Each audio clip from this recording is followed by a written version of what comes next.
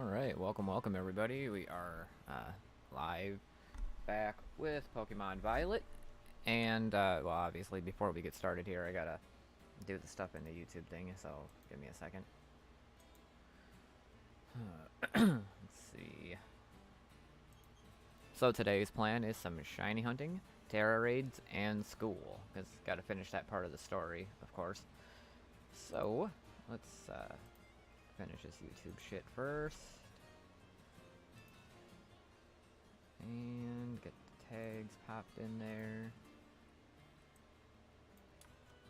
Oops. Fucking bullshit.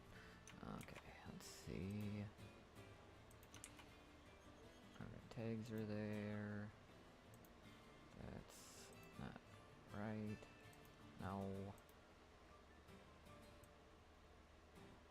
Alright.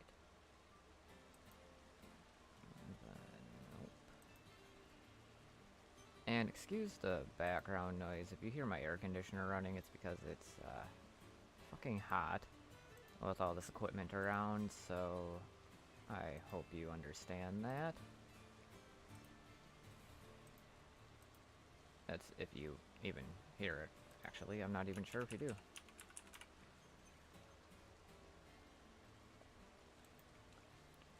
be a lot easier if this bullshit would just do all this stuff for me here, you know what I'm saying? But anyway, alright, so we got that saved. Alright, cool. Alright, so we got our title, everything is good. I'm just gonna test the audio now.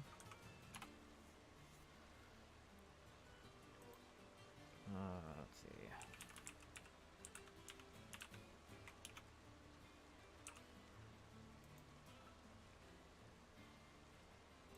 Go to the channel, make sure that the video is, or the audio is working. Hold on, I gotta check it's quiet as hell. Microphone, are you working? Hold on a minute. Turn that the fuck down. Turn this down.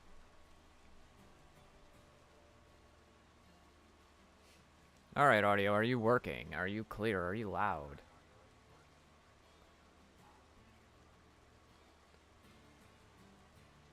And then the next question I guess I have is there game audio?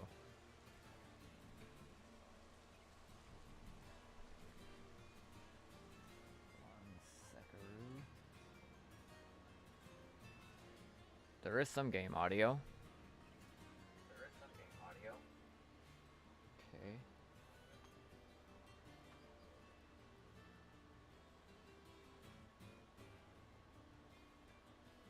Alright, so I think it's working.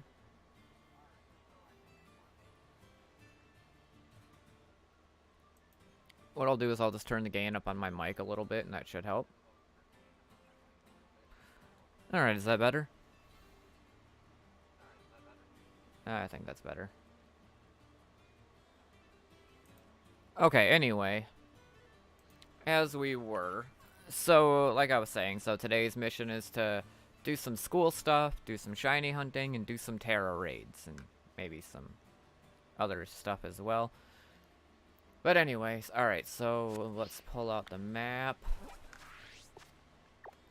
First things first. Whoa, not that fucking far back. Good God. Alright, so we go back to the school to go do some schooling. Just kind of got to finish that school shit, get that out of the way.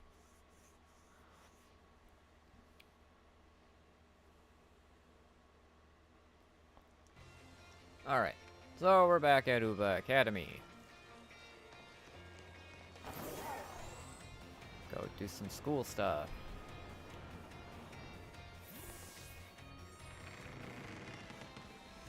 Glad that there's fast traveling in this game, makes things so much easier. The fuck is that doo-doo-doo noise? Damn it. Oh. So yeah, we're gonna do the school stuff and then Tera raid / shiny hunting. I do have the shiny charm, because I have completed the Pokédex as, wait, hold on. So you can see, oh, wrong one. So you can see it right there, got the shiny charm. So, yeah. It's good stuff. Good to know. But yeah, anyway. As we were, go to the, oh wait, yeah, I gotta talk to this lady here. And we might do that Ace tournament again too, just to see. All right, good morning. Yeah, whatever. We will do. I guess we'll just go to Biology 3. Yes, with Mr. Jack. Yep, let's go.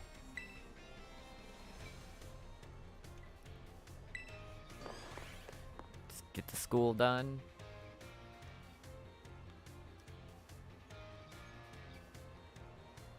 One second. Alright, I'll read that in a minute.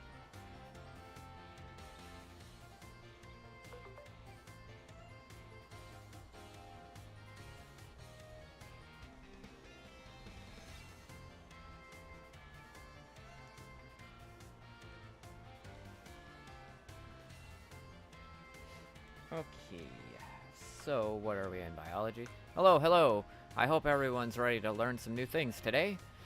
I seem to remember teaching you all about the importance of eggs in our last class together. Ah, on that note, is everyone using their Pokédex? It registers Pokemon born from eggs as well as those encountered via other methods, so don't you worry about that. And, just so you know, I'm the one who developed that Pokédex app. It was way before I started teaching here at the Academy, though.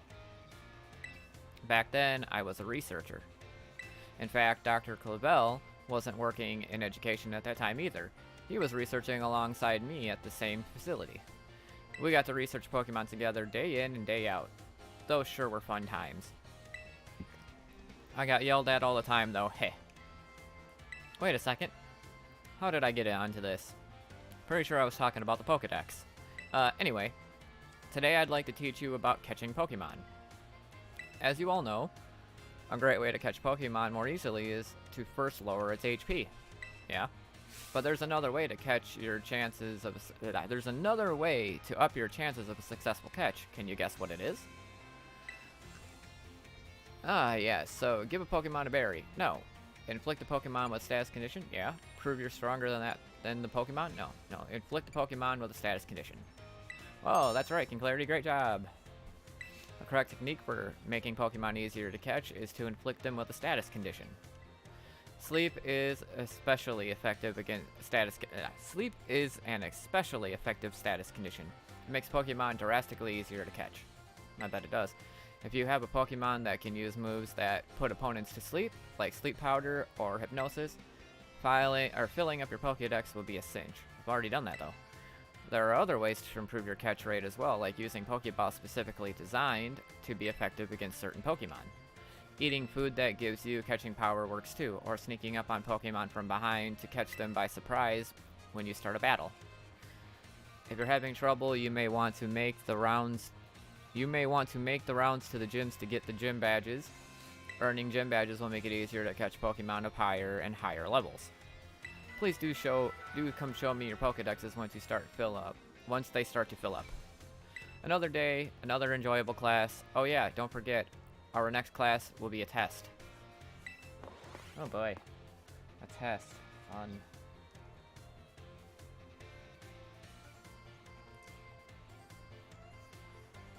Alright, so will it let me do another biology? Ah, the biology midterm. Yep, let's just get it over with. Let's do each class in a row down the line.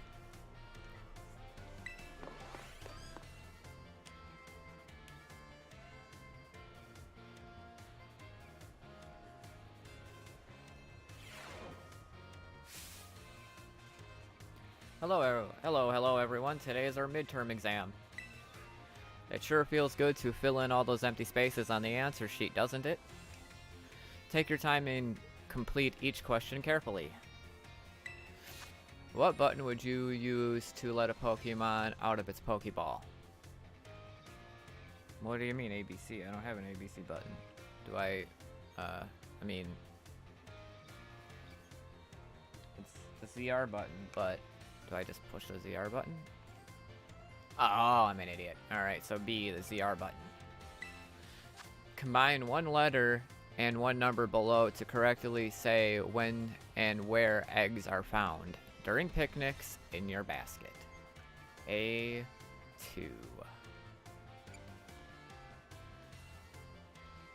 I think, yeah. Yep. Which of the following is an effective way to warm up eggs? Going to sleep, walking around, or battling? Walking around.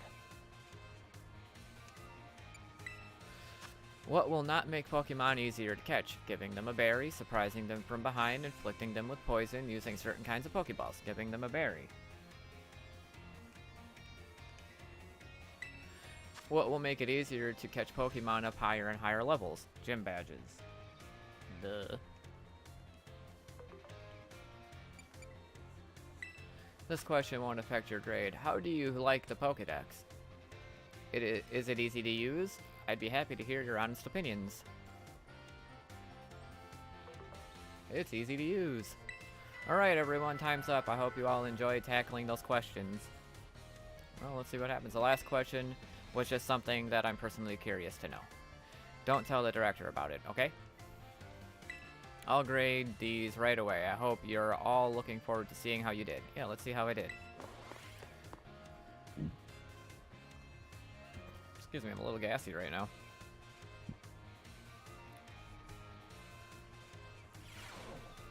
Feels great to get the test out of the way, doesn't it? Like, let's take a look at your results. You must get 3 questions correct to pass the midterms exams, 4 questions correct to pass the final exams. Let's see how you did on your biology test. You answered 5 out of 5 questions correctly. Yeah, bet I did. That's a passing score. Congratulations! Mr. Jack asked us to give this reward to any students who pass the exam. 5 experience candies. Smalls. Nice. You're doing your best. Alright. So, what was that biology? What? No, wouldn't this be biology 5, not 4? Well, whatever. Let's go to biology 4.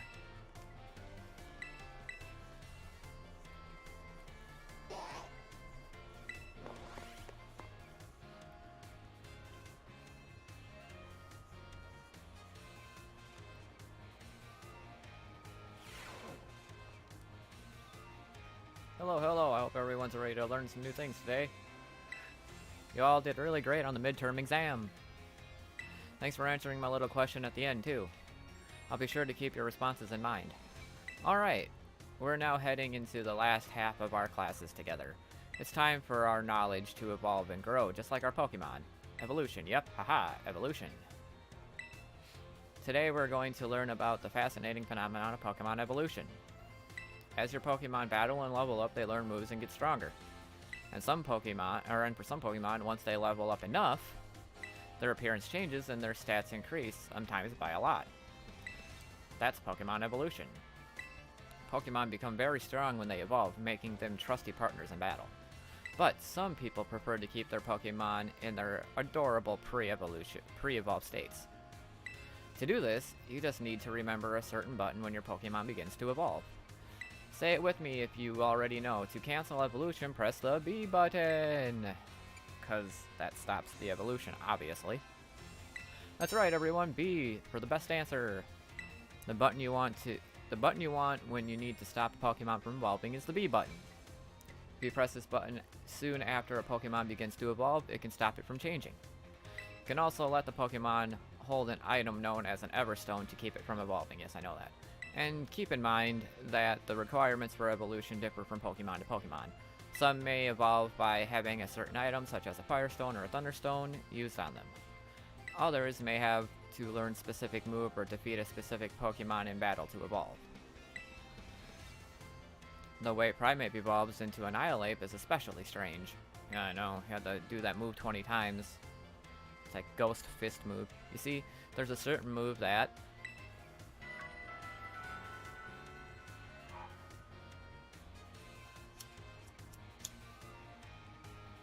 oh, sorry, looks like we're out of time. I guess we'll have to end the class there today. Thank you all for your attention. Actually, you know what? I think that maybe we should move on to another one of the classes and not kill all of the biology right away. Alright, good morning, Master KingKlariT. What would you like to take? Alright, let's see. We could go to Math 3. I think Math probably has a midterm. So we can go to, like, go to Math until it says Math 5 and so on. So we'll do Math next.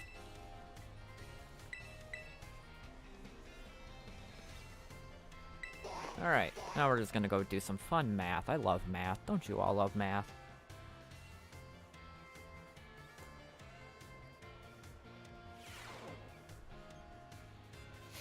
Hello everyone, let's have a fun class today. Tell me, do you all enjoy fortune telling, horoscopes, and the like? I think it feels great to read your horoscopes and see what it says good luck is coming, or see that it says good luck is coming your way. So today I'd like to teach you all math while focusing on the topic of luck.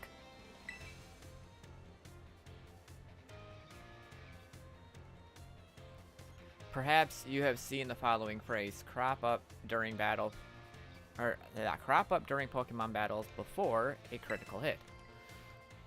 When a Pokemon attack lands as a critical hit, the damage it deals is increased by half. In other words, it does 1.5 times as much damage as it normally would. It is truly luck that determines whether your Pokemon lands a critical hit, or has one landed on it. This can cause a great upset in battle. Does anyone know what % chance a Pokemon has if landing a critical hit?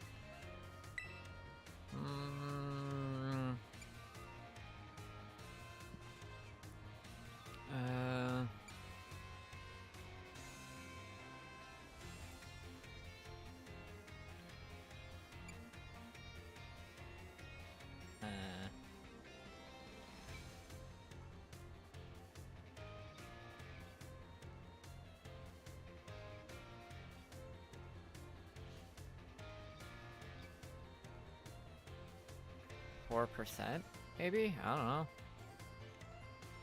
That's correct. Well done, KingKlariT. Okay, well then, that was a good guess. The chance of landing a critical hit is said to be 1 in 24, which figures to roughly 4.17%. The odds are more favorable for certain moves, though. Why? Moves such as Stone Edge and Shadow Claw have about a 12% chance. You can also use a move called Focus Energy or an item known as Dire Hit. Both raise the critical hit ratio by 2 stages. That's a 50% chance to land a critical hit. Wow, okay, so 1 in 2 hits. Feels great to land a critical hit, but perhaps not so great to be struck by one. There is a surprising amount of mathematical probability hidden in Pokemon battles, you know. If you're able to do the calculations, that'll swing luck in your favor. It may open the door for more strategic choices for you during battle. Oh my, is that the bell? I suppose that's all for now. What a shame. Next class will be more fun, midterm exam. I hope you all be looking forward to it. Oh boy, a midterm exam.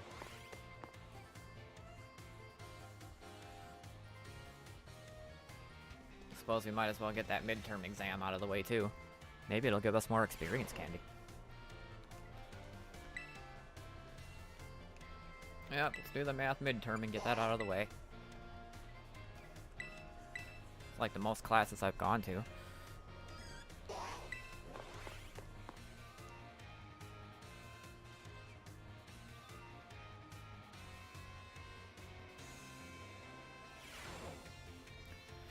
Alright everyone, it's time to begin our midterm exam. I'm sure the fun experiences you all had in my class will serve you as well as your answer. How much damage does Water Gun do when it hits a fire-type Pokemon? Well, it's super effective, so it'd be double damage. How much damage does Razor Leaf do when it hits a fire-type Pokemon? Well, that's not very effective. So, I would say half. Let's see. If you spend 2,000 Poké Dollars on as many $200 Poké ball, 200 Pokeballs as possible, how many would you get? Technically 11, even though it's really 10, which is stupid, but she got me on that before. What percent chance does a Pokemon usually have to land a critical hit? 4%, we just talked about that.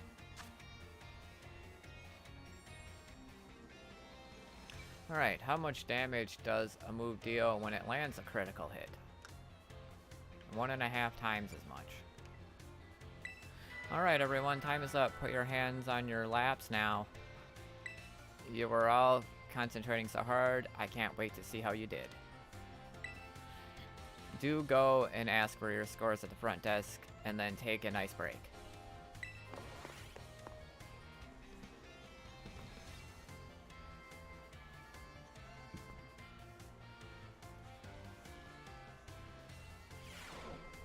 Alright.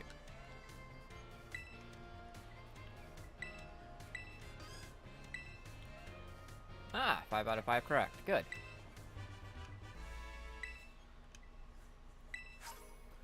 More experience candies? I will take it.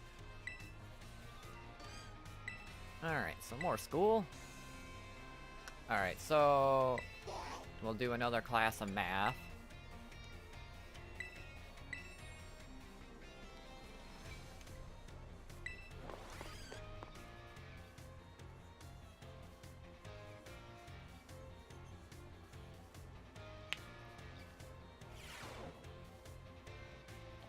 Hello everyone, well done on the midterm exam.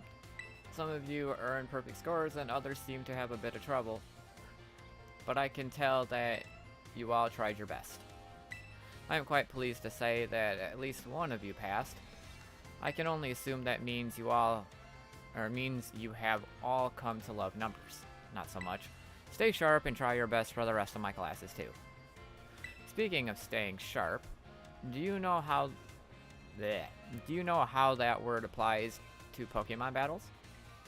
That's right, it has to do with stat boosts. Pokemon stats can raise and fall throughout the course of a battle, correct? For example, if a Pokemon uses the move Work Up, its attack and special attack stats will rise by 1 stage each. And as you may know, each time a Pokemon's attack and special attack rises 1 stage, moves affected by that stat will deal 50% more damage. If that same Pokemon from our previous examples were to use Work Up again, both attack and special attack levers in 2 stages total. The result is a 100% increase to damage dealt, making its moves twice as strong. Alright, Swords Dance, on the other hand, boosts attack by 2 stages at once, allowing the Pokemon to deal double damage after just a single use. Using Swords Dance twice would boost the Pokemon's attack stat by 4 stages. How much more damage, then, would this Pokemon deal? Oh, wow. I don't know. Triple damage? Whoa, that's great. You answered this difficult question with ease, KingKlariT. Each stage that a Pokemon's attack and special attack stat is raised increases the damage by 50%. So being raised 4 stages would result in a 4 times 50% or 200% increase. The base damage of a move is 100%, so adding 200% to that gives us 300%. In other words, the next move the Pokemon uses will deal triple damage. Tight matchups, critical hit damage, and other factors all play into these calculations as well, so even a small boost must be taken seriously. By the way, if a stat simply rose, that means it has gone up by 1 stage. If it rose sharply, that's 2 stages. And if it rose drastically, that's 3 stages. Just so you know, the X attack and X special attack items, which can only be used in battle, can be used to sharply boost those respective stats.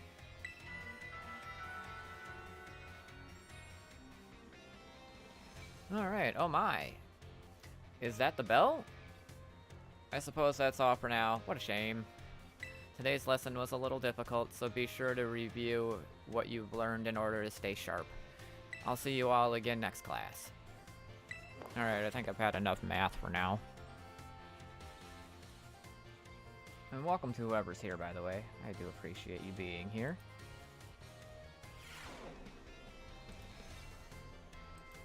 Alright, so now what class shall we do next? What's the next on the list? You know, we have a history class, there's battle studies. I guess I've taken one of the other home ec classes at some point. I guess we can do history.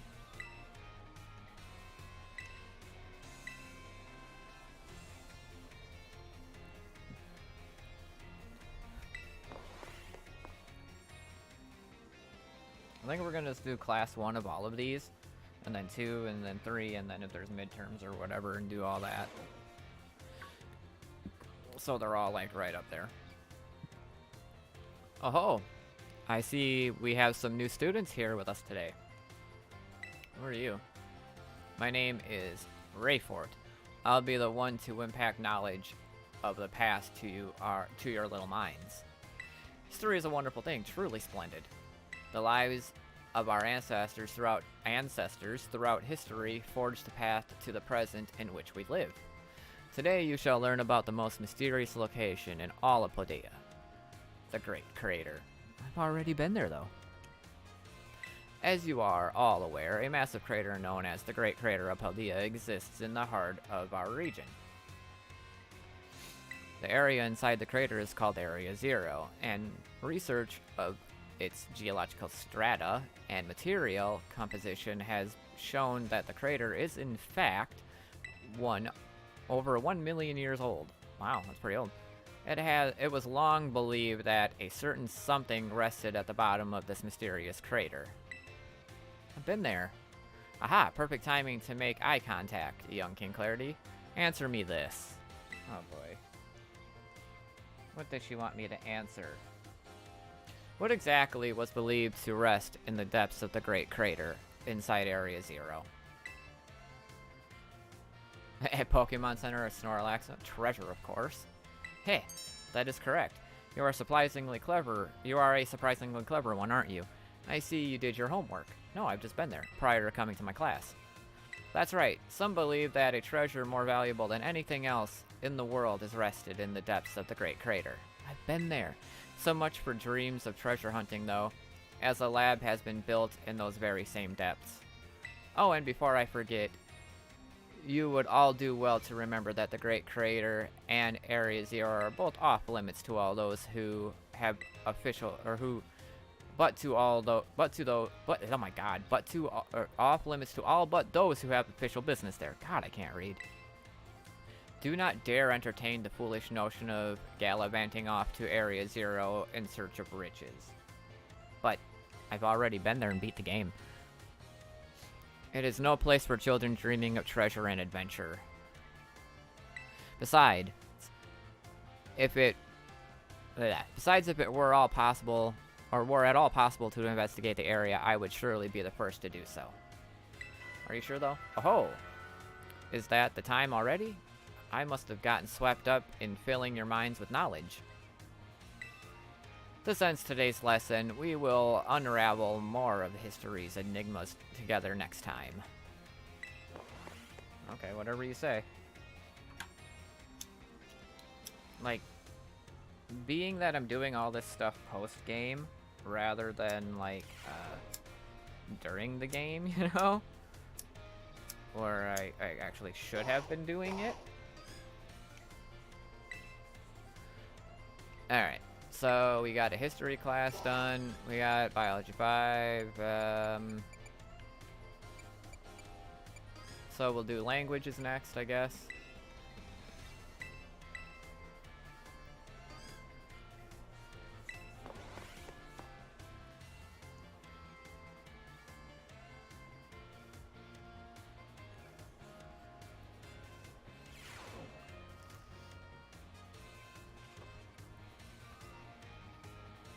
Boy, another new teacher today. My dear students, how are you all today? Feeling good, I hope. Well, you mean? Je m'appelle Salvador. My name is Salvatore. Okay. But I don't speak French or whatever this is. Merci beaucoup. That is, thank you very much for your attention here in my class. I'm so heureux or happy for this chance to re-experience my younger days with you all. Do you know what Salvatore means? It means savior. So just imagine I'm here to save you from spooky new languages. Haha, funny, no? That's right, my class will teach you about various languages from different regions. You may say good morning or hello as a greeting, but people from elsewhere may say bonjour, salut. I've heard I heard there's even a popular streamer out there who smashes several languages together and says hello, hello, hola, ciao, and bonjour. There are so many regions out there in our world, and each can have their own unique languages. That's true. They do. Gracias, merci, zizi, arigato, danke. These all have the same meaning. Can you guess what it is? Arigato, danke. Gracias means thank you, so I'm gonna say thank you. Wow, KingKlariT was it? Bravo, that's correct, and speaking up is important in language learning too. Gracias, merci, zizi, all these words mean thank you. I guess some of you probably knew at least one of those. Yeah, the gracias part. Despite meaning the same thing, their lengths and sounds are all different. Isn't that interesting? And now, apropos of nothing, let me give you all one of my wise words of advice. When you travel abroad, you should try to speak the local language as much as you can, even if you can't speak it very well. I'm sure your willingness to try will make the people you meet trace Hizuru very happy. Honestly, from my experience, just being able to say hello, delicious, and thank you in the local language will get you pretty far. For everything else, just pretend you're Mr. Mime and gesture away. Oh, there's that pesky bell. I guess that's all the time we have for today. Well, adios, matane, a la prochaine. See you later, everyone. Wow, that was fun to try to read that shit. Alright, well, there's my language classes.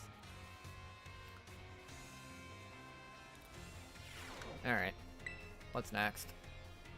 Alright, so we're already on Battle Studies 3, so we'll skip that one and go to Art 1, I guess, since it's the first time. Mr. Hassel.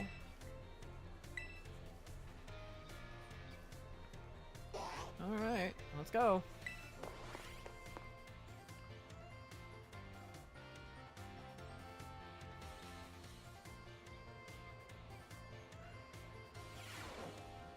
First time in art class, oh yeah.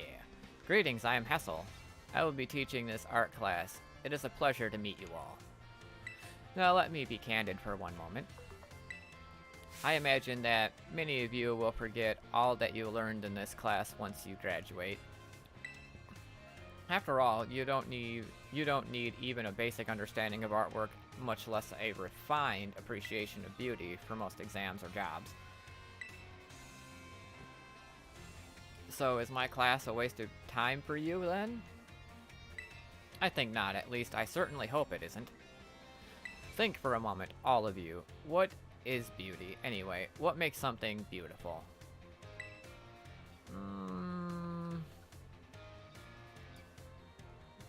The shape and color, the eye of the beholder, I don't know. Well, you know the saying goes, beauty is in the eye of the beholder, so I'm gonna go with that. Interesting, thank you, KingKlariT. Oh, I don't mean to suggest there's a correct answer to my query. The important thing is that you all take time to think about it. Oh yeah, I suppose so. Think about why we might find beauty in a flower blooming on the side of the road, for example. Question why the sky is a different shade of blue than the ocean, or why the leaves change color. Ponder the windmills of Artisan and how they move. Contemplate the chilling bite of the waters of Cascarafa. I'm sure you will find that every little detail of your lives will seem more vivid, more impactful, if you just take a moment to stop and think. And I am certain that if you stop and truly appreciate the little beauties of this world, it will help pull you through the days where your studies have you exhausted or when work has dampened your spirits. Oh, do pardon me for waxing philosophical. You don't need to understand all of that now. To put it simply, it is true that one doesn't need to art to survive, but it certainly makes surviving much more enjoyable. It is my hope that this class will add even a little bit of color to your lives. That's all for today. Next time, we'll try a more hands-on approach to appreciating beauty. Okay, well, that was simple enough.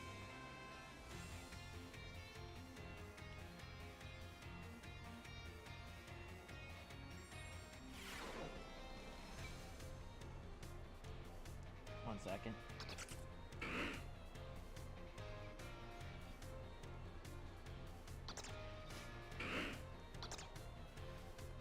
Alright, so what are we gonna do now? We already have home ec 2, so I guess we'll go to history 2 now.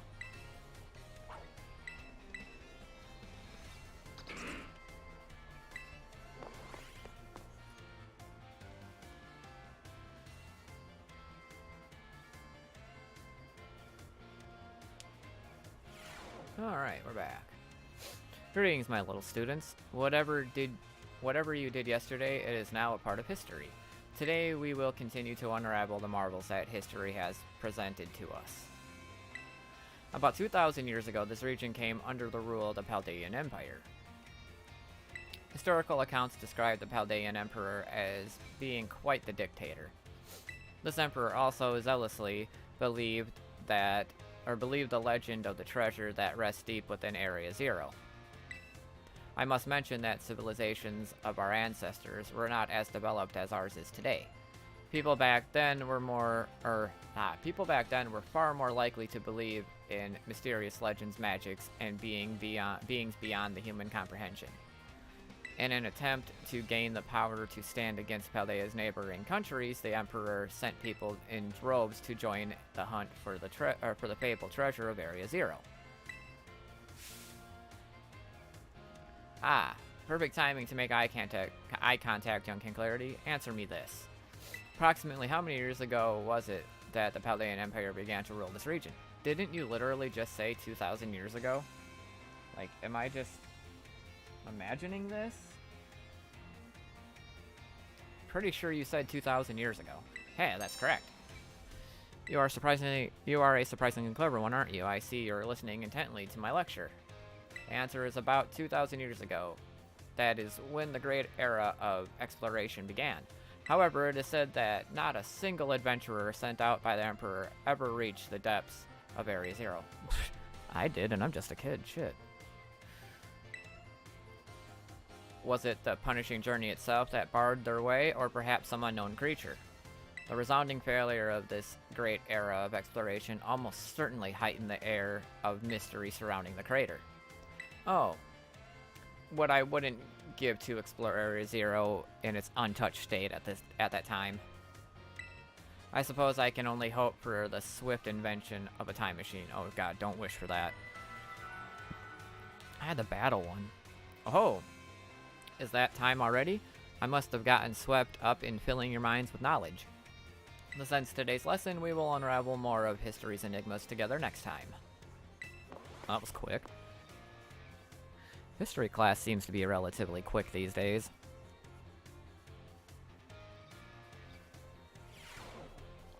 Let's do a quick save, just in case I'm a dumbass and get a question wrong. I don't want to do that again. Alright, so...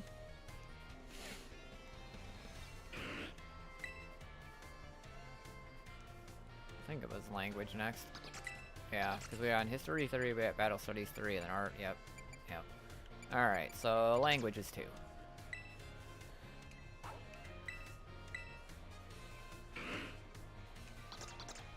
Alright, let's go.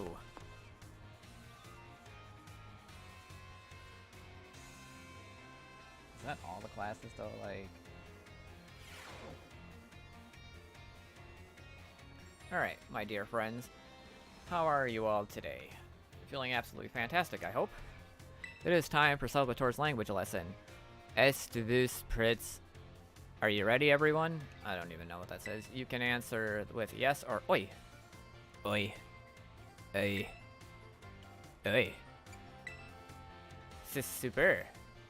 In our last class, I believe I taught you all how to say thank you in other languages, right? Yes. Le course de today's class, we will learn about a certain word sure to make people happy when you use it in your travels abroad. What word, you ask? Well, you have to guess. Delicious, bunche bueno. Can anyone tell me what these words mean? Doesn't bueno mean good? Delicious. That sounds like delicious. Delicious. Sounds like delicious, so I'm gonna guess delicious. Whoa, correct. Yes, super. I knew I could count on you, KingKlariT. Delicious. Hechoy. Bueno. All of these words mean delicious. Well, doesn't bueno mean good rather than delicious? I don't know. Using the local word for delicious at markets or restaurants is sure to get a big soiree, a smile, that is, from whoever you're talking to. It'll make communication go more smoothly, I guarantee it.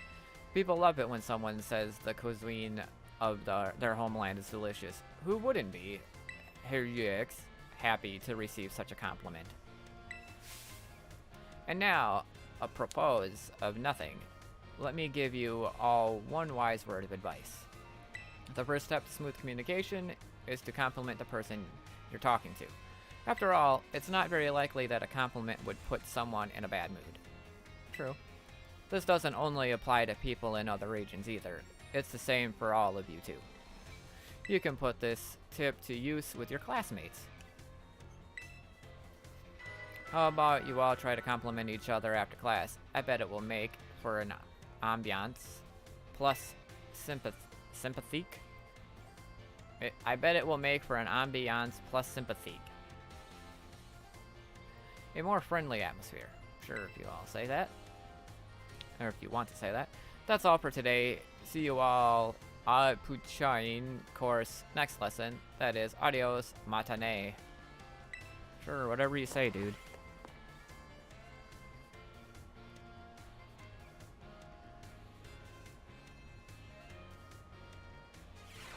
Alright, what's the next class?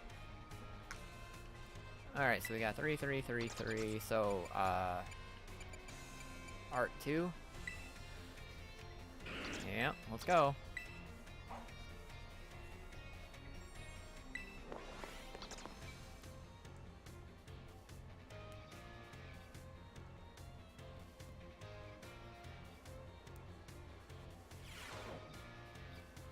Hello, class. It is I, Hansel, yet again.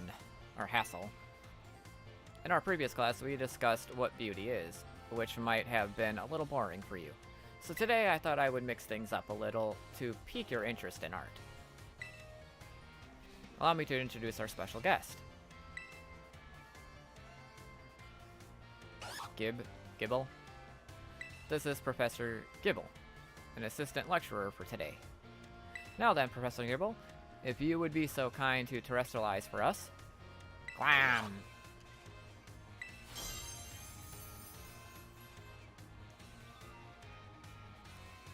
Alright, so it's terrestrialized. Looks like a grass type. As some of you may already know, a Pokemon can terrestrialize if you use a Tera orb. Normally, Professor Gibble would be of the dragon type, but by terrestrializing, it succeeded in changing its type. So class, what type do these lovely glistening flowers above Professor Gibble's head represent? That's definitely a grass type. Excellent, KingKlariT. Full marks for you.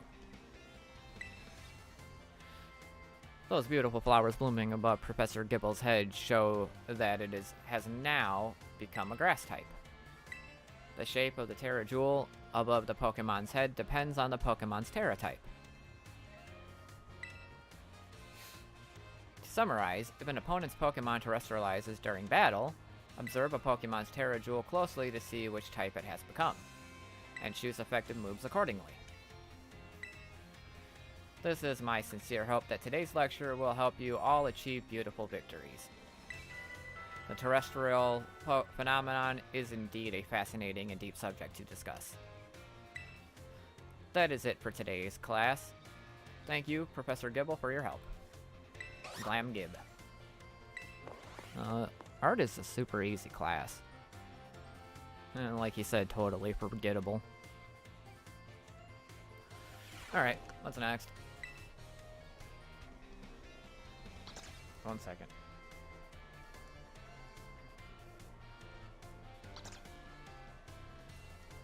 Heard some banging.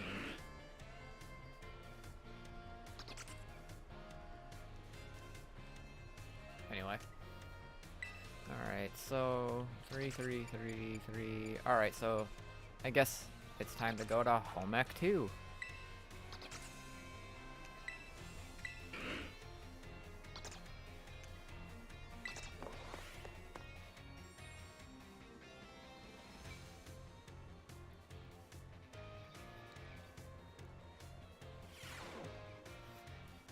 Put away your phones, it's time to begin class.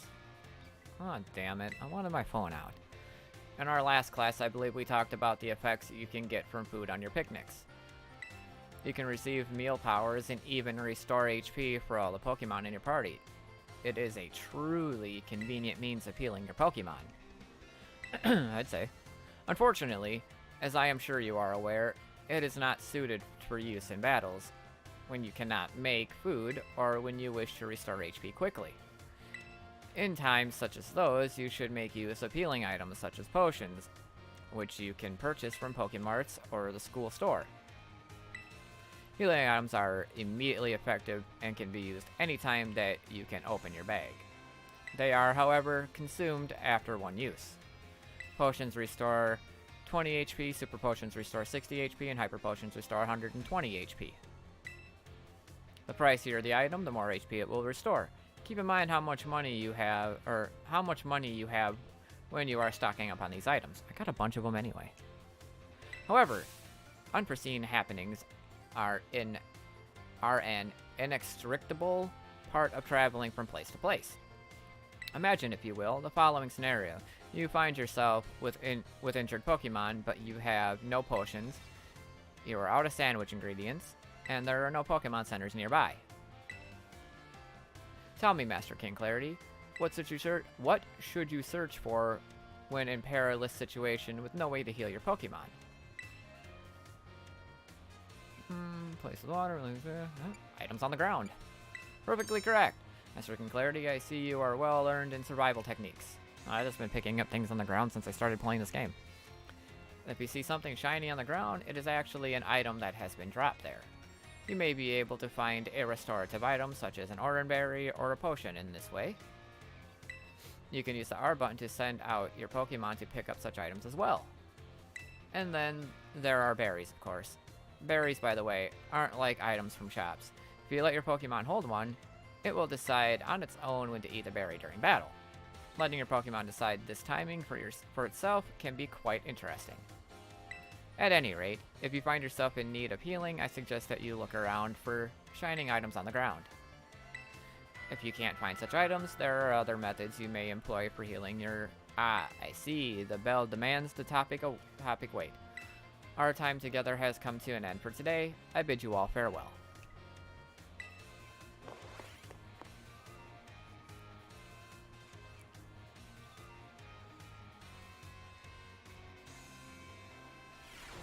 Alright.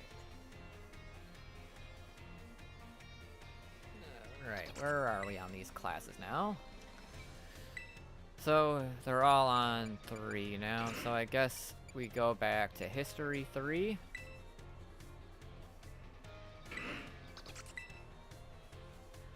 Gotta catch up on my classes here.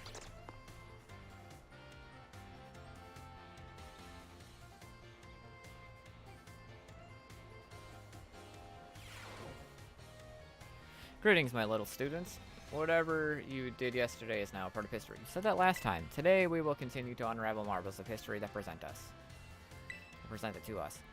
As you should remember from our last class, Area Zero's great area of exploration began about 2,000 years ago.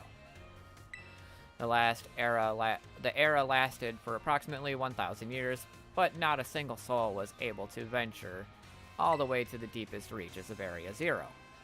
Having poured much of its human and financial resources into the exploration of Area Zero for so long, the Paldean Empire fell into decline. 200 years later, or 800 years ago, the Empire and its surrounding nations united into one entity. That was the formation of Paldea as we know it today. Ah yes, this very academy where you're now filling your young minds with knowledge was also apparently established at that time. In fact, this school building, though certainly having undergone repairs through the years. Hi Avery, how are you doing today? Is just as it was when it was built so long ago. This very structure is a piece of history. Ah, things of old are truly splendid. I would certainly prefer it not to have the Pokeball portion, though. A relatively new addition. Alright, so what now? Aha, perfect timing to make eye contact, young KingKlariT. Damn it. She's always looking at me. I don't know why. Let's see if you've been listening to my lecture. Tell me approximately how many years ago this academy of ours was established. Could have swore she said 800 years ago. Correct, I see you were concentrating on your face. Indeed, was just that. I hate nothing more than when a student only pretends to listen. I wasn't pretending to listen, I was literally reading this. This academy was constructed exactly 805 years ago, to be precise. In other words, your academy is 805 years old.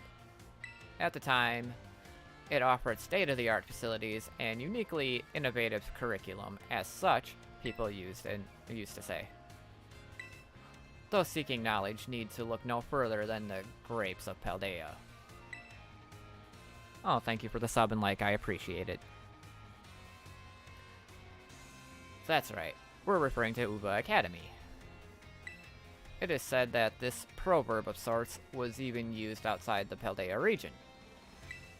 Oh, is it that time already? I must have gotten swept up in filling your minds with knowledge. This ends today's lesson. Our next class will be our midterm exam. Uh-oh, midterm exams are scary. I don't like them at all. Bring the wonders of history to the forefront of your minds in preparation. I've actually already beat the game, I just never finished the school portion of it. So I'm just kind of going through that part of it now, to get this part of the story done. I think it's actually the last story thing I need to do.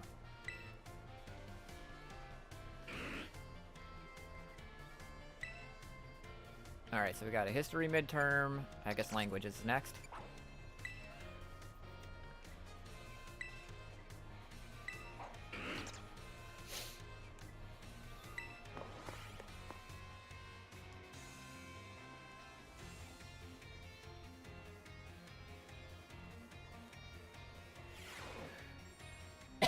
This one's always fun to try to talk in because he speaks in multiple languages and I have really bad impersonations of these languages. My dear friends, how are you all today? You certainly look fantastic. It's time for another of Salvatore's language lessons. Oh my god. Etis vis pritz. Are you ready? No. Ahem. Est vis pritz. Are you ready? Oi. Tris bien, very good. My lessons are not the one-way street. Non. I am Triste. Triste? When no one speaks up. Very sad, that is. In our last class, I believe I taught you all how to say delicious in other languages, right? Yeah, I guess you did. In le cours d'aujourd'hui, today's class, we will learn about a very special phrase that you can put to use when its time is just right.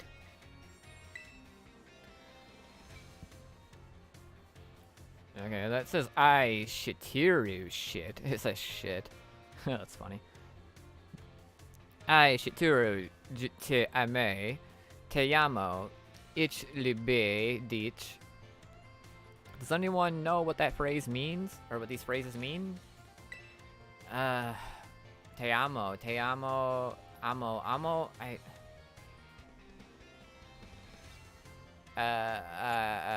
don't know, I love you probably? Fantastic!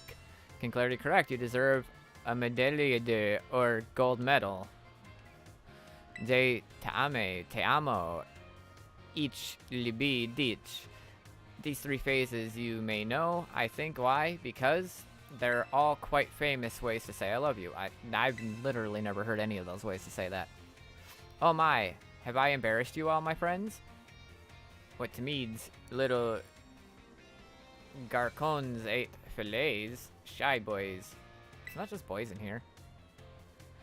I didn't know that either, it was just a fucking guess, dude. Oh, shy boys and girls, that is. It's so very important to express your feelings about things to others, you know? This is especially true for positive emotions. If you get married someday and argue with your spouse over some silly little thing, all you have to do is apologize and say I love you. Et tout ira bien. And all will be well, that is. I should know why just last week I had a big argument with La Femme, my dear wife, that is. But I was quick to say I'm sorry, and all was well. And now, au propos of nothing, let me give you all one wise words of advice. It's best to be quick to apologize when you have an argument with someone. That goes for your families, friends, and your crushes. I know you can do it. I believe in you. Au prochain course, our next class will be midterm exam. Be sure to review what we learned in our lessons so far. Adios, matane. I'm really bad at speaking other languages.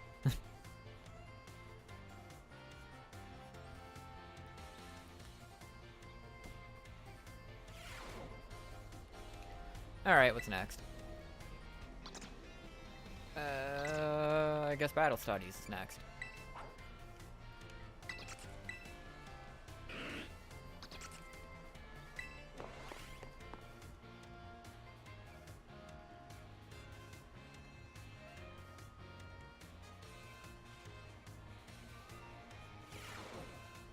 I haven't had a battle studies class in a while. Another day, another round of battle study. Osu! Let's get right to it. Last time we learned about Tera raid battles. Did any of you have a chance to try them out? Oh, I sure did. Tera Pokemon are super strong, and the more difficult ones will use even tougher tactic that you'll need to deal with. Yeah, it's that crystal thing in front of it. I'm talking about their Tera Shield. Well, why can't I use a Tera Shield, too? What happens while a Pokemon has its Tera Shield up, you ask? Well, it takes way less damage for one. Yeah, it does. It's fucking annoying. It has a big effect on morale, too. It does. It pisses me off. When trainers see that shield go up, they feel doomed. Like there's no way to win the battle. So here's a question for you. Oh boy, here's my question. If a Pokemon you're battling puts up its Tera Shield, what should you do? Close your eyes and give in? Call your parent? No, terrestrialize and attack it. What kind of dumbass question is that? That's right, you're a regular Tera Raid Battle Master, aren't you, new kid? Sure. Regular attacks won't work so well against Pokemon that have their Tera Shield up. But having your Pokemon terrestrialize is an effective method to overcome that issue. A terrestrialized Pokemon will do more damage to shielded Pokemon, especially if it uses moves that match its Tera type. Dealing enough damage to a Pokemon with its Tera Shield up can destroy the shield and break the Pokemon's stance. This means that it's important to properly time your terrestrializing in Tera Raid battles. I do. Plus, it kind of forces you to, because you have to hit 3 moves before you can terrestrialize in those battles anyway. In conclusion, As they say, fight fire with fire and Tera Pokemon with Tera Pokemon. Be sure to work together with your teammates to smash through your opponent's Tera shield. Oh man, I was just about to suggest we do some hands-on practice to really drive this point home. But I guess we're out of time once again. Next class would be our midterm exam. Aim for a perfect score. Osu, osu.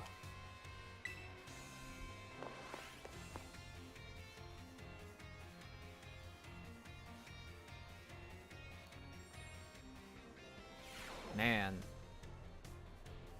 Maybe I should have done all this shit earlier. Alright, so I guess Art 3 is next.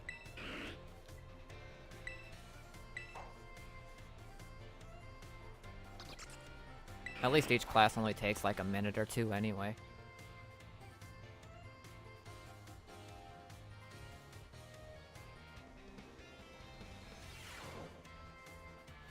Hello, class. It is I, Hassel, yet again.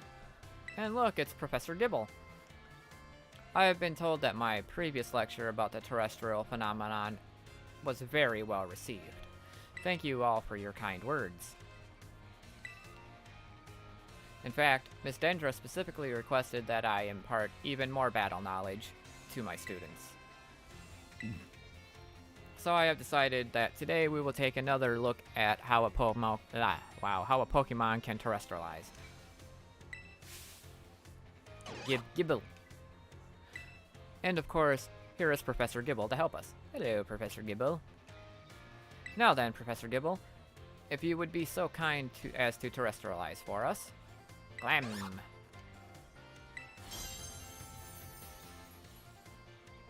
Ah, an ice type. Now what do we have here? Last class we saw grass type terrestrializing, but this time we have something of a different shape. Observe a Tera jewel resembling a snowflake. Its dendritic shape is stunning to behold. It's a little chilly standing so close to it. So class, what Tera type do you imagine this jewel might represent? That's ice. That is definitely an ice type.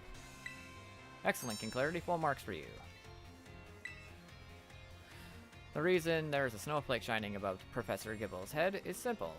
It is now an ice type. And because Professor Gibble is currently the ice type moves would not be very effective against it. Keep in mind, usually they would deal quadruple damage to Gibble. Now, here's some trivia about snowflakes. While snowflakes come in many different shapes and sizes, most are classified as hexagons. Just think of it, snowflakes fall from the sky, taking similar shapes without anyone saying they must. Do you not feel the great mystery of nature? The beautiful enigma we live in? Cough. Ah, this is a bit of a tangent. But Mr. Jack's glasses are also hexagonal, aren't they? I almost forgot to mention that you can change a Pokemon's Tera type at the Treasure Eatery, located in Medali. I've been wondering where that was. Thank you for telling me that. Though I must say the cook there is a little prickly. You'll need to get on her good side if you want her help. Now, come prepared for next class because it's time for your midterm examination. Thank you for today, Professor Gibble. Glam Gib.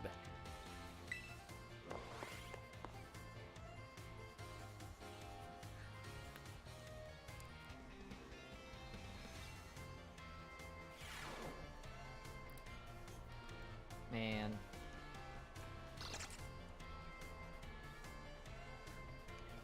I think it's home ec next. Yeah, midterm. Yep, home ec 3.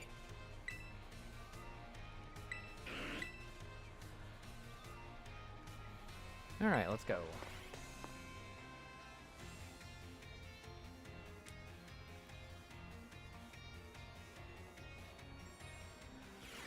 Put away your phones. It's time to begin class. In my last class, I taught about HP restoration. However, after class, I was asked by several of you about PowerPoints, commonly known as PP. When a Pokemon loses all of its HP, it faints and can no longer battle. What then happens to a Pokemon when it loses all of its PP? It can't use moves. Perfectly correct, Master KingKlariT. Perhaps you know this from first-hand experience? Yes. When a Pokemon runs out of PP, it can no longer use its moves. Well, that specific one. However, each move has its own store of PP, so you can mitigate PP loss by using a variety of moves rather than just one move repeatedly. If a Pokemon loses all PP of its moves, it can only be able to use Struggle, an action that also damages the Pokemon that uses it. In order to avoid this predicament, PP can be restored at Pokemon Centers along with HP. Items such as Ethers and Max Ethers can be used to restore PP. Be careful not to confuse potions with Ethers in the heat of a battle. However, Ethers are not sold at shops, so you should use them judiciously if you find them. The stronger the move, the lower the maximum PP. Do not waste use of these moves unless you wish to quickly run out of PP. It is important to find a balance of a Pokemon set of moves. As you can see, HP isn't the only thing you must keep an eye on while adventuring with Pokemon. I hope that you will take care to ensure that your partner Pokemon can perform at their best, as you each engage in the treasure hunt. Our time together has come to an end for today. Our next meeting will be an examination day. Be sure to review well in preparation. Alright, so now we're just chock full of midterm exams. Fun.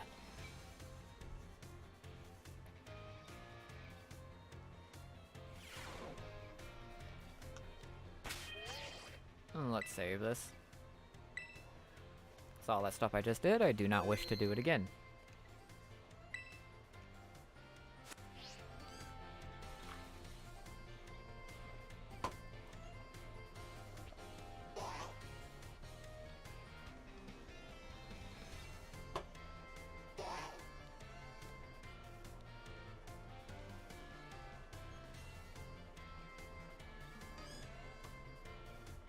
I don't like tests. I really don't.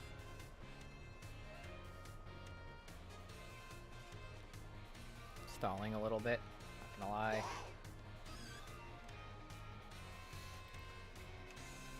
Alright, let's do this. Alright, so we're gonna do the history midterm.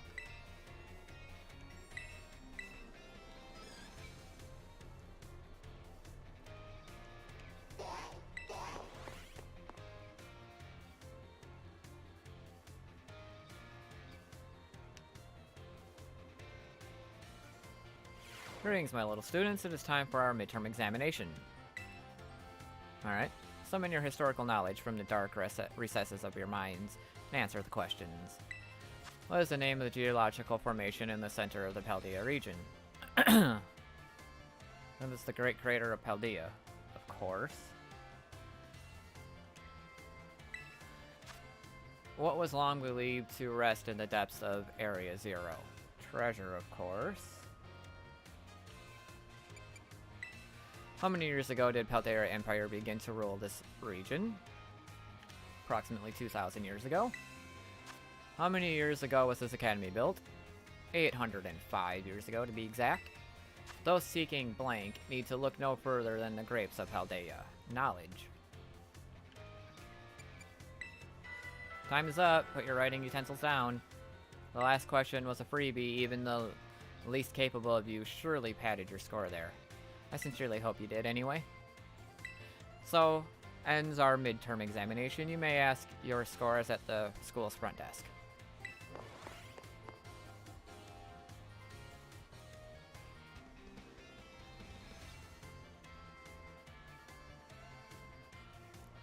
Alright. Let's see what we got.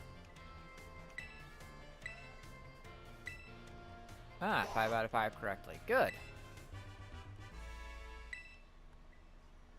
Some more small candies. I like that.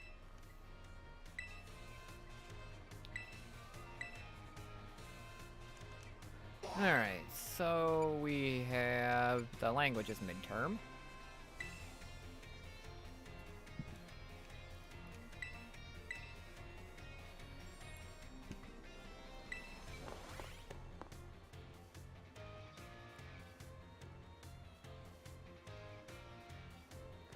Okay. Jord Hui, today we take our midterm exam. Detendus vus, relax, that is, do your best. Estuvus Pritz, are you ready? Let's begin. Gracias. Arigato, merci, zizi, all share the same meaning. What is it? Gracias, let's thank you. Which of the following means delicious? I think it's this one, delicieux. It looks like delicious, so I'm gonna go with that. Which of these phrases doesn't belong? What do you mean? I mean, they're all in a different language. I think these are the love ones, so I think it means the time to. I think it's the time to eat. When speaking with a person, what is the first step to smooth communication? Well, yeah, get mad at them, exactly. You know, bury them in flattery? Not exactly. I would just say compliment them. What is your beloved teacher's name? Oh, that's Salvatore. Not Salvador, but Salvatore. It's fini. Time is up. Pizzazz, stylos. Put down your pens, that is. I hope this was easy enough for you, especially the dinner question, the last question. I'm sure you all did great. Bravo, my friends. You can check your scores at the school's front desk. Yeah, I know. Alright, so I guess the next one is the Battle Studies midterm.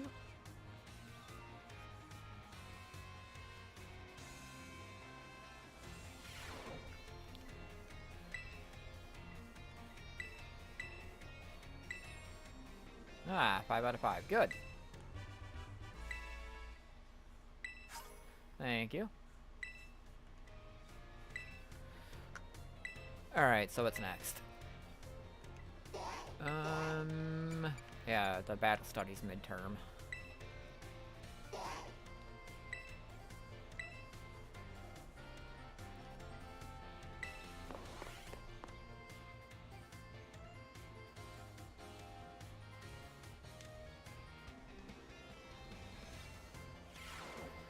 Okay, let's see. Sorry to all of you who went to the schoolyard first before finding this room, right? Or finding the right room. I guess we can do our test in the classroom at least. It might be hard to write your answers out on the field. Alright, time to put your game faces on and do battle with those test sheets. The higher a Pokemon's special defense, the less damage it takes from... Well, wouldn't that be special attacks? Pretty sure that that's special attacks. Special defense, special attacks, it makes sense. Which of the following has no effect on the move's damage?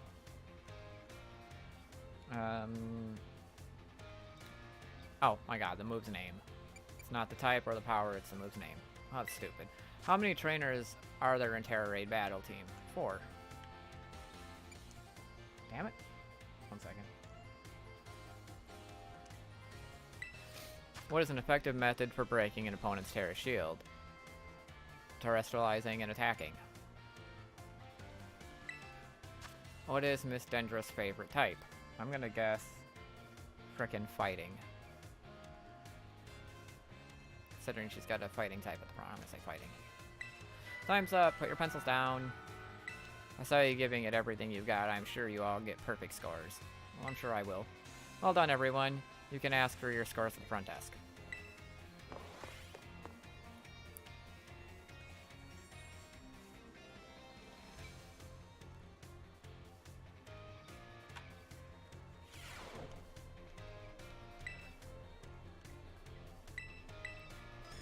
So what did I get? Yeah! Got perfect score. Awesome. So what's next? Oh, we still got the art and home ec midterm. God damn. Alright, so art midterm, I guess. Let's go.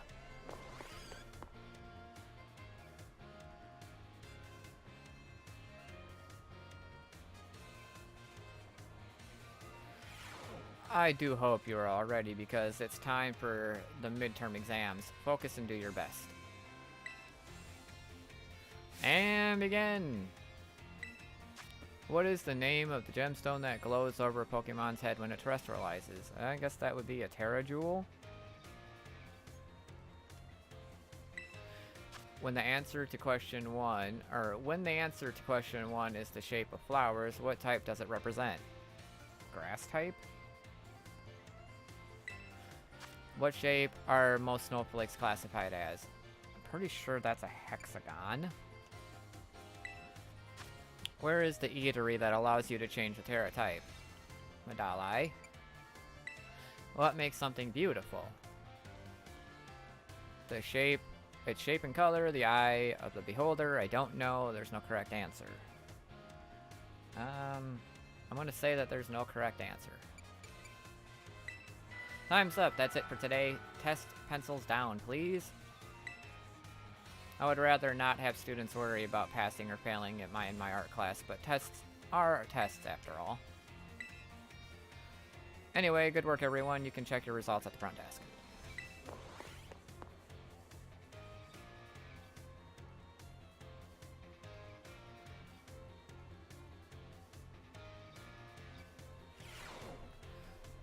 Yep, another test out of the way. What do we got?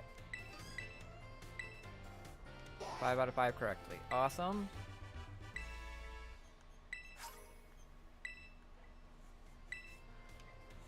Cool. Alright, so I think that's only one more midterm to go. Yep, the home ec midterm.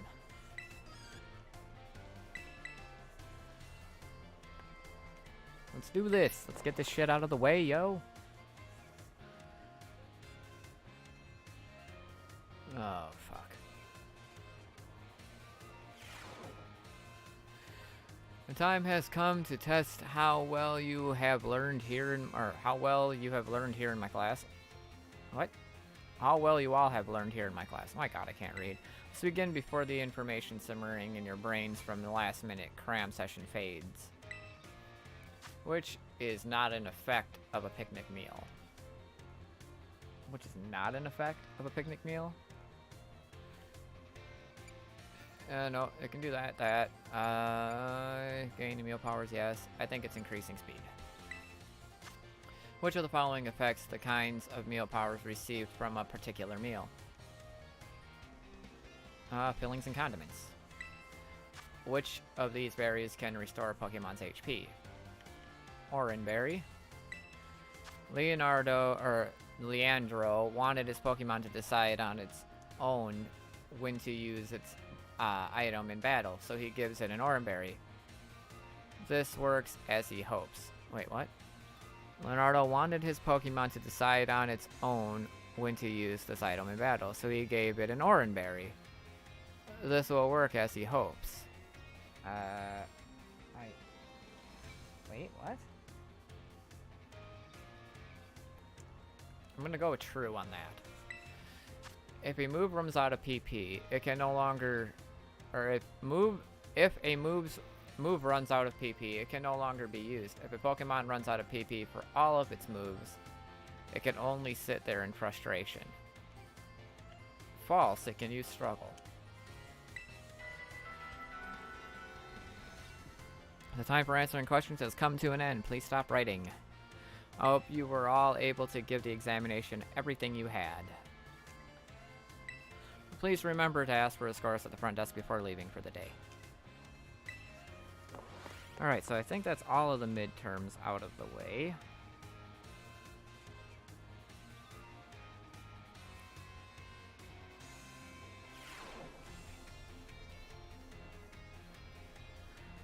Alright, let's see what we got here. 5 out of 5. Perfect.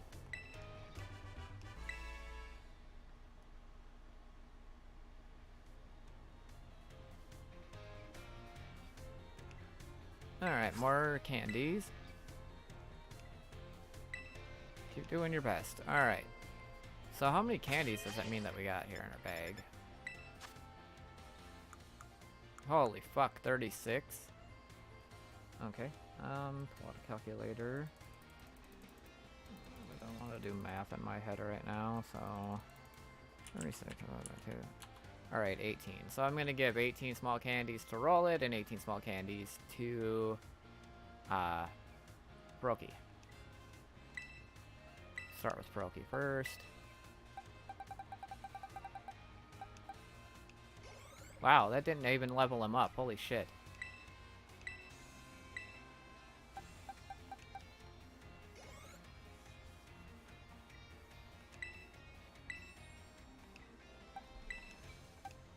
That did. No, Brokey, I'm not letting you evolve yet.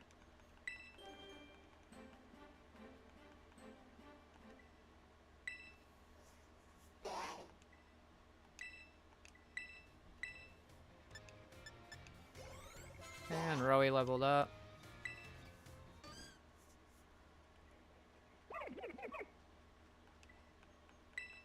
No.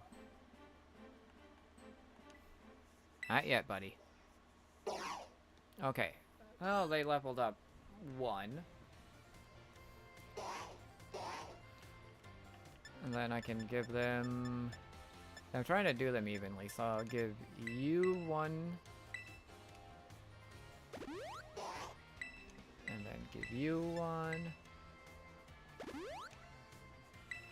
See, all these things that I have here, I'm trying to treat them completely evenly. I'm gonna move you to the top so you can get a little experience. So how many freaking classes are there?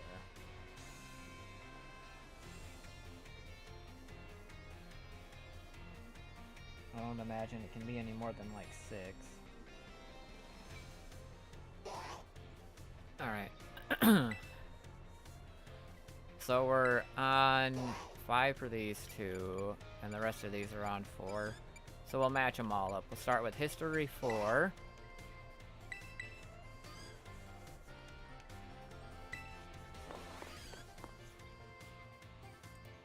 Then hopefully there'll be a final exam, and then I'll just be done with school. It was 3, so I imagine that there's 6. Greetings, my little students. Whatever you do guys are now, part of history, I know.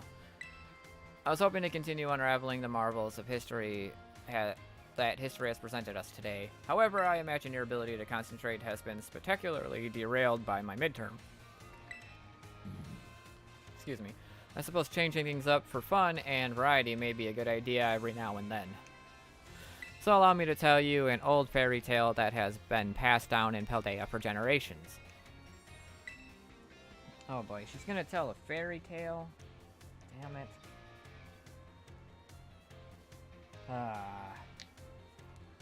Once upon a time, there was a king who very much enjoyed collecting treasure. He was particularly fond of treasures from other countries. One day, a merchant from the east heard rumors of this king and came to meet him. The merchant laid out 4 treasures in front of the treasure-loving king. 4 treasures were as follows: a vessel, a sword, a set of tablets, and a set of beads. Seeing such rarities before him, the king leaped for joy. He showed the merchant with gold coins and claimed all 4 of the treasures for himself. Aha, perfect timing to make eye contact, young KingKlariT. Answer me this. I said that one of the treasures was a set of tablets. What do you think these tablets were? Well, they weren't handheld electronic devices or medicines that you choose. I imagine they were wooden planks for writing on. Correct. Your daily pursuit of knowledge serves you well. These particular tablets were wooden and used for writing, medium in East, or were wooden and used as a writing medium in the East in ancient times. As you may know, they fell out of popular use as paper became more universally available. For the king to consider these paper substitutes treasures, they must have been of superb quality. That, or perhaps they had some amazingly profound teachings written on them. So the king obtained these 4 treasures, and on that very night, it is said that a terrible disaster rained down upon his castle, reducing it to rubble by dawn. Oh ho! Is that the time already? I wasn't done with my story, but alas, so ends today's lesson. If you're interested in how the story ends, you may come see me outside of class hours. Oh, I may have to do that.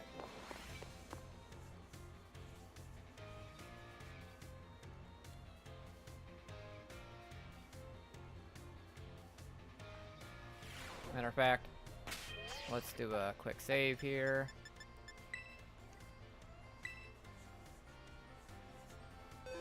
Let's go see how that adventure actually ended.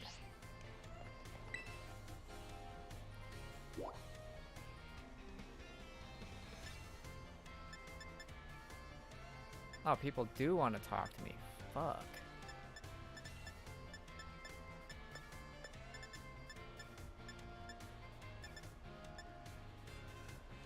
Let's go to the staff room, I guess.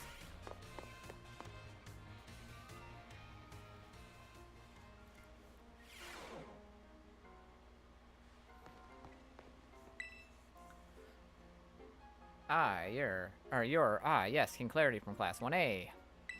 The way you conduct yourself in my class and the answers you give to my questions, I admit they pique my interest. You are quite the interesting pupil, I must say. Tell me, KingKlariT, given a choice, which do you prefer? Things of old or things of new? I prefer older things. Ah, so you prefer things of the past, do you? The potential I saw in you was real after all. Yes, this one may indeed be one of good use to me someday. Whoa, hey now. Ah, you can disregard that. I was simply thinking out loud. I enjoyed our little conversation today. You have my thanks, KingKlariT. But I was coming to... What? I wanted to hear the rest of that story.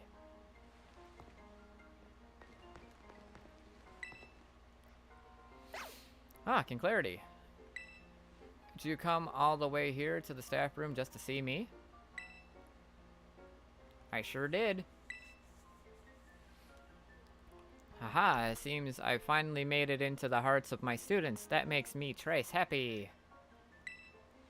After all, like I said in class, communication is very important. If there's anything you're confused about in class, if you're having trouble here in the academy, you can always come here and tell me. Ton ami Salvatore, your friend Salvatore, that is. Uyas. Or Luis.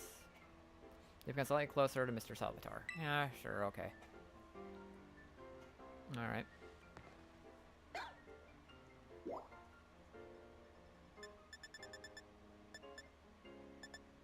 I think it was 1A.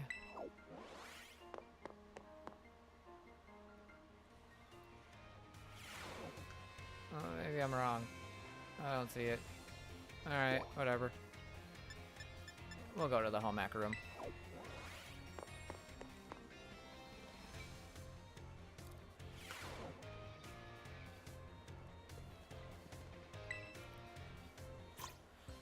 Oh, Sue, new kid. Fancy meeting you here in the home economics classroom. What a coincidence, eh? Likewise. So, well, you see?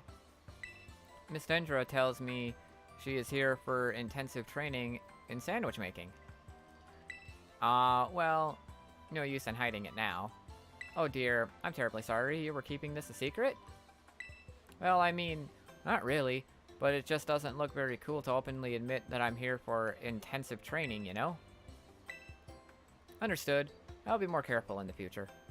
Well, new kid, now that you know what I'm up to, I guess you'll have to help me out with my training here. Try the sandwich. It's the result of my training so far. Soggy, Miss Dendra's sandwich was soggy and hard to eat, and once again, the taste left much to be desired. Hey Emma, welcome to the stream. Make sure you subscribe if you're new. I do appreciate all the support. Let's see, that was my meat lovers prosciutto, bacon, and chorizo sandwich. How was it? Could have used some more veggies. What? You mean there was a problem with my choice of filling? I guess focusing on muscle building ingredients really did a number on the flavor, huh? Miss Dendra, I believe a simple addition of butter would have done wonders for your sandwich. Butter helps to protect the bread from getting soggy due to the moisture of the ingredients. But does it really, though? Because butter itself is soggy. It can also work to enhance a sandwich's flavor. Butter. That makes sense. Thank you for teaching me that tip, Mr. Sugaro. Or Saguaro. Well, why didn't you tell me that while I was making the sandwich? Ah, well, you see, when I saw you, I had not realized you had begun your, food prep. I thought you were simply trying to destroy my classroom. Dot dot dot dot dot dot dot dot. Well, anyway.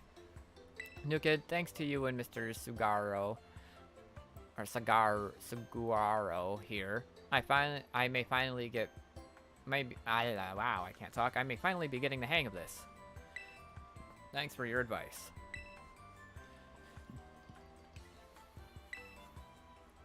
Alright. Well, that's that. We're just taking a break from some class stuff here. Alright, let's go to the art room.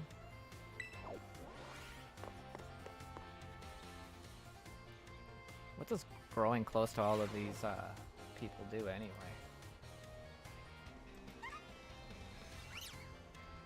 One second.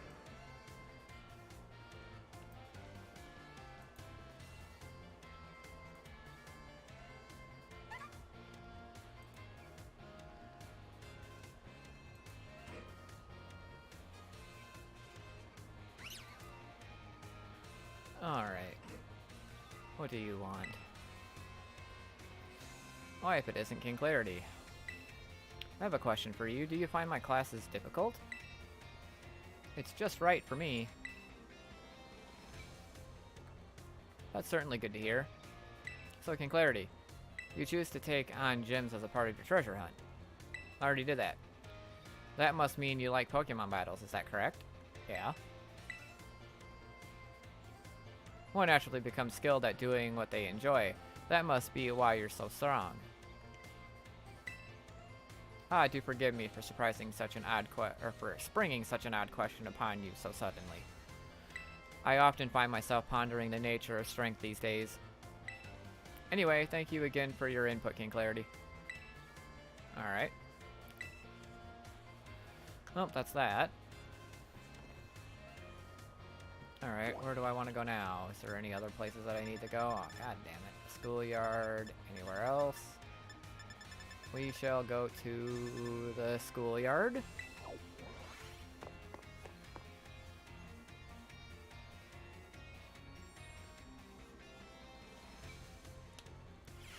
Alright. Fuck, who was it that wanted to talk to me here? I can't remember.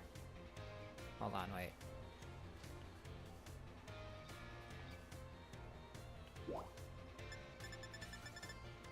Oh, okay.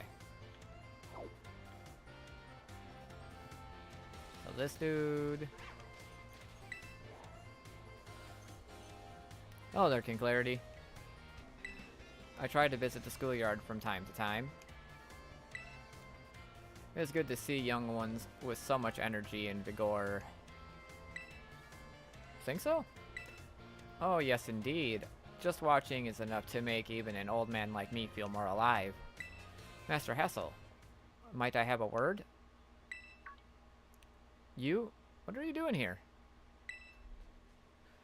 I have told you many times not to bother me here at the academy. Yet I am bound to come. Our family's future is of paramount importance. Who is that person? Dot, dot, dot, dot, dot, dot, dot, dot. It was good speaking with you, KingKlariT. Something important has come up, so I must excuse myself now. Okay. So who is that person? Let us discuss this matter elsewhere. Come. Who is that, though? Alright, where's that other guy? Is it him? Yeah, it is him.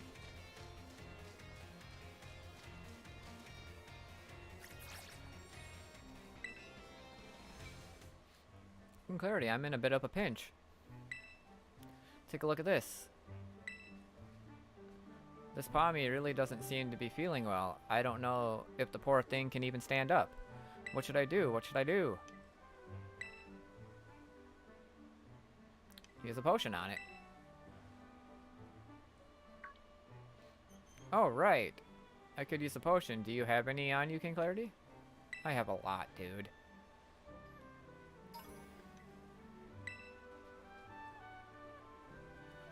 This'll fix you right up, my friend. Potion power, go!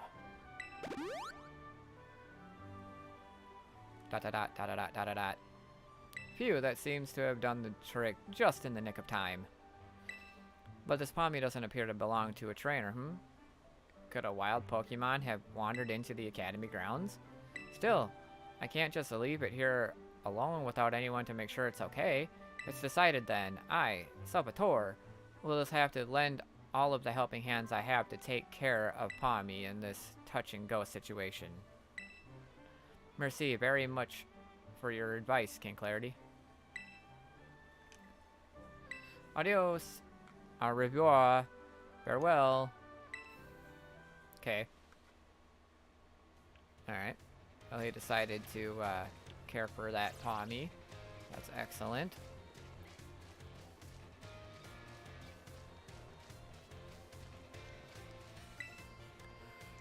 Alright, so... do I have anything else down here? No, they're all up here now. Alright, so we shall go to the cafeteria.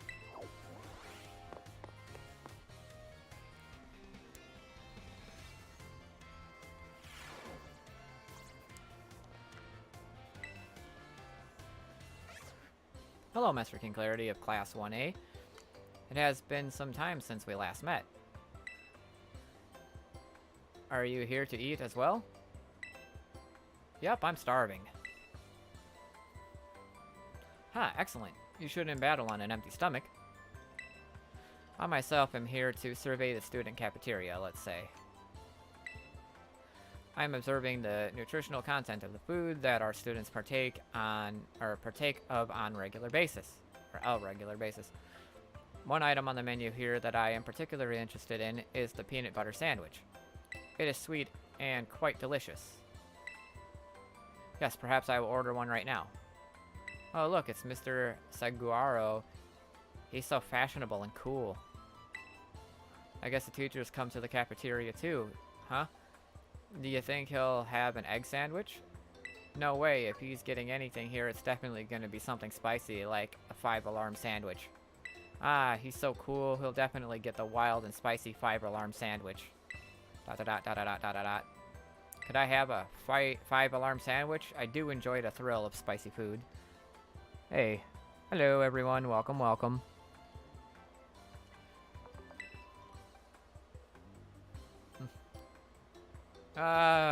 But Mr. Sagaro, what about...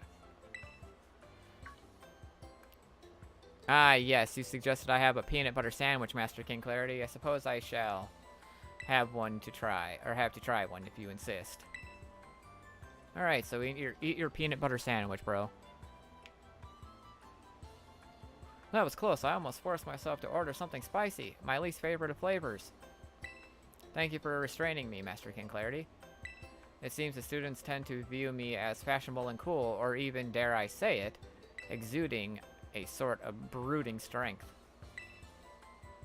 I have a bit of a habit of acting in such a way so as not to destroy their image of me. Well, you shouldn't be something that you're not, dude. I showed my true colors to you just now without thinking. Please keep this a secret between us. Sure, why not, dude?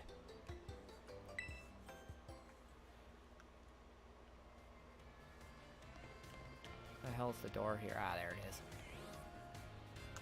Alright. Anything else other than the entrance hall? No? Okay, good. Now, who wants to chat with me there? 2 people.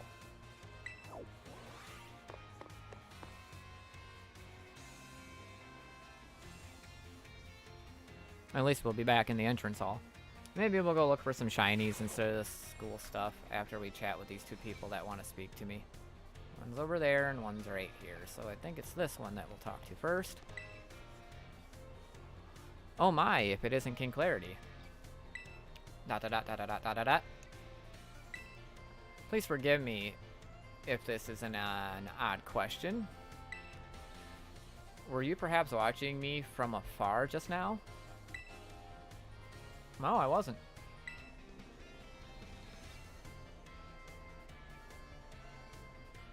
Oh, I just saw a comment, but then it went away.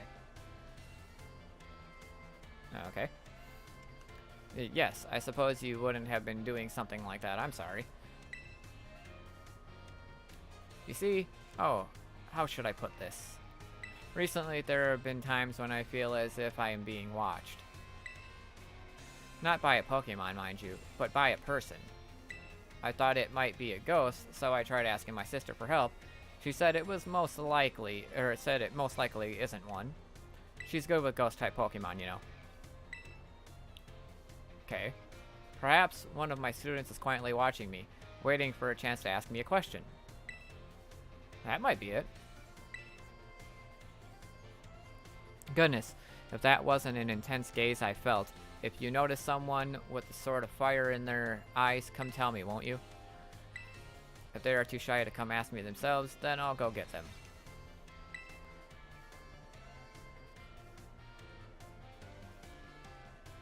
Yeah, that's adorable. The Marrow looks cool in green too, though. I haven't caught one or seen one yet. I can show you my shinies in a minute. I'm just gonna finish these conversations quick to get them out of the way.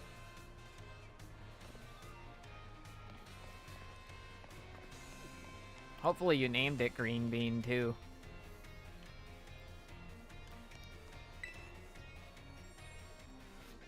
Why, if it isn't KingKlariT from Class 1A. Are you perhaps interested in the rest of the old tale I told you in class? Yes, this is what I've been looking for this entire time. Let's see. Hey, it is convenient that you would take the bait I presented in class.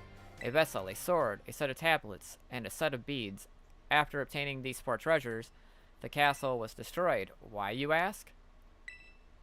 Because these 4 treasures were actually 4 Pokemon. As these Pokemon were passed from human hand to human hand as treasures, they slowly became tainted by hubris and greed. Finally, after coming in contact with the rapacity of the king at the time, they were awakened as disastrous and began to rampage out of control. The king called for renowned Pokemon wielders to defend the country, and after a fierce battle, these incarnations of disaster were quelled. It is said that these 4 Pokemon were then sealed away somewhere in Paldea. Oh, I've already caught all 4 of them.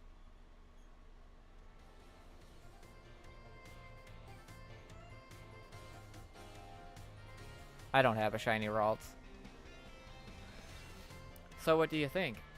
Would you say this story is just make-believe? Nah. No, it's not make-believe. Heh, very astute of you. I have read my historical disaster reports, personal journals, and the like. There is much support the truth of this story. That's awesome. If I am able to prove the story's veracity myself, I will sure let you know. But I already know the locations. I already have the 4 Pokemon you're referring to. Alright, let's just make sure nobody else wants to talk to me here. Damn it, somebody wants to talk to me in the cafeteria again. Son of a bitch. Alright, we'll have this cafeteria conversation and get it over with.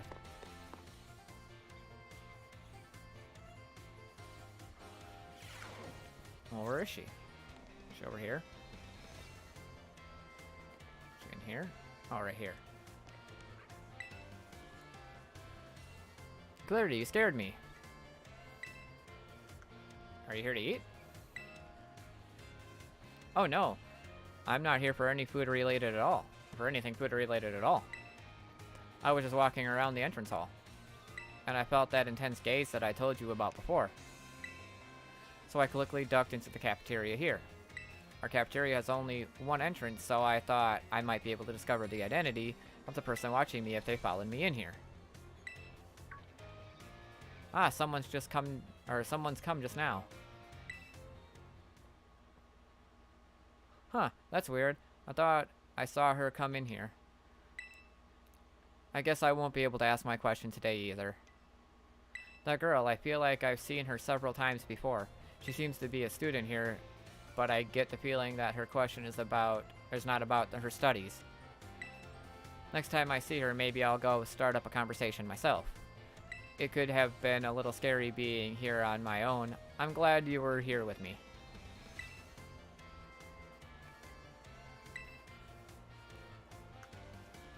Okay. Time to get the hell out of here. Hopefully there's no more conversations to be had. No more exclamation points. That is excellent. Alright, let's go back to the entrance hall and get the hell out of here. I've had enough school for right now.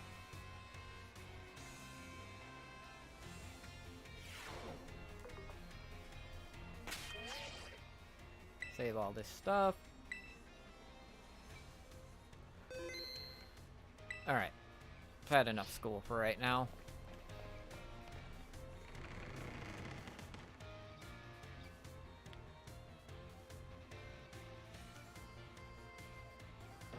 Alright.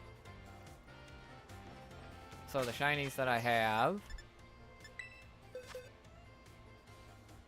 I'm not sure how I can help you find one. That's just basically luck. So I got a Lechonk, and then an Oinkalone. A subscriber gave me this one. The Iron Hands. Citadel. I have my own green bean, if you will. A Hoppip. My wife gave me this Sableye. And then the Dreadnought. And that's all I have for shinies. That Eevee in that box is not shiny, it's just there.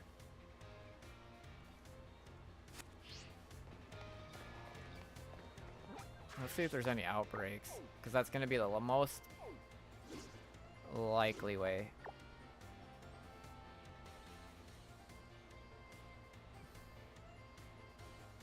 Wait, there was a Tera raid, like a 7-star. There's an outbreak right here of this.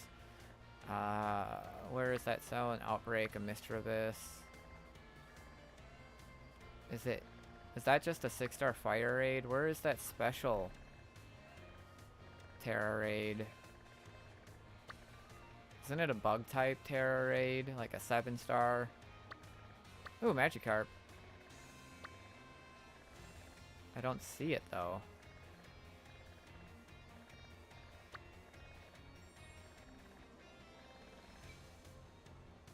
It's not this, is it? Maybe. I'll just go there.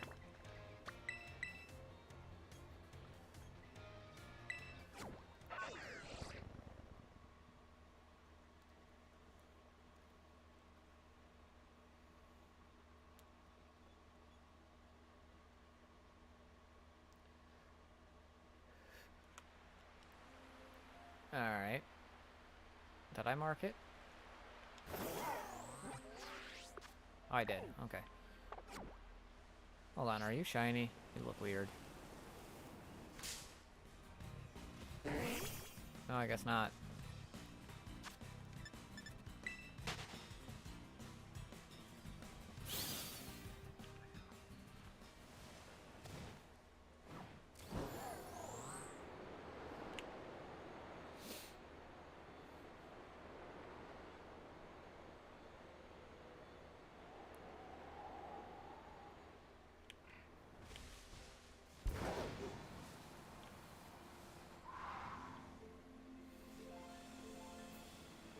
I don't think this is that special Tera raid, though. No, it's only a 6-star.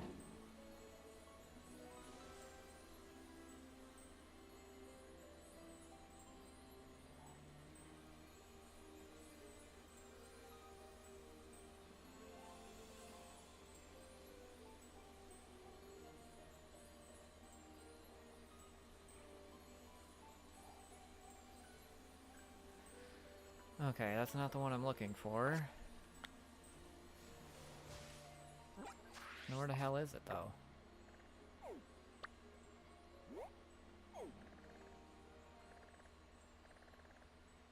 Anyone know where that 7-star Tera raid is? For the Samurai?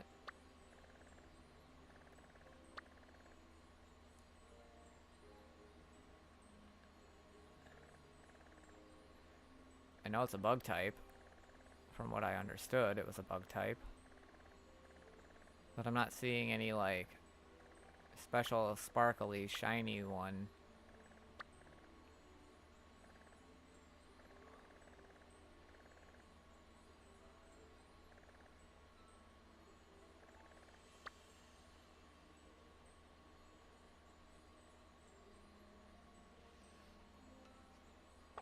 Sure, you can show me your shinies. Oops, wrong button. Alright.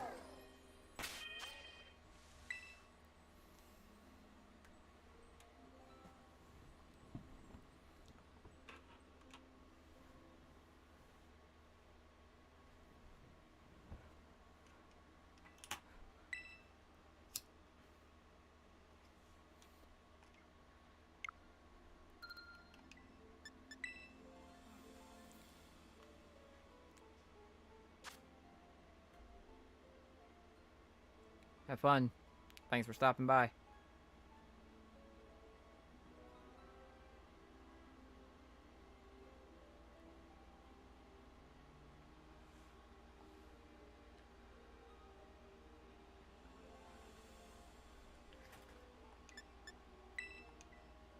We're going to use the code 5464 to spell out King on a number pad. Alright.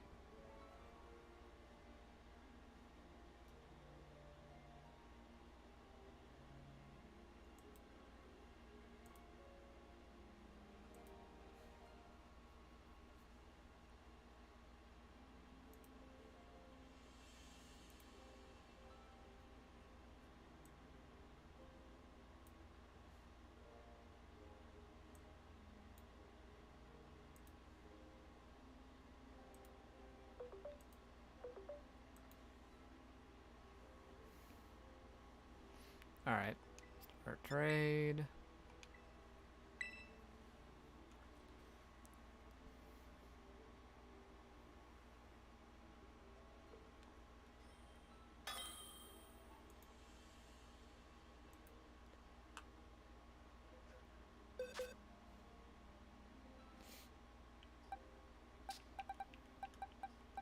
Oh, let's put Eevee up there so we can just see it. Oh shit.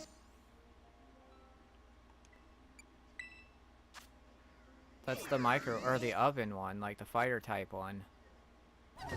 Oh, that's interesting.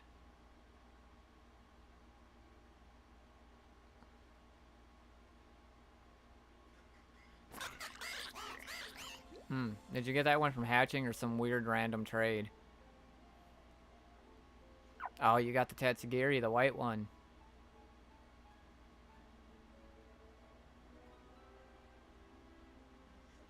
Oh wow, look at that. It's freaking blue. And then of course, yeah, Eevee.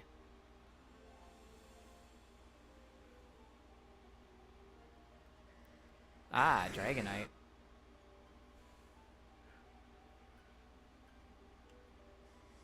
Little Poniard.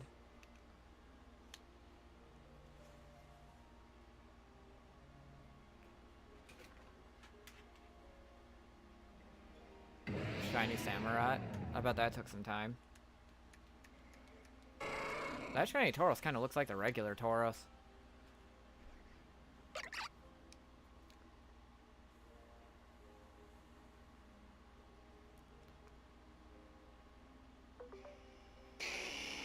Charizard. Wait, how is that bunny even in the game? I don't think that... Score Bunny's not in the game yet, is it? Oh, Bellibolt is yellow. Ah, the Lynx.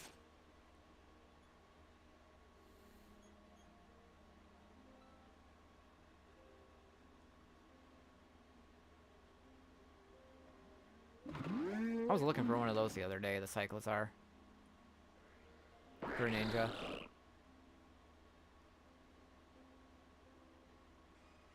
Ah, the Azumarill, the yellow one, but the little one is the green one.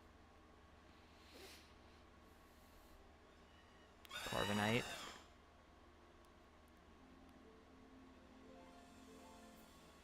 Of course, Gyarados. Oh, Palmy.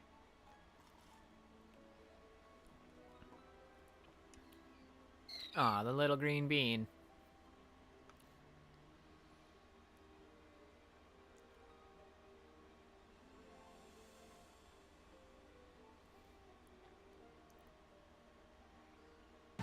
Wow. I've not seen a shiny of that one. Magneton. That's cool. Roaring Moon.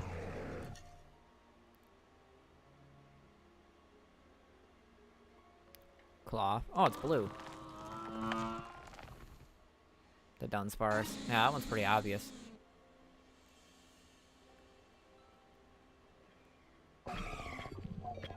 Ah, so that one's all silver. Cyclozar.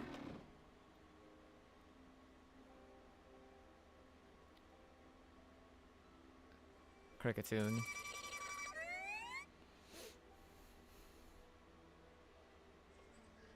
Oh, that one's pretty obvious. Shiny Mimikyu.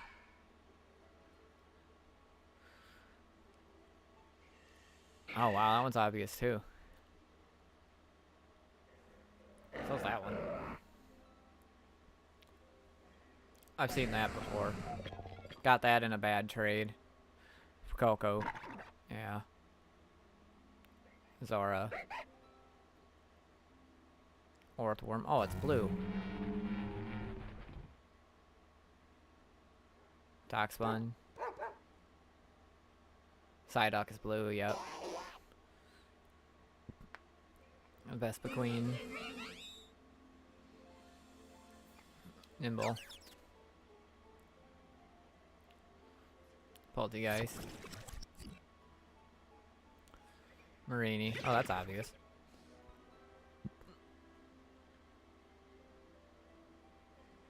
That one's obvious too. Being gold. Wow. So was that one. Startle, yeah, I got that one.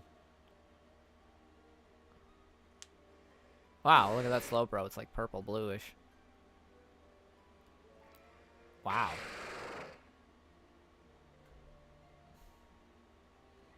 Rollett's green. Yeah, I've seen the Sudua. I got that in a bad trade too.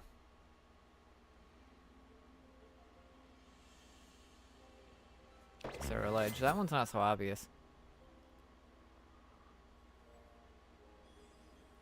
No, that one is. Charmander.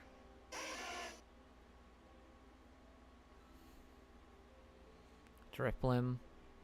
That one's pretty obvious too. Appleton, yeah.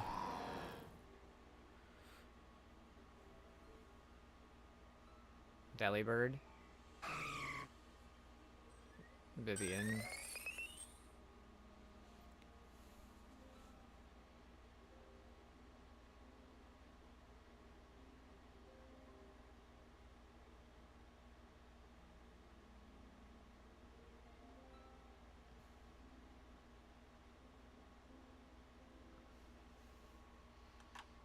There were shinies that I got in surprise trades that I traded off right away because they're not legitimate Pokemon.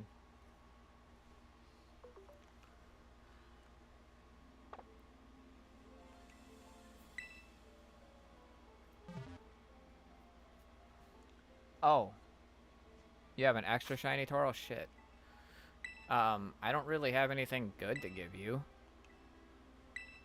Because I don't have any extra shinies.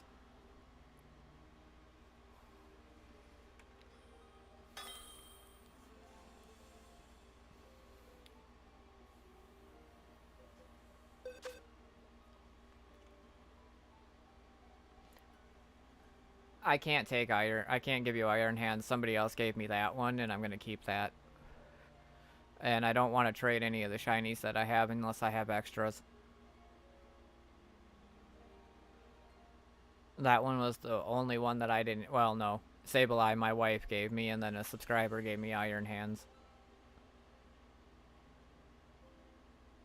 That Eevee isn't rare. It's just a regular Eevee.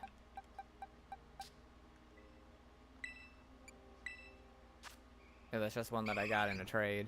Just a Eevee.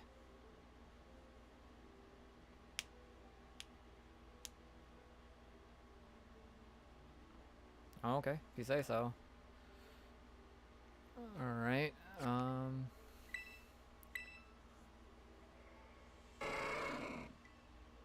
can't say I've ever seen that Tauros in the wild there. It's really cool, though. It's not immediately obvious, either.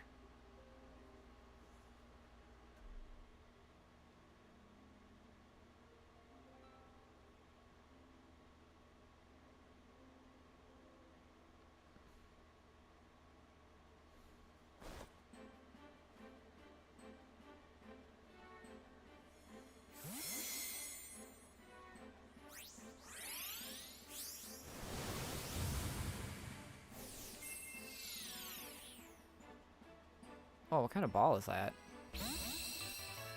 J-Money. Love the name, that's awesome. So, I'm gonna move this one. Oh, it's a baby.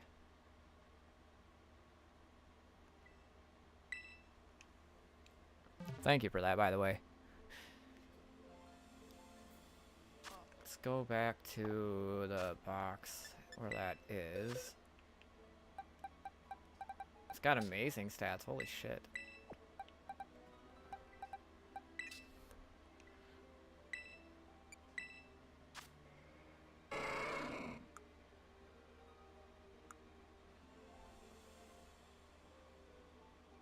What is that ball? Holy shit, it's got best everything.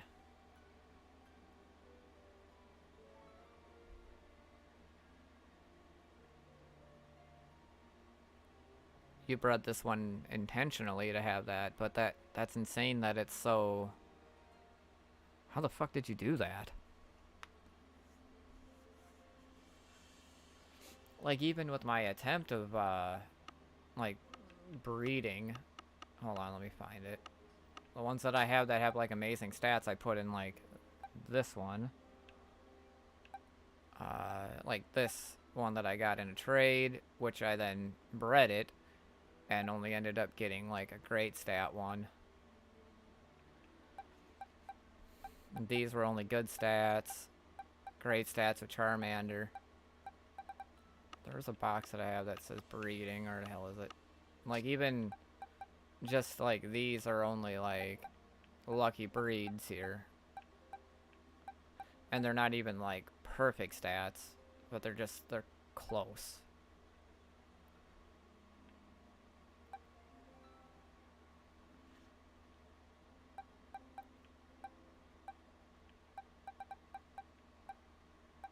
But yeah. Trading these guys first. Wow, there's a lot of Pokemon just waiting here for me. Oh shit. Didn't mean to run into that.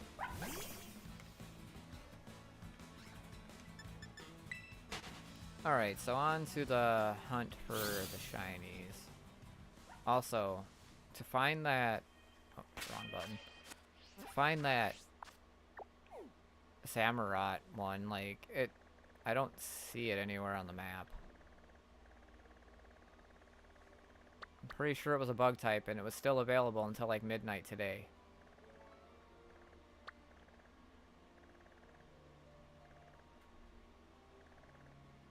This is a bug raid, but it's not.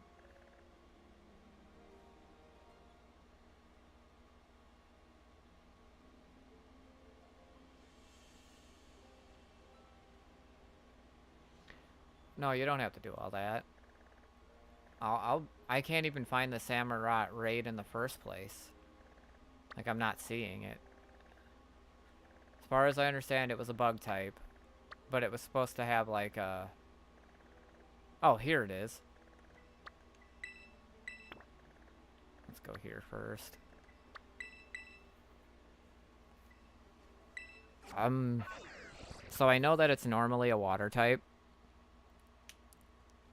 But its Tera type makes it a bug type, so it's gonna have water type moves, generally speaking, likely.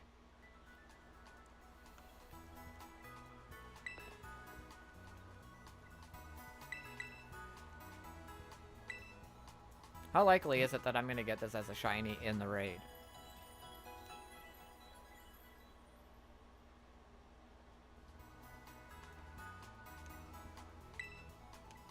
I think I can beat this.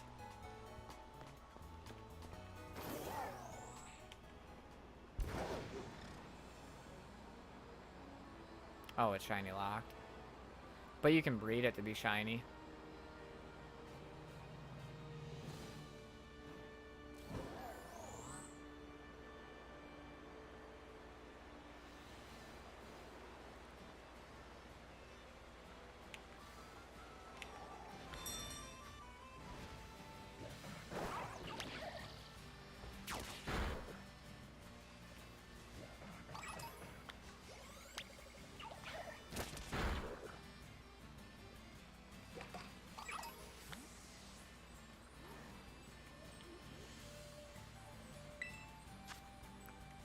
So it's a bug type, which should be, in theory, weak to fire.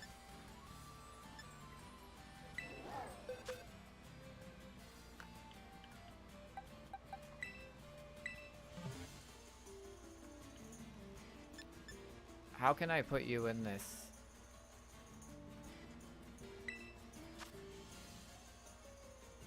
Yeah, I guess I can link code it, yeah.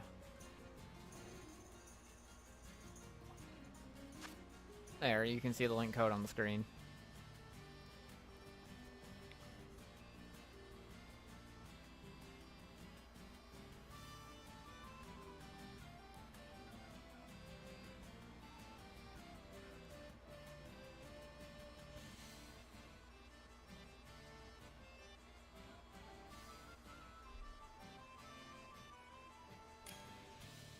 Shit, I don't have anything to Screech.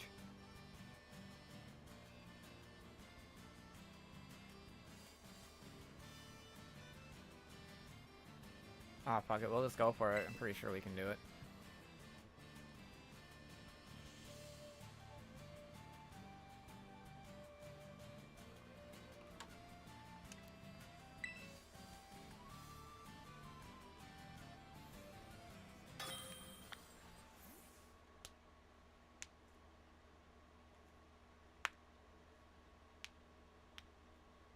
What fucking level are these ones anyway?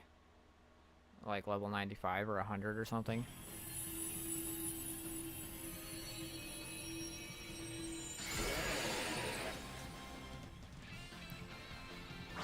It's gonna probably KO me because I'm a fire type. Well, we'll see what happens.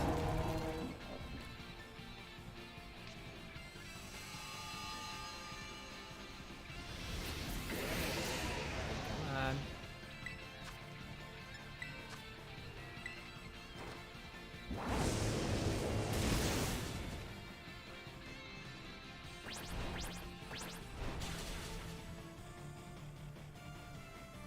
It's a level 100.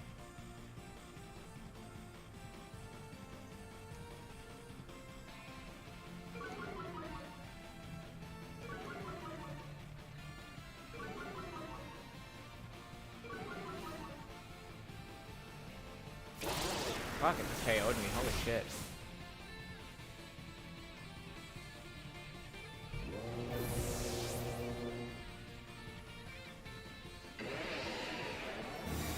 Wow, it already put that up.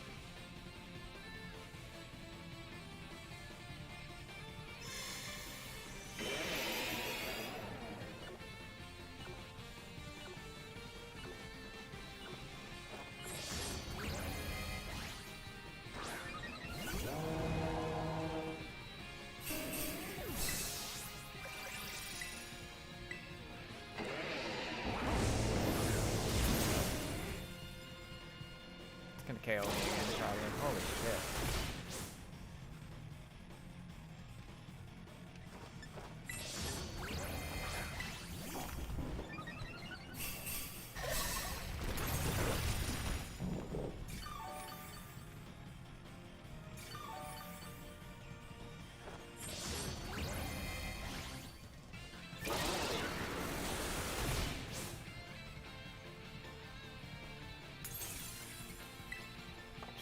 again.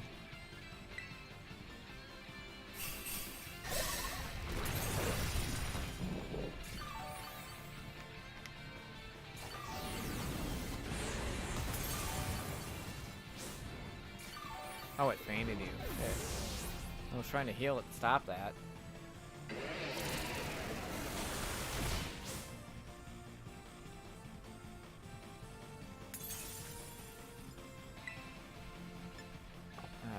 Just gonna hit it with a flamethrower.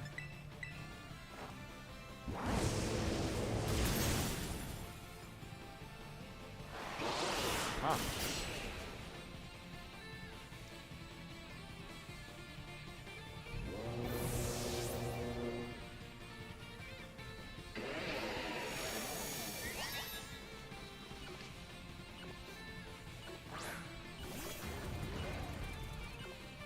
This is the first 7-star one I've ever done, so not exactly.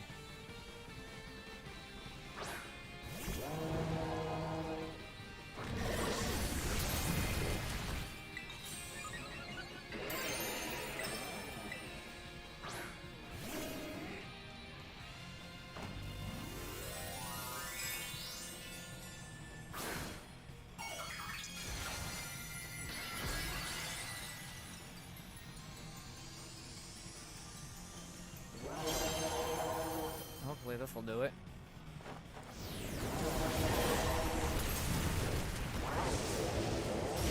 There, it broke its shield. Ah.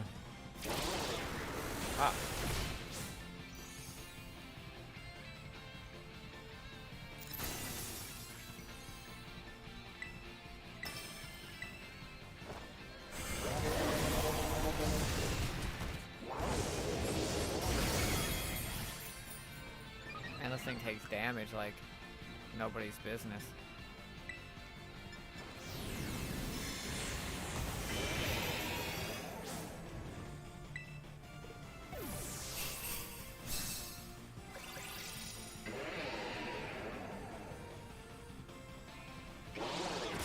Up.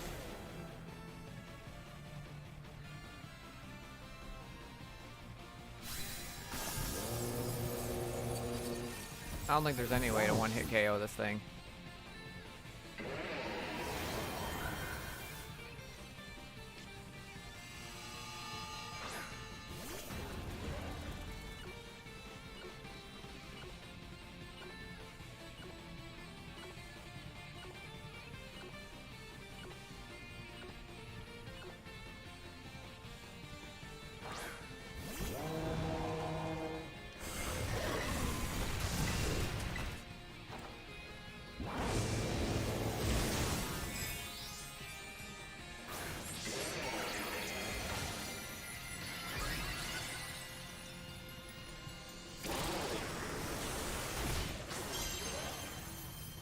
How the hell are we still going? We're out of time.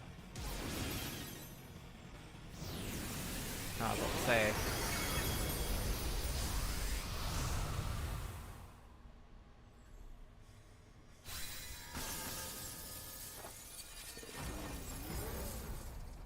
Do you want me just to keep, like, cheering?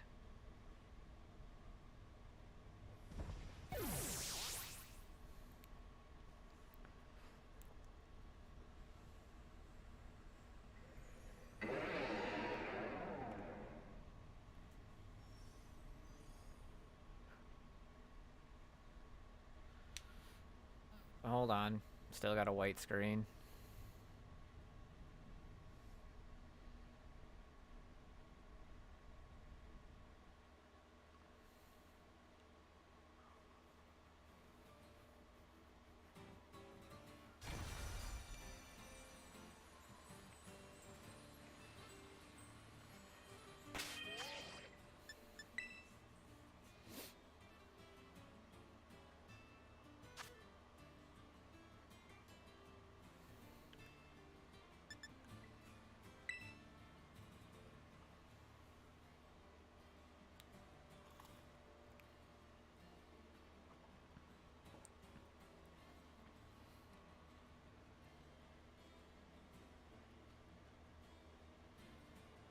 So don't... So you want me to screech it, though?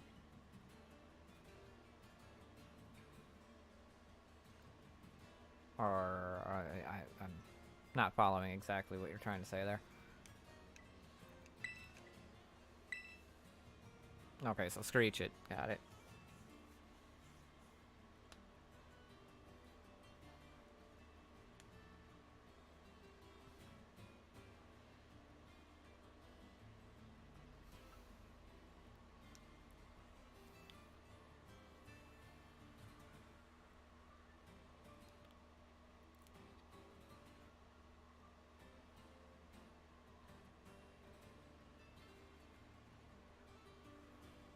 Alright. 2 attack, 1 heal.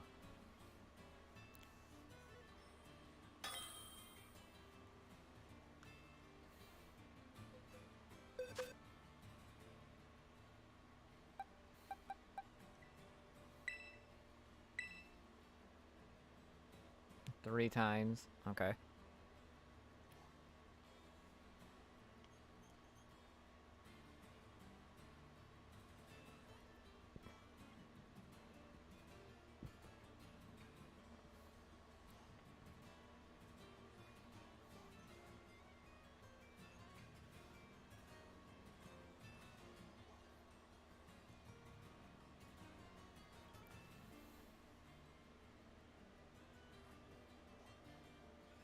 No, not a problem. I'll give it back.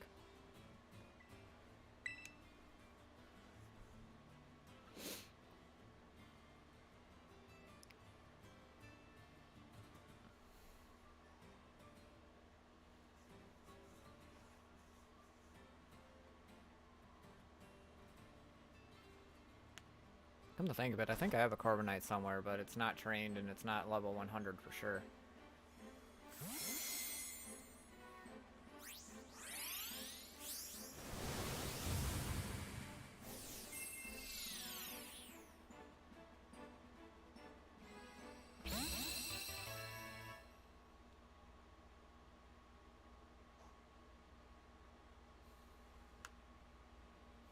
Alright, let's back out of here. And go back into that. 3 screech, 2 attack, 1 heal. Any particular order is like screech it first and then attack it?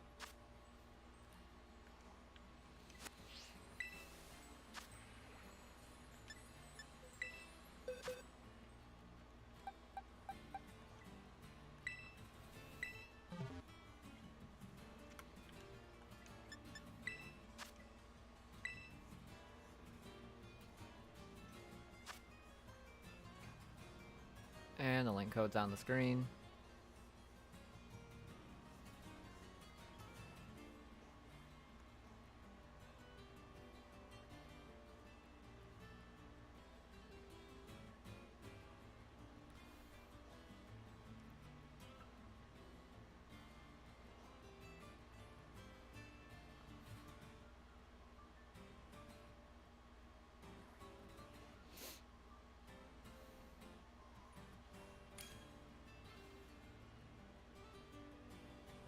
Screech first, then 2 attack cheers, then 1 heal cheer.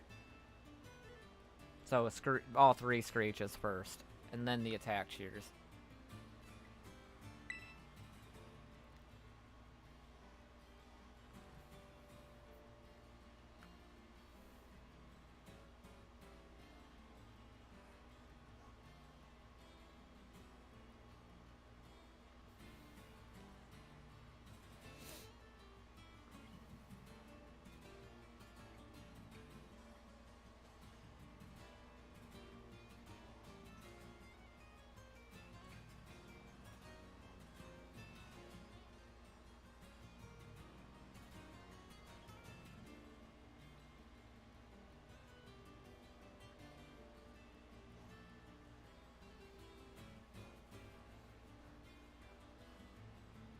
Okay.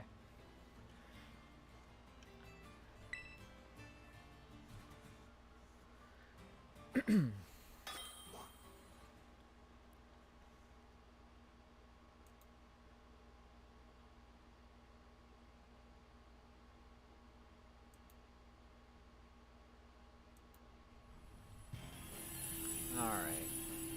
beat this fucker this time.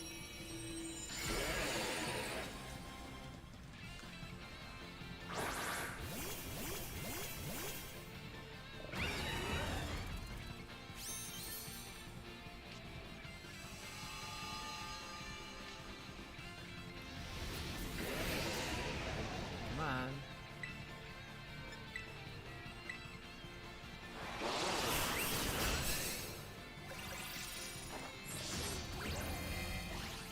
Oh, and avoided the attack, that bastard.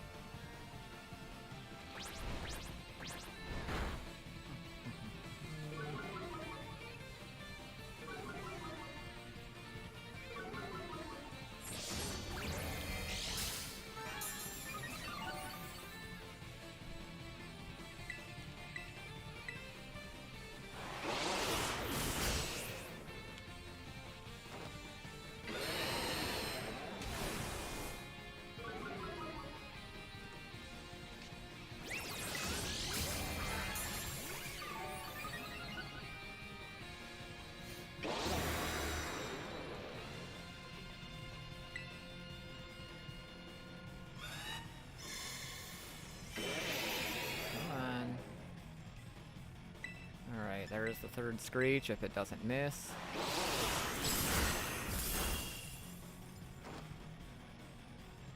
But it failed? What do you mean it failed?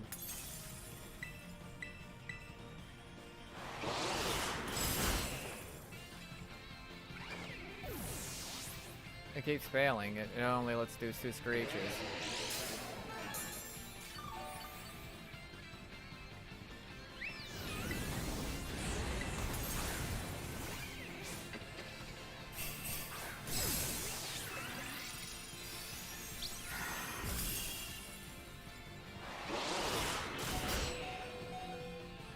Fuck, this did not go according to plan. It only let me screech twice.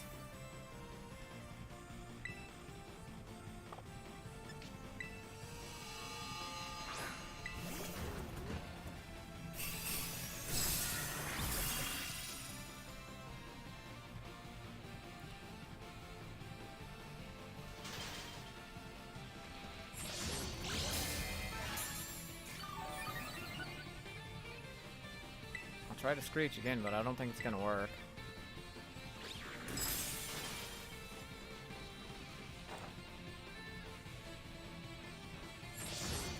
Screech only works twice.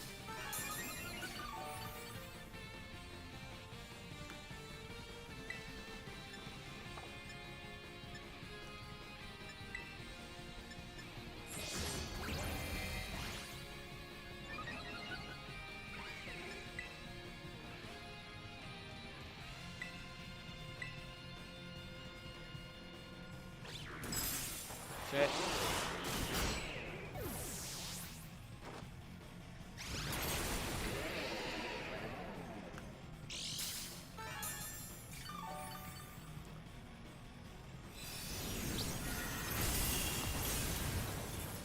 Did that just fucking fail you something?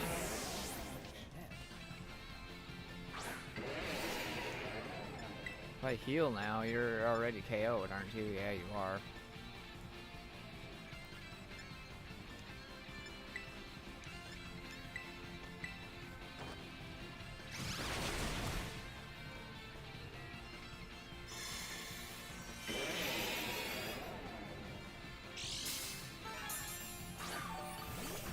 It won't let me screech anymore, it keeps failing.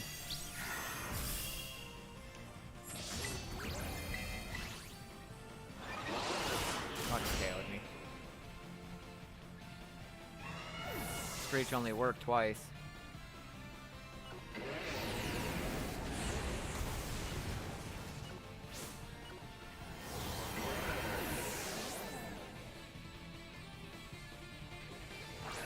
Watch, I'll screech again.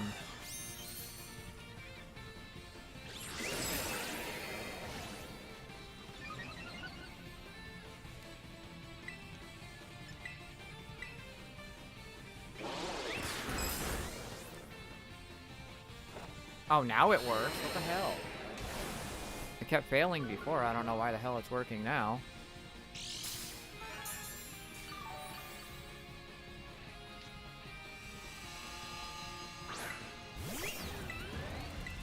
I'll screech it again.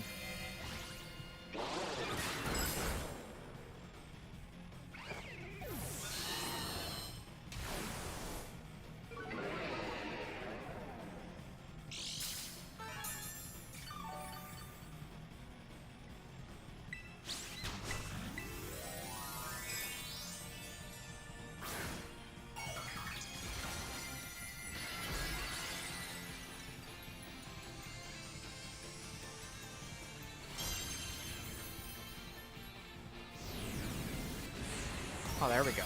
Wow, that works.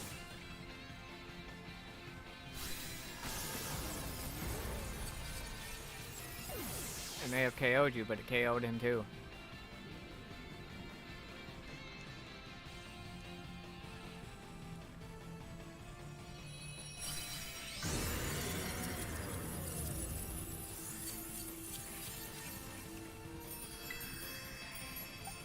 What kind of ball do I want to catch him in? Catch him in a dive ball.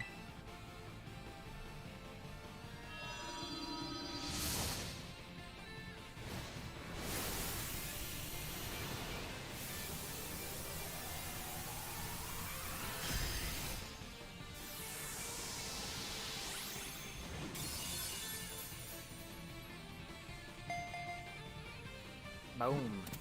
Thank you, that worked. Holy shit.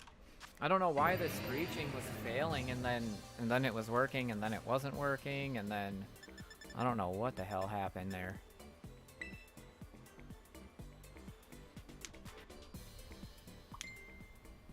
One second.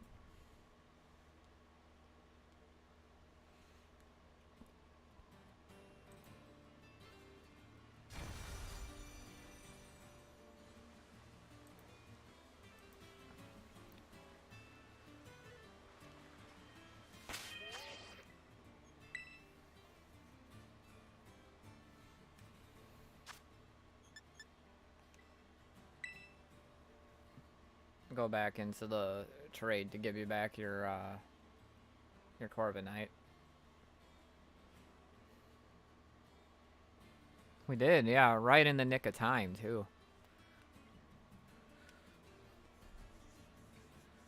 Thank you for the help, that was awesome.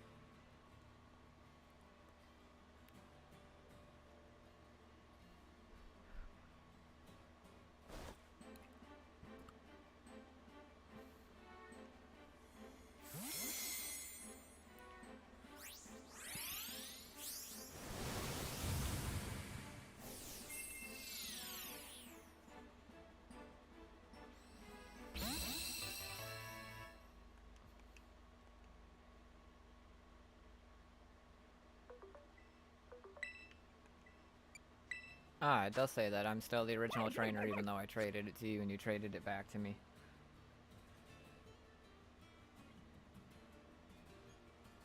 Alright, cool. Alright, so where did that little fucker go anyway? Wasn't here. It's not in this box. Did I go in my shiny box? It's not a shiny. Huh. Where did that Samurott I caught go?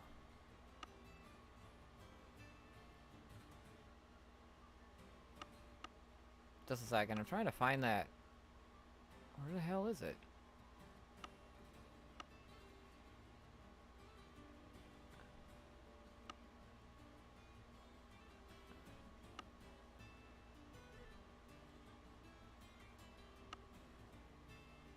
When I caught it, did it not give it to me? Oh no, it put it here. It put it in the one from my wife. Oh, it is a level 100. Oh, holy shit, that's a perfect IV. Wow. Okay.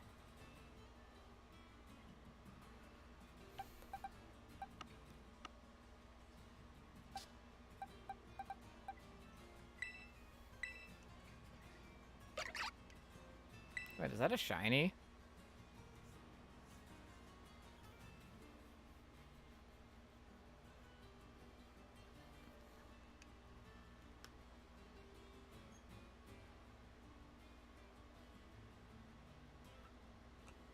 Oh, thank you. That's awesome.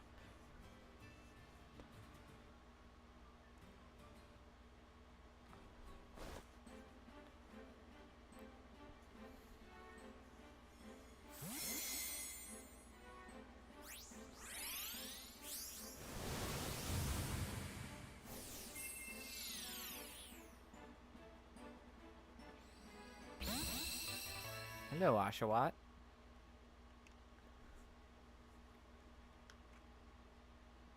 That's crazy. Look at you. You're freaking shiny. That's awesome. Thank you.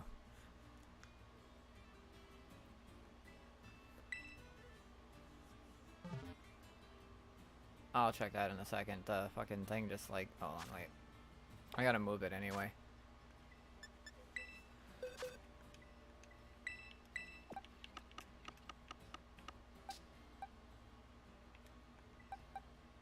Holy shit. It's all best, best, best, best, best. Just like that Oshawott. What kind of ball is that? I don't remember seeing a ball like that. I don't even think I have a ball like that. What did I get new here? Oh, the ability patch. A patch that can be used to change the regular ability of a Pokemon to a rarer ability. Cool. Wow, that's a lot of large candies.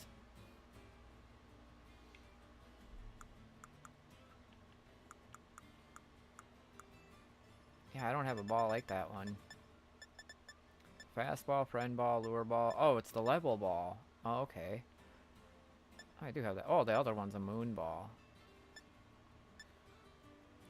Why did they even give me a beast ball, to be honest? Like, there's no ultra beasts in this game yet. And who's to say that there's going to be any?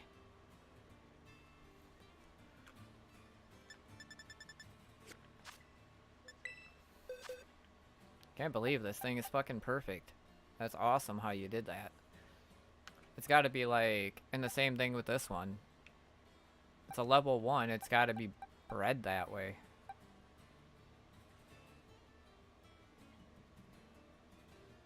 Yeah, so obviously you know how I got the one beast ball and the one master ball, one completing the game and the other one completing the Pokédex.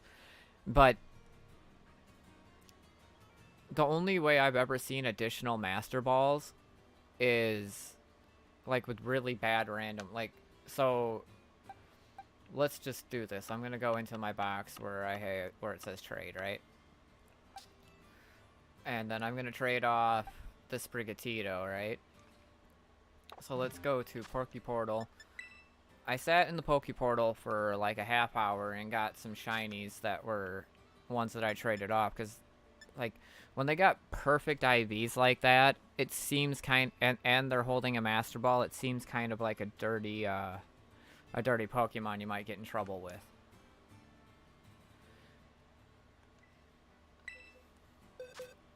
I'm willing to bet. I'll trade off this Sandygast here, right?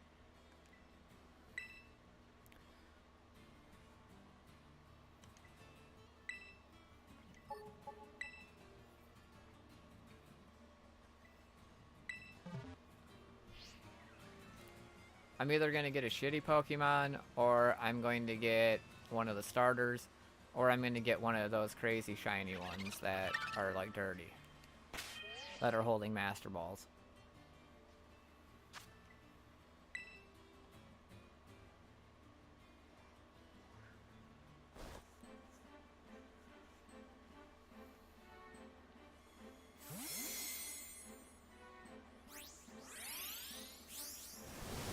Oh, a Lechonk. Never mind, I didn't get anything dirty, I just got a Lechonk.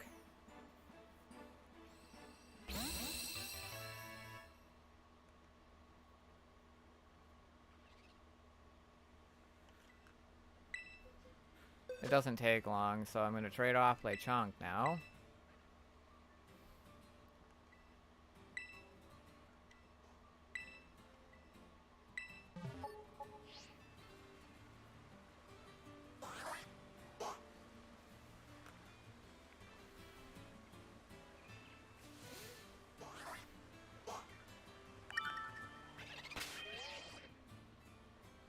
So let's see what this one is.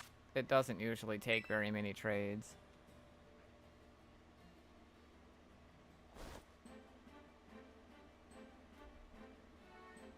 Yeah, but were the IVs perfect? Because, like, that's the thing.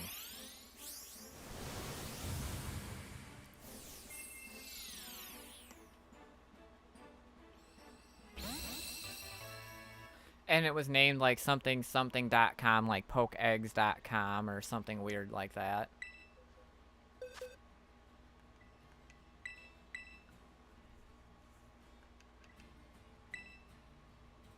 There are ones that you can't even, like, change the name of them.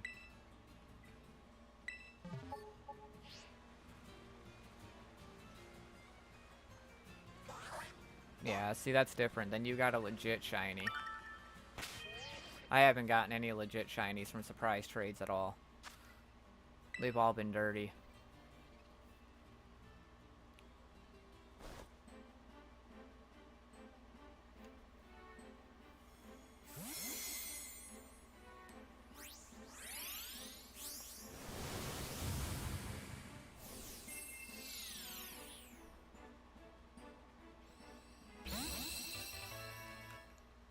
Well, so far I have nothing dirty, I don't think.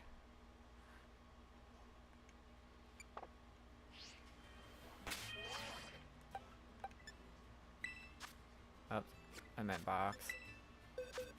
That one's not shiny, it's just a regular Fletchling. Yeah, so like nothing weird in this one yet. Alright, so let's train these up. So oh, I went too far. So I'll give, let's see, 13 each. Yeah.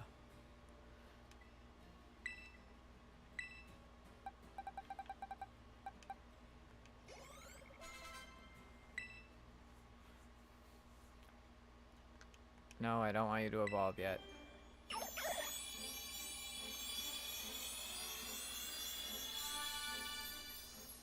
Oh, a shiny Donzo.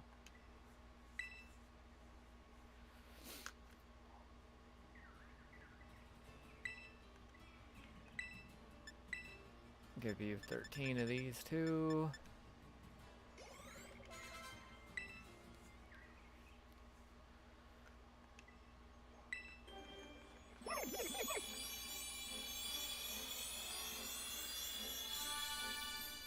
I don't want it to evolve till level 90. 2 shiny Tatsugiri. I haven't seen one yet, but I guess that's one of the rarer ones.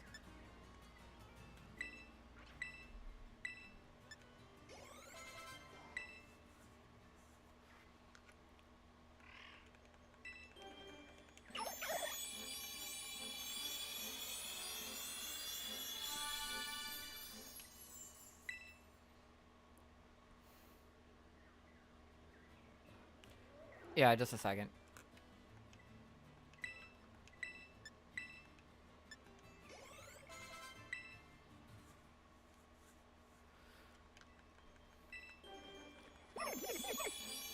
No, no, not yet. Not yet. You're not evolving yet, Rowie. Okay. So that's that. Alright. 5 more levels and I'll let them evolve to their next thing.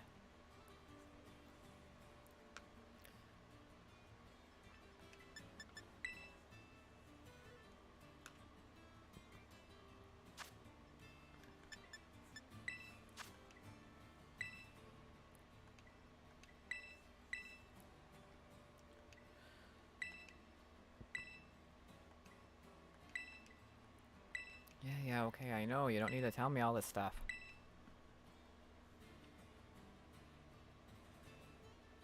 Oh, Dracloak, okay.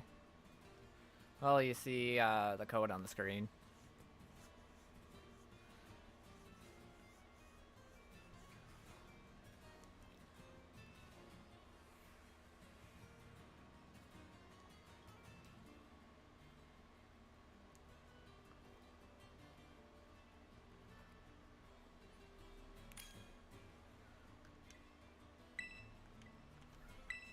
Alright.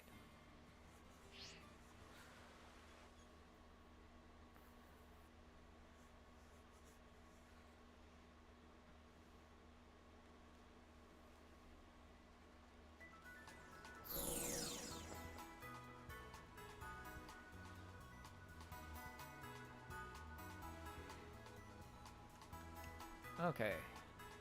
Well, we ended up in a weird place. Let's look on the map quick. Let's see if there's any... Let's see...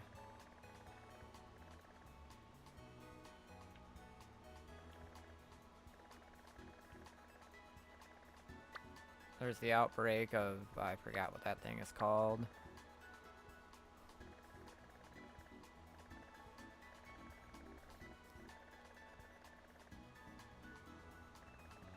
Yeah, I don't see any other outbreaks. Oh, wait. No, that's just a fly location. Oh, there's a Magikarp. That would be better, actually.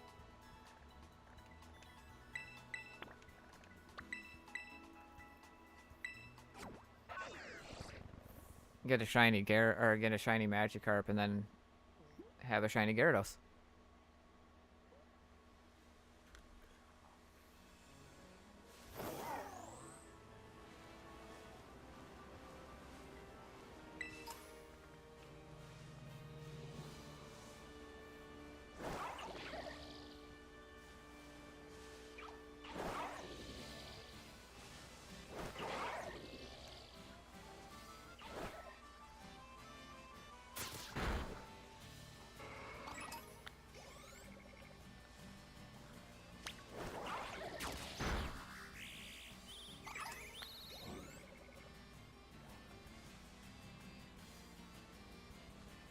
Oh, there's the Glimmet outbreak. That was in here, Alfrenada.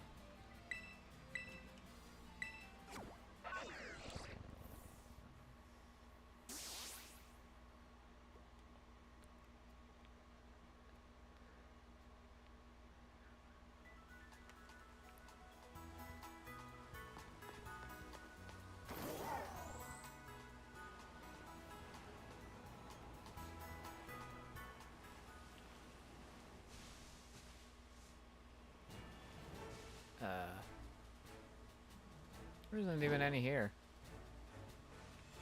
Oh, there is a free item right there. Let's get that.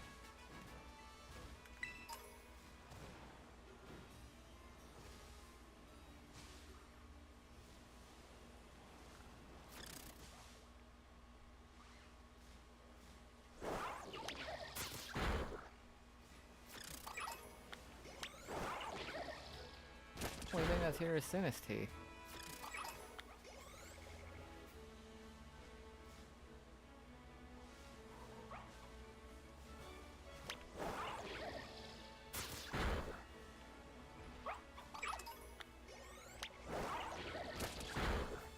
Is this the Glimmet outbreak you were referring to?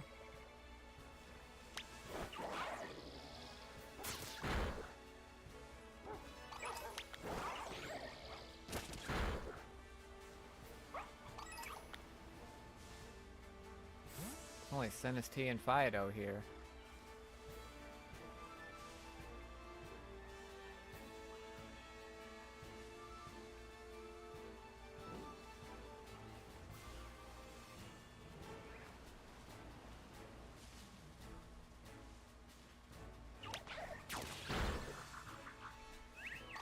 Fuck, I didn't mean to get into a battle with that.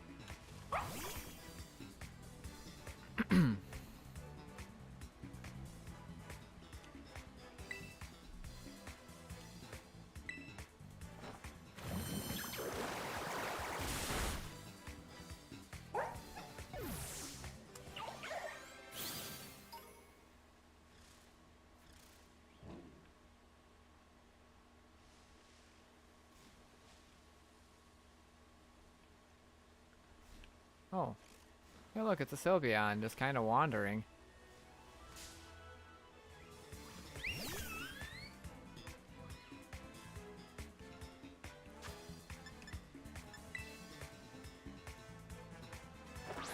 Oh, alright.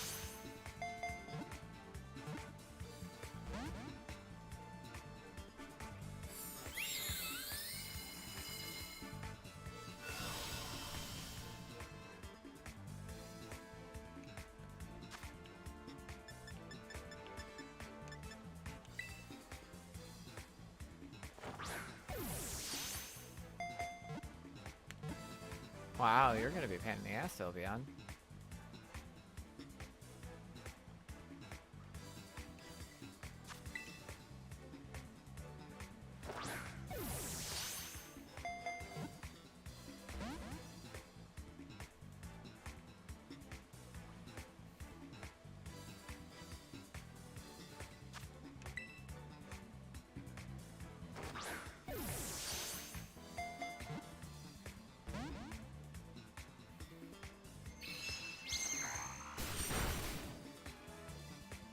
Come on, just get in the ball. You're only a level 39.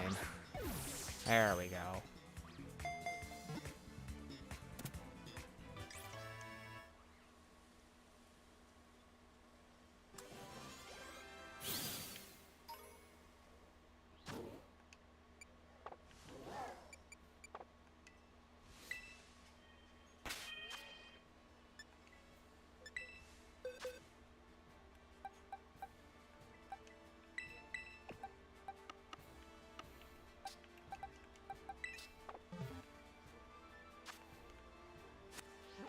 Yeah, I don't see those glimlets here.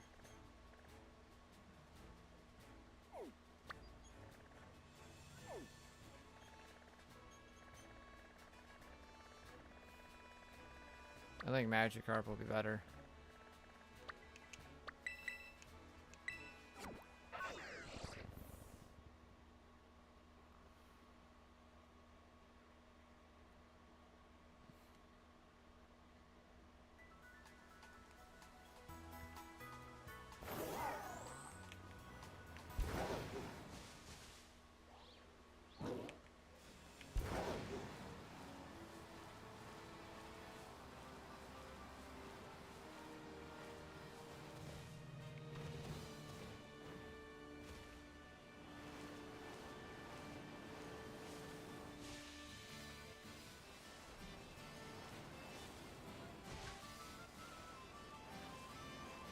What the hell is this? Oh, I don't want anything to do with that.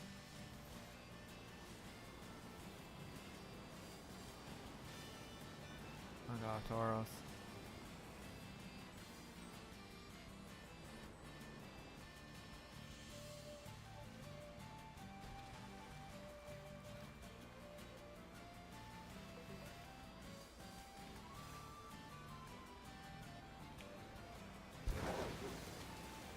So it's over here somewhere.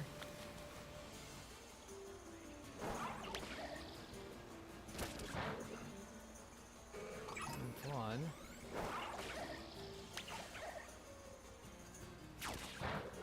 Two.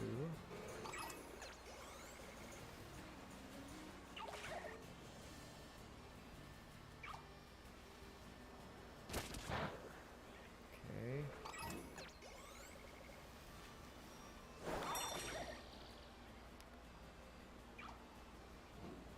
Brokey, go get it. What are you doing?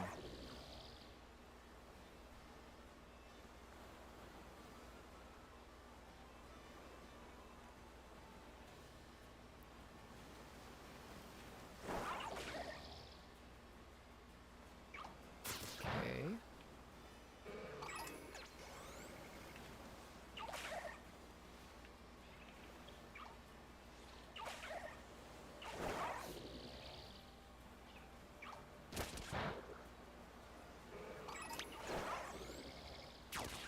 Okay, I don't know how many that was. A few.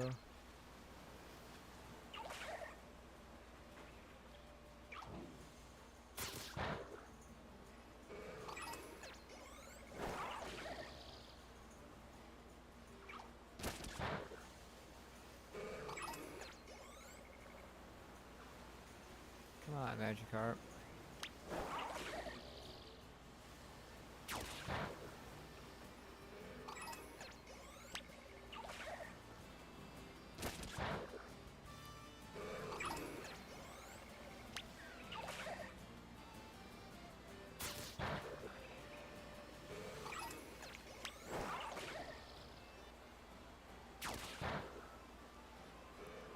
Oh, okay.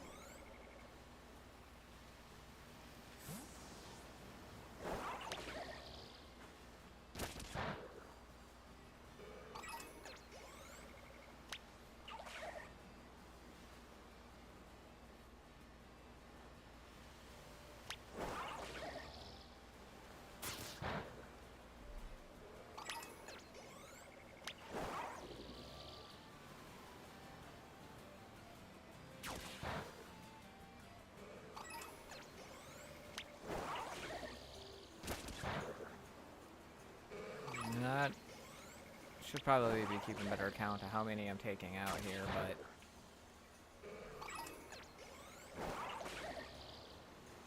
you're not able to see. Oh yeah, okay.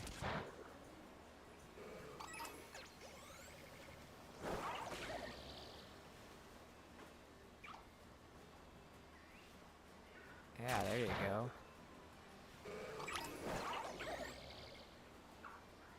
Go get him.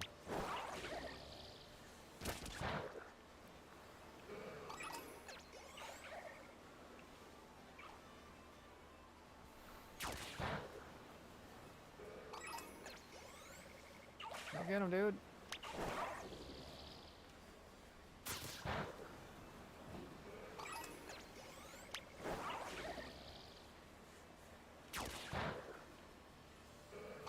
Get him, Brokey. Right here. Get him. Yes. Okay.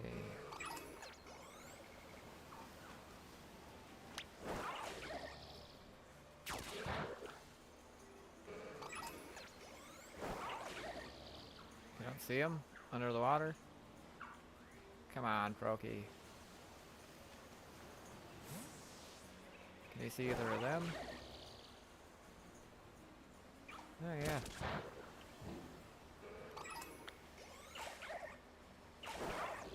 Go get that one.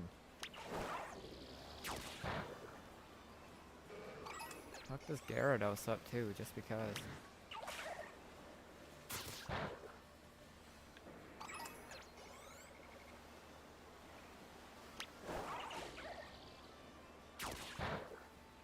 I don't think that one, that was a shelter. Okay, yeah.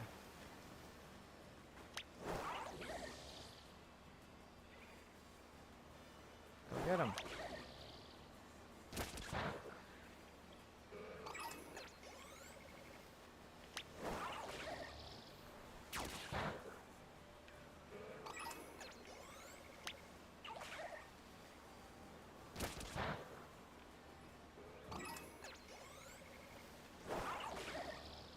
Get him.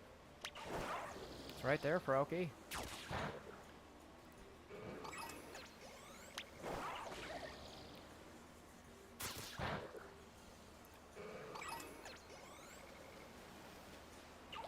I'll get that one now.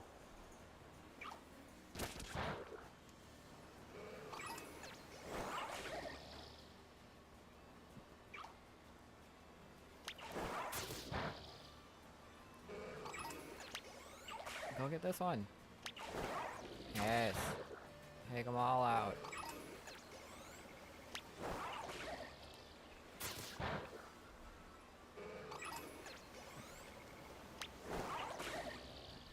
I want my goldfish. Damn it.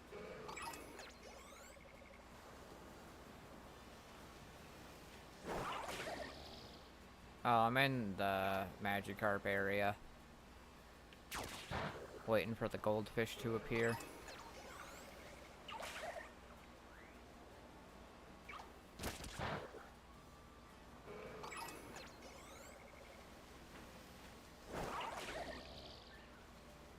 Or, yeah, okay, I was gonna say, I can attack him. Go get that one.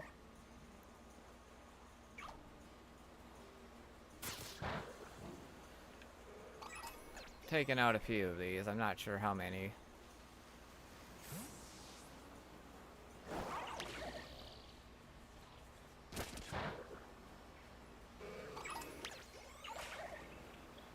From what I understand, the more of these you defeat, the more likely you are to encounter a shiny one of them.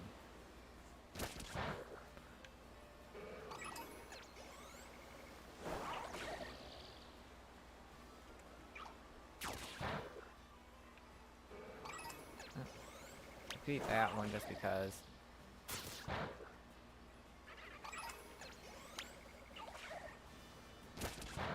Yeah.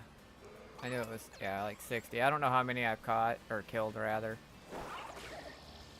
It's been a few. Probably like 20 or 30 of them at least.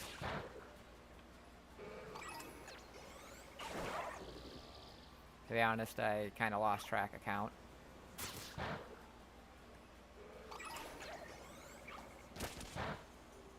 Kill is everyone that I see, basically. And some other things that aren't even Magikarps. Come here.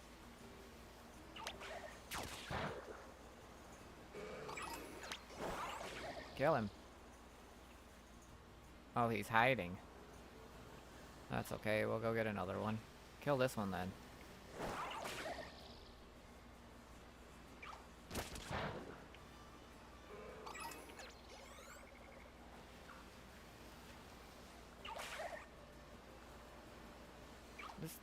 Yeah, okay. I was gonna say.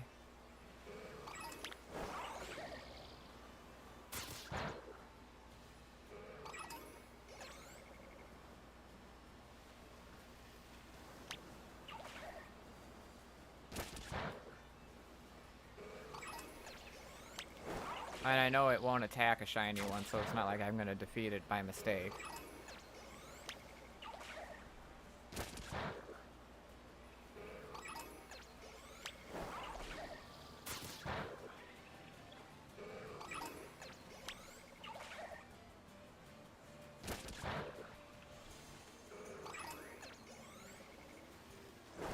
Come on, give me my shiny goldfish. Attack the other one there too while you're at it. Yeah, there you go, Froakie.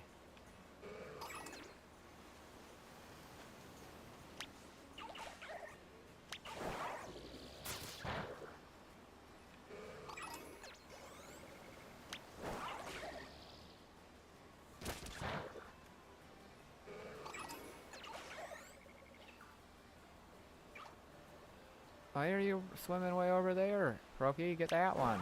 Right there.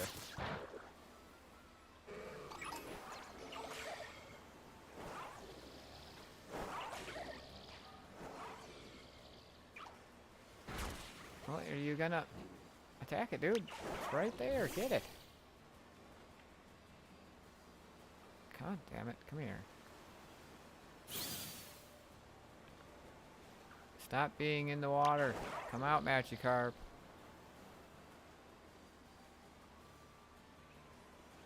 Fine, we'll just skip that one for right now.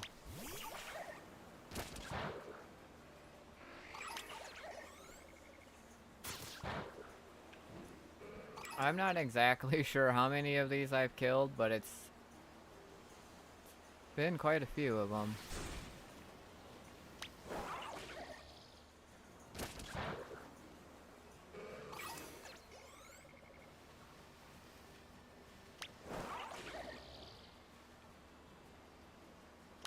this one is like hiding in the water. Come on, Magikarp. Come up.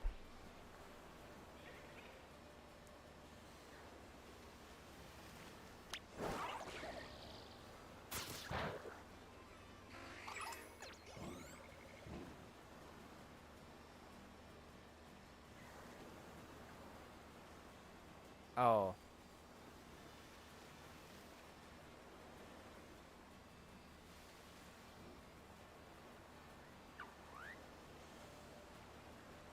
So, I don't know what the message said. I'll just kill this one and see what it says.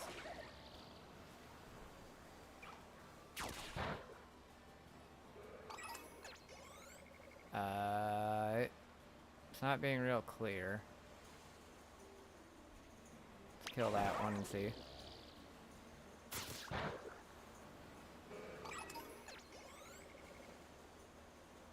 I don't remember what it said. It did say something on the screen at one point.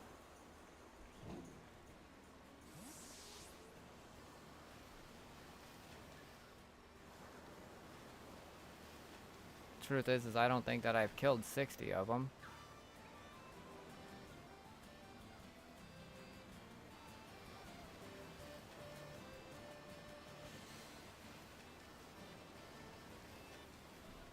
I can kill this one and get that out of here.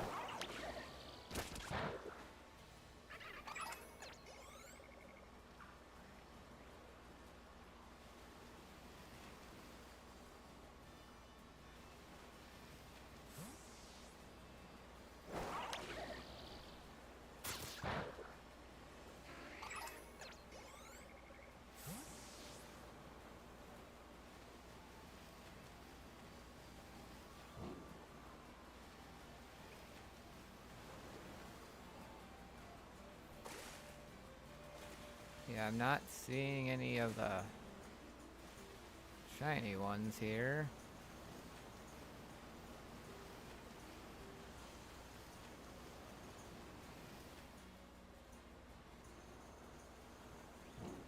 How can I do a picnic reset in the water? Maybe I can get... I don't think it'll let me do one up here, but I'll try.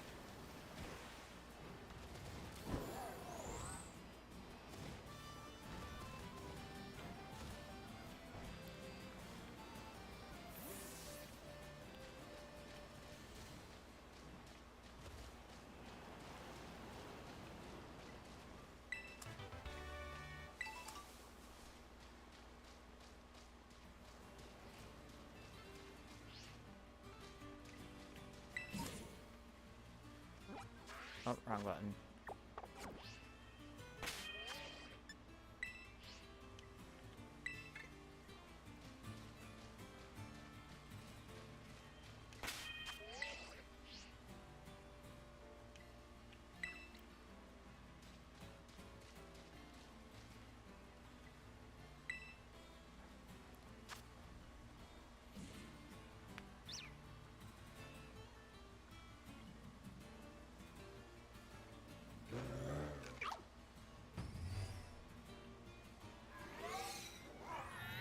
I'm in the picnic.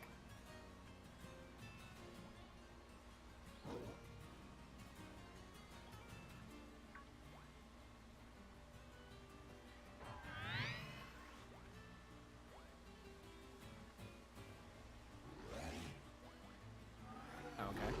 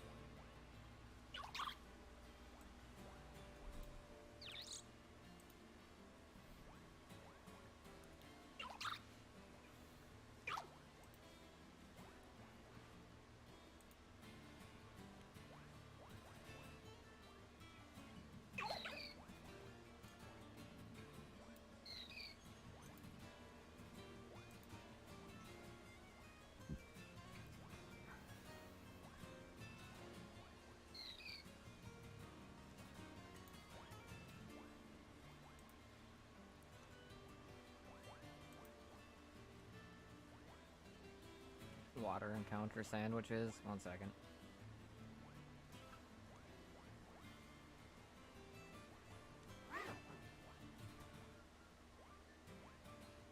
Which level?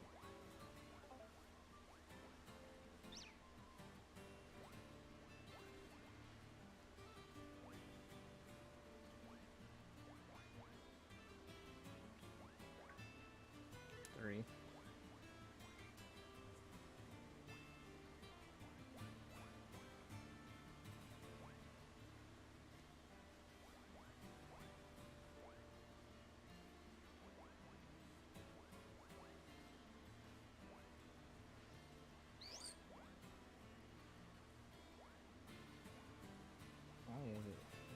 Okay.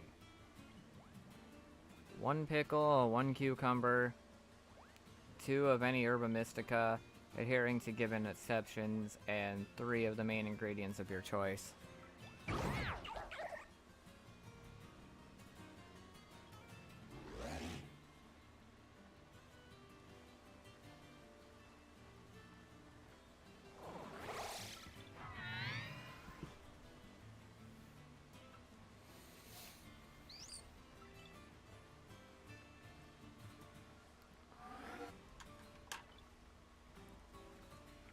Well, let me make a sandwich at your picnic. 'Cause I probably don't have half the ingredients.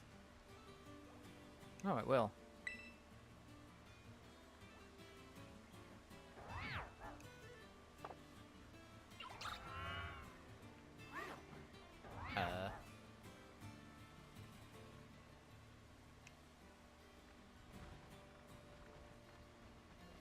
What the hell happened? It won't let me. Well, I'm gonna walk away and then come back. Picnic set, what do you want to do? Make a sandwich. 2 members of your group have joined in, waiting for the sandwich prep to be kicked off.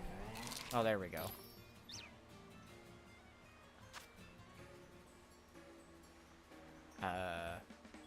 Do we just go to creative mode or what?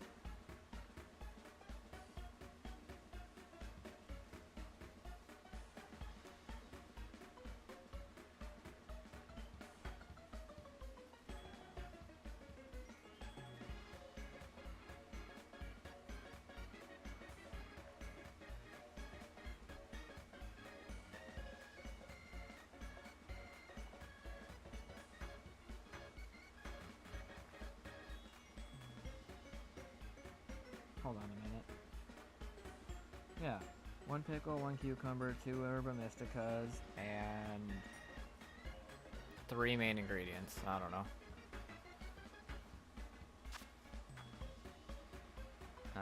So 1 pickle. I'm pretty sure I got a pickle. And then 1 cucumber. Do I have cucumber? Oh, I do. Cucumber.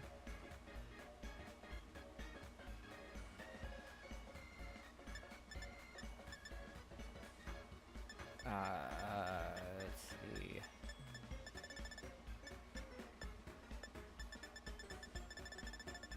Why isn't it letting me do herba mystica?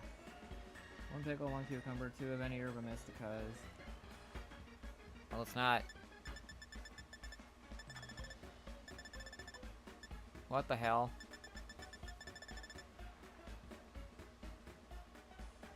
Oh. Alright, so then I guess, I don't know, bacon.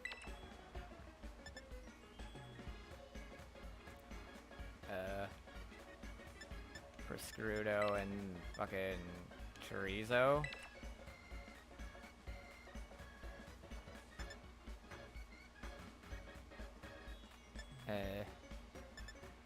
Egg. Okay. Oh, I think I get it. So, 1 pickle, 1 cucumber, 2. Okay. So is this where it let me do the herba mystica? Ah, yes. Okay, so sweet herba mystica and I don't know, salty herba mystica and I don't know, cream cheese and some, I don't know, yogurt. Sure. Well, I'm just doing all of it, I guess. I don't know.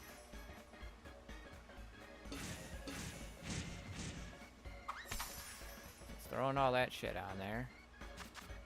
Okay, so let's grab one of these. Drop it right there. Grab one of these. Drop it there. Grab an egg. Drop it there.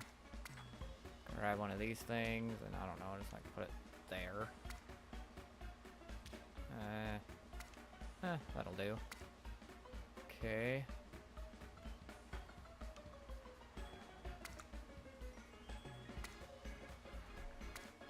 Grab a bacon. Oh, we lost a cucumber. Drop a bacon there. Bacon there. Messiest damn sandwich I've ever seen in my life. Oh shit. Lost the bacon.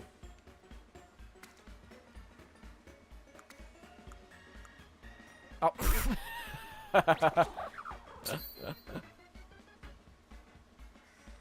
Oh, that's hilarious. Sure, that looks frickin' awesome, I guess.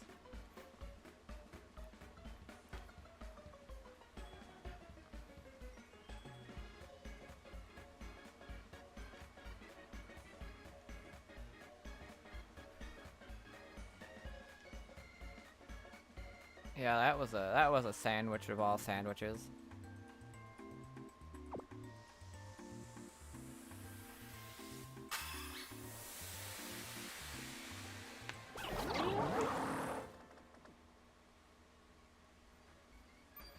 A tasty J Money original. Yeah. Alright, we got a sparkling power level 3. That'll help a lot.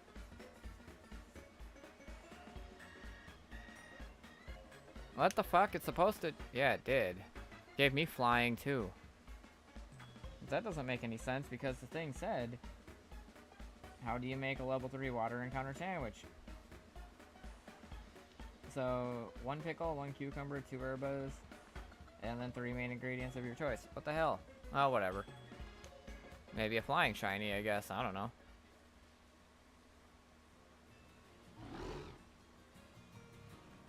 You know what? It's fine. I'm not gonna worry about it.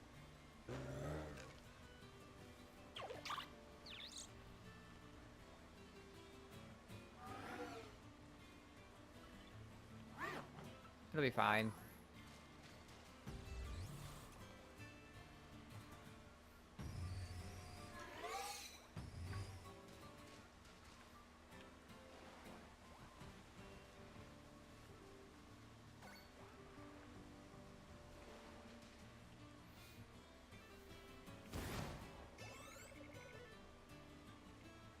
Okay.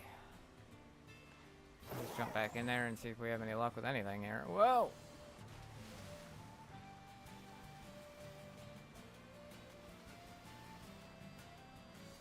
Google lied then, that's all that really was.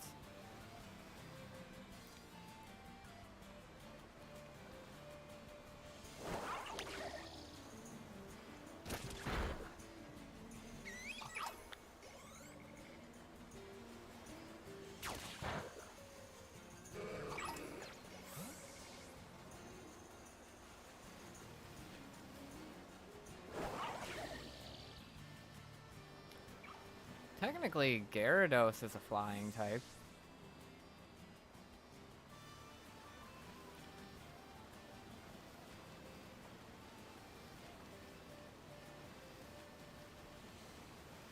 One second.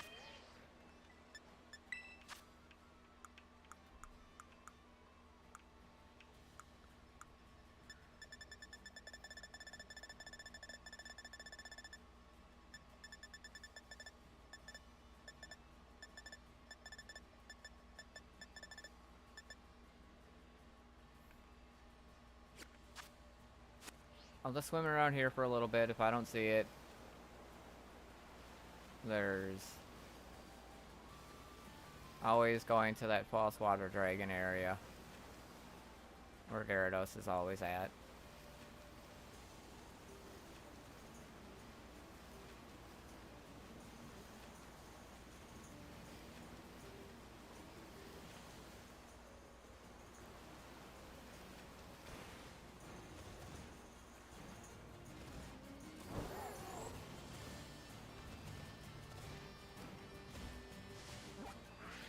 wrong button.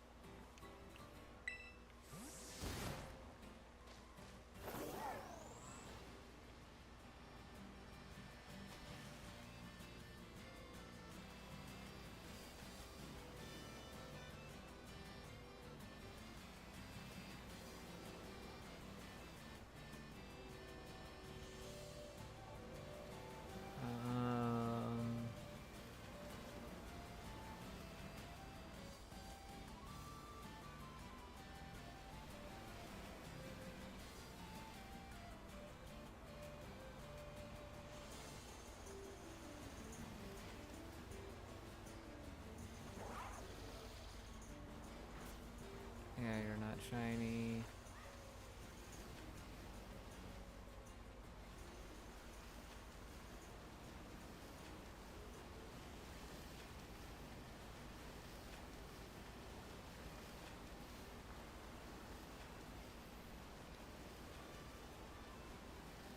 No, none.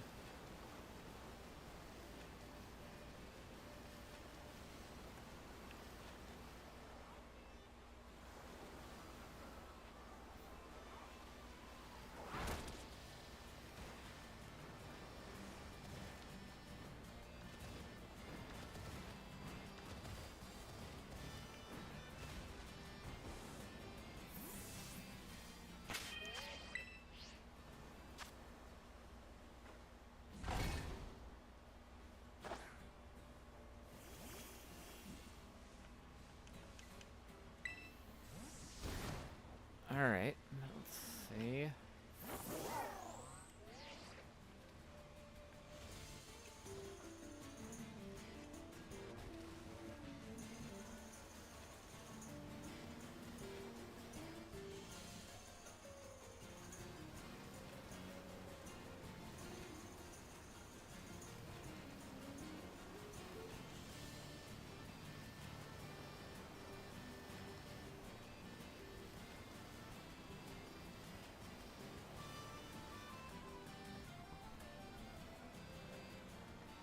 It'd be a lot easier if this thing was like closer to a beach.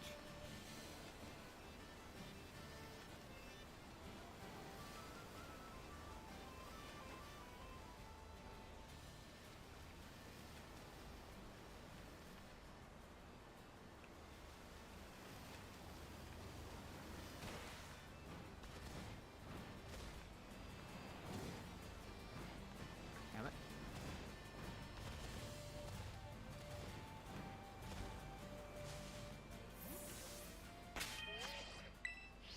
Well, the flying encounter thing is sure working.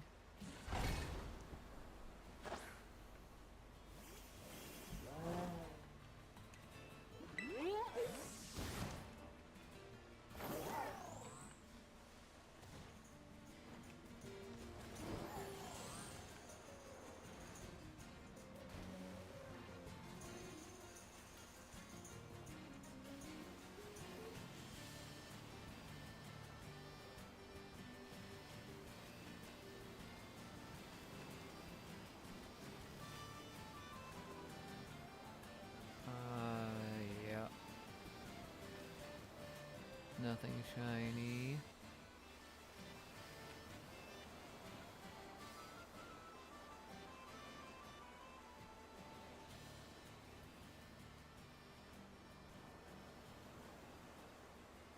Yeah, no.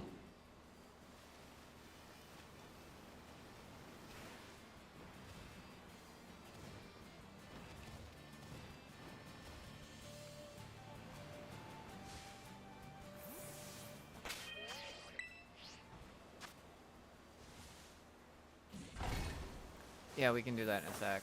I'm just pulling out this thing just to put it back anyway.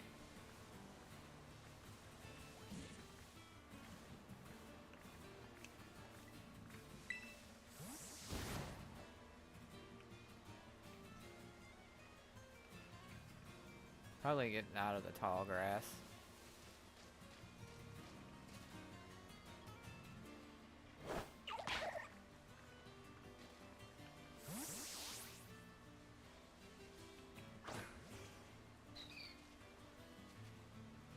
You're in the tall grass, you little guy. Come on, come out. Come out, come here. Come here. Come over here. Come here.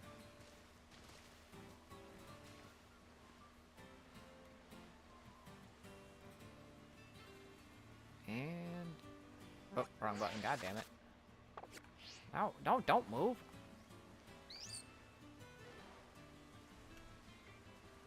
Turn around. Come on.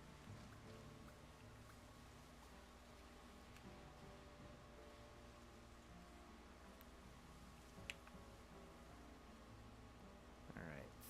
Screen. Oh, damn it. As soon as I was about to hit the screenshot button. You little bastard. No, wake up. No. Oh my god.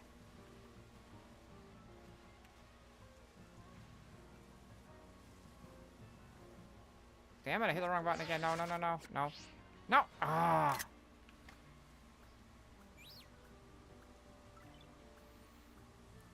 You like to make this complicated. You move too much. Oh my god, come here.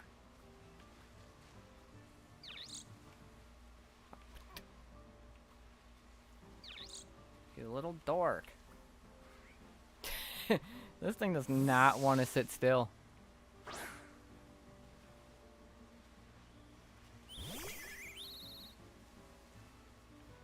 Oh, wait. Gotta get him out of the grass. Come here. Come out of the grass. Come out of the grass.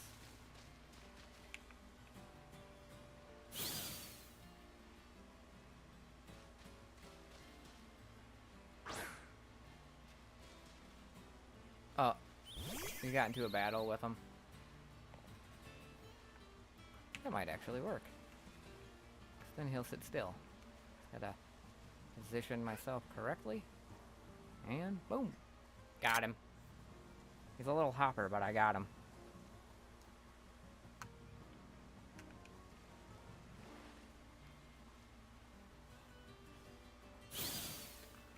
Oh, shoot. Should probably jump back in that water.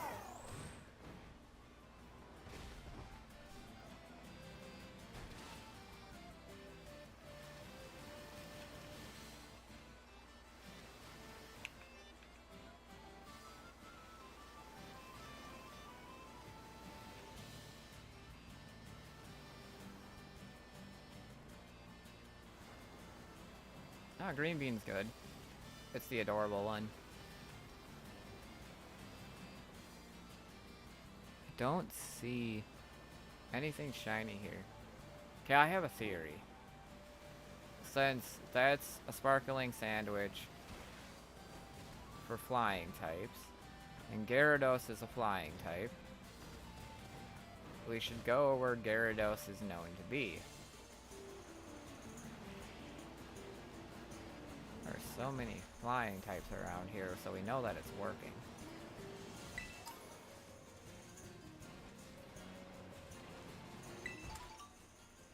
Now, what else is... oh, there's a free item here. Gotta get the free item. Boom. Oh, another free item.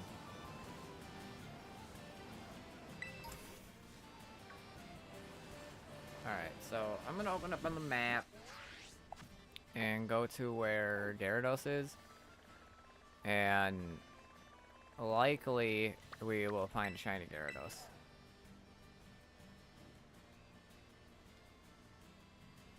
A shiny Fuecoco would be cool, but I think that I can probably breed one since I have the fucking Skeletor or whatever the hell its name is.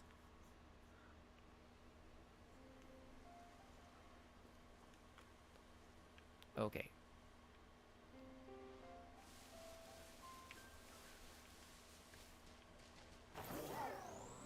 Now, Gyarados is a flying type.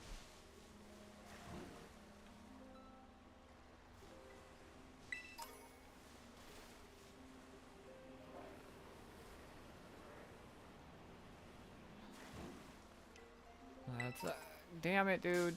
Seriously, you gotta come and fight with me now, man? Fucking hate this fucking thing.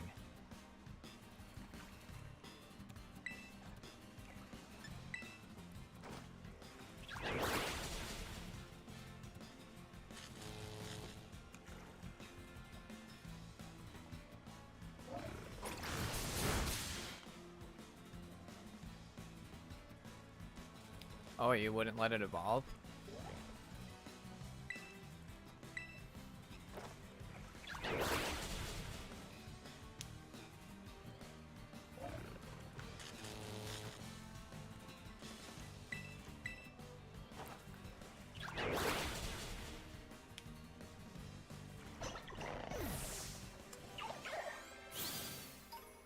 At level 100, yeah, it's not going to evolve anymore. There's Gyarados.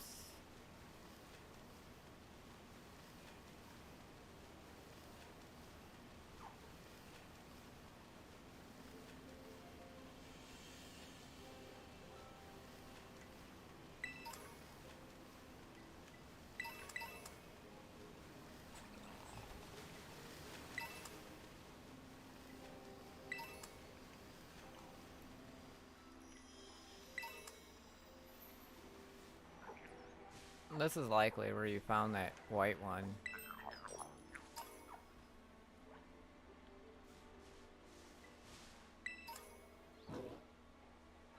Oh, you had two of them. Yeah.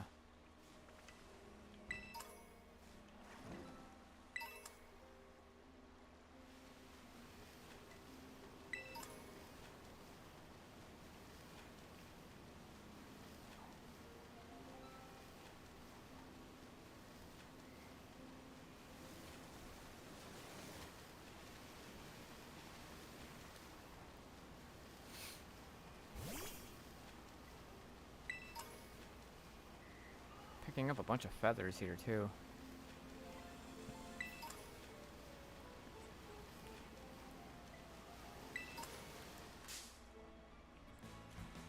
Dude, you are so annoying, you dumbass fish.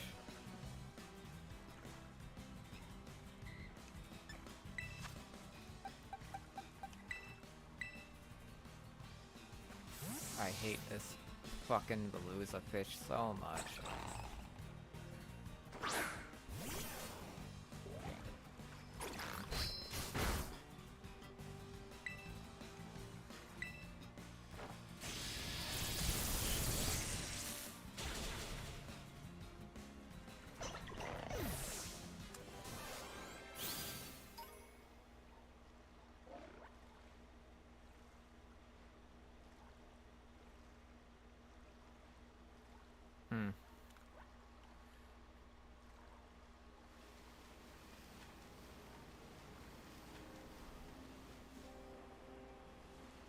Walk away from the water for a minute and then go back in.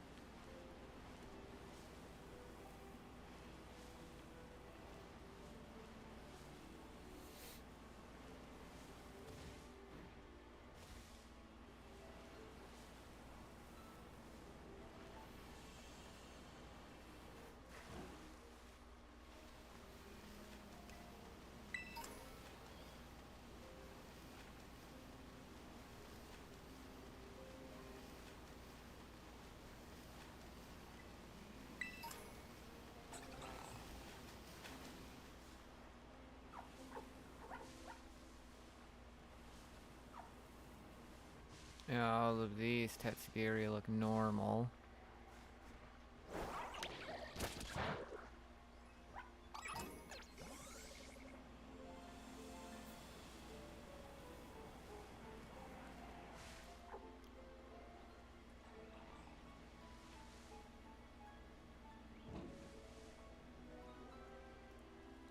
Bronzong? You can't get it.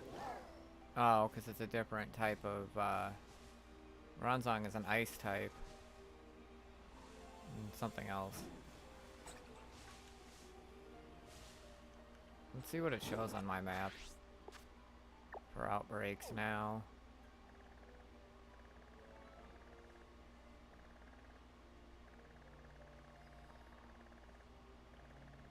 There's a Vroom outbreak. That Magikarp one is still going on.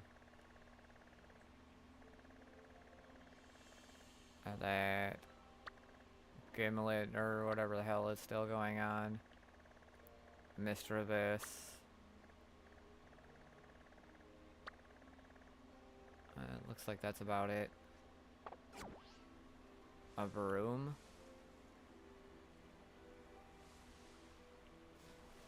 I mean, we can. Where was that room one anyway? It was... Room, where are you? Right here. Alright. Let's go to the broom one and see.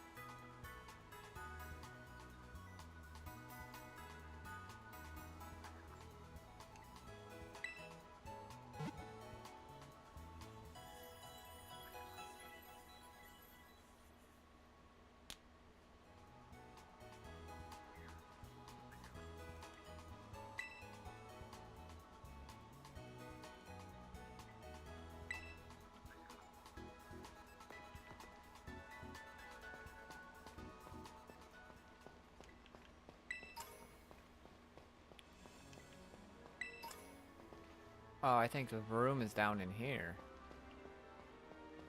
Okay. Encounter steel level 3.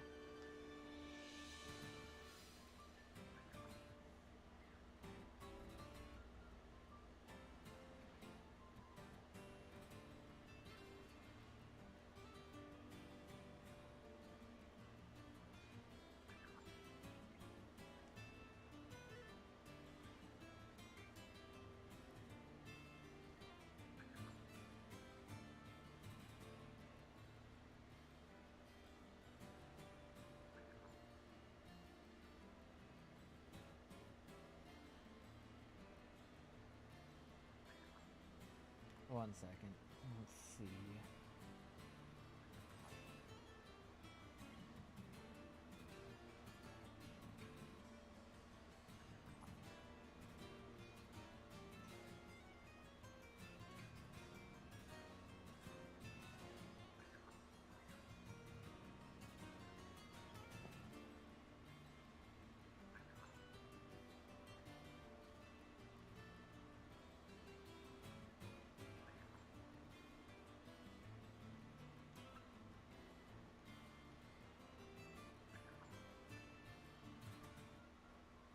Hold on, I'm trying to find the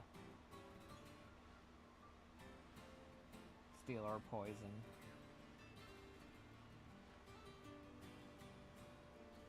Just a second.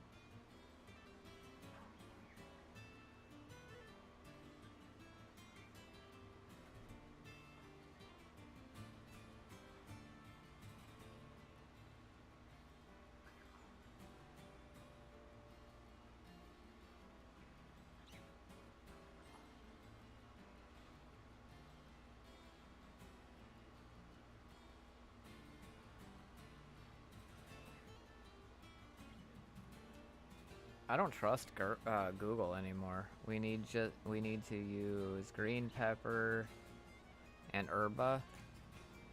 I only got one herba mystica left.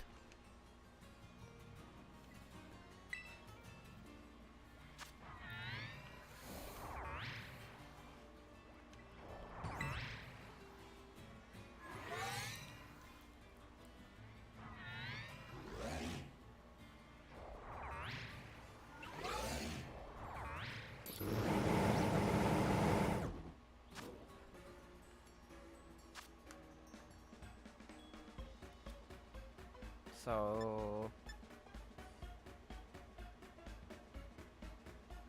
green pepper, like the green bell pepper.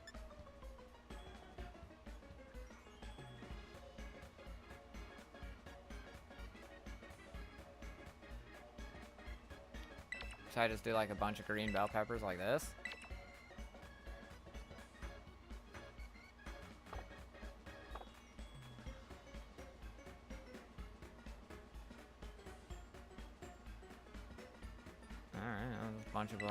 Put a bunch of green bell peppers, and then, I don't know.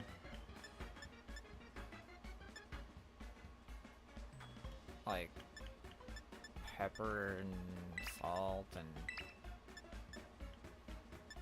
I don't know, olive oil and vinegar. Sure.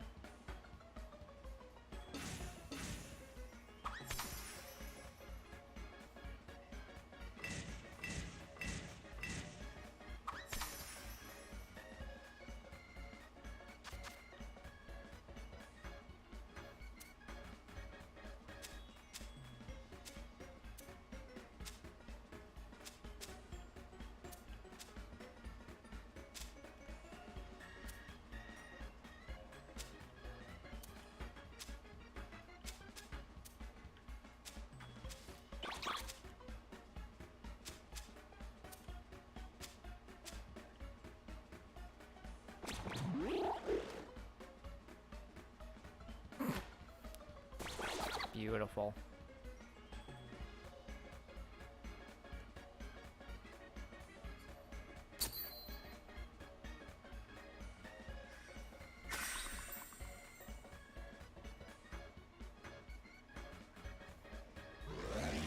Such a lovely sandwich.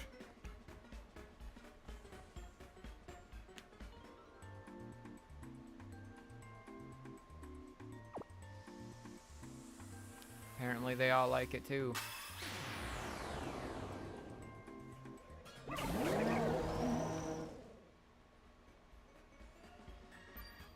One star.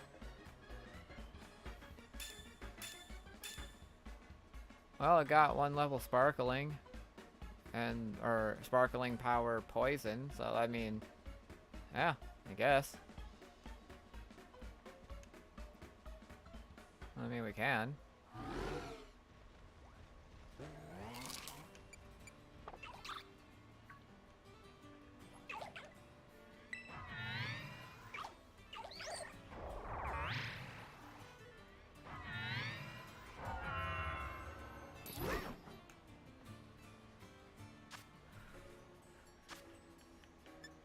I don't know, just green bell peppers again.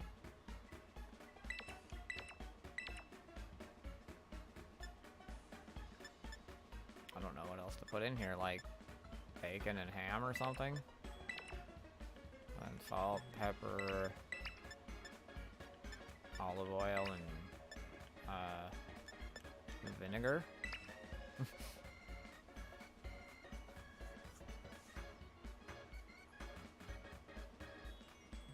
Oh, tomato, onion, and hamburger. Wait.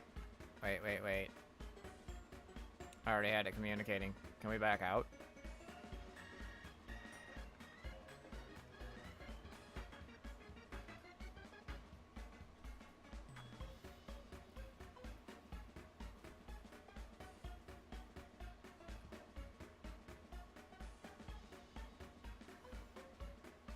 Alright, back out of it. And then I can just do the tomato, onion, and hamburger.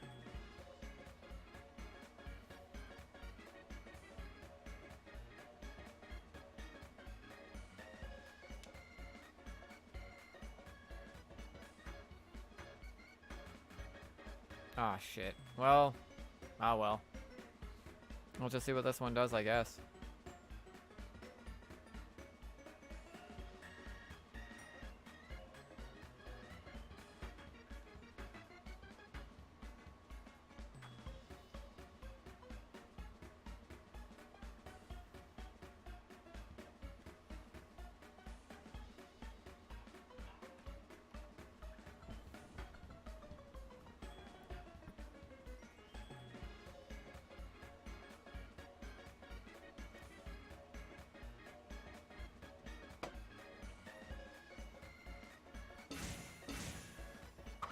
I think it'll be fine.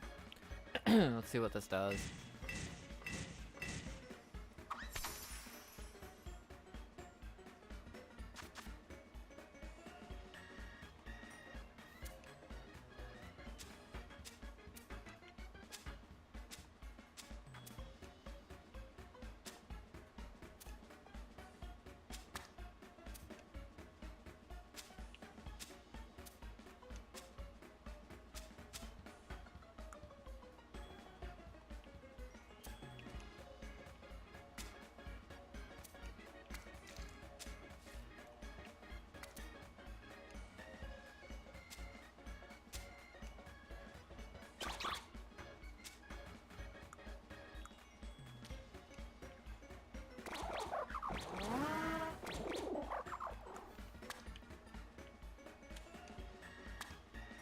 Sure.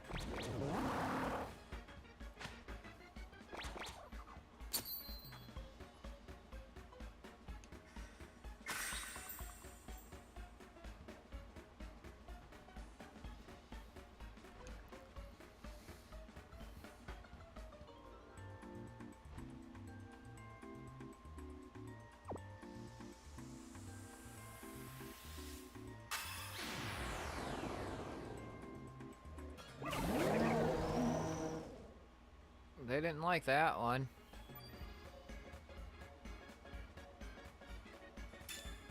Yeah, it was just one. Alright, so tomato, onion, and hamburger.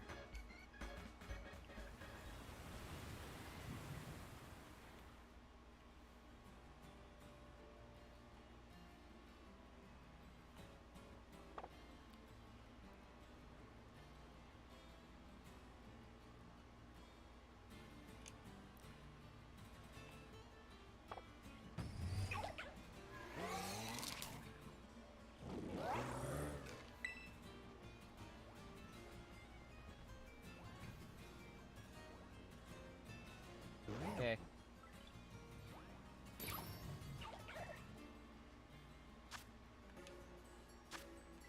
Tomato, onion, and hamburger. What do I put for the other stuff? Like the condiments.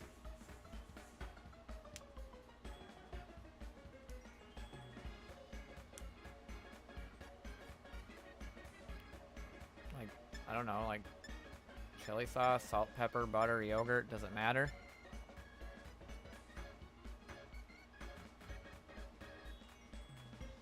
Oh. One of each of these. Tomato. Onion. Hamburger. Okay. And then next. It doesn't matter what the condiments are.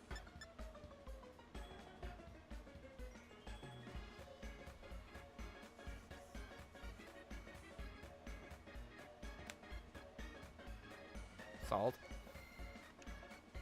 Okay, that's it.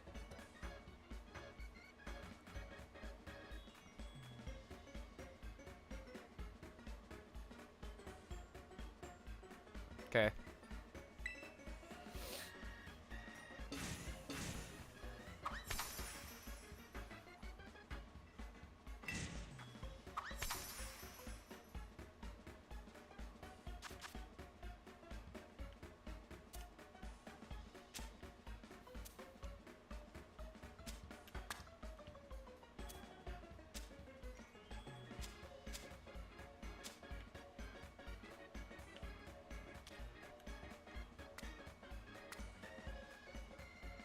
Isn't there more than one burger? Wow, you were not good at hitting that.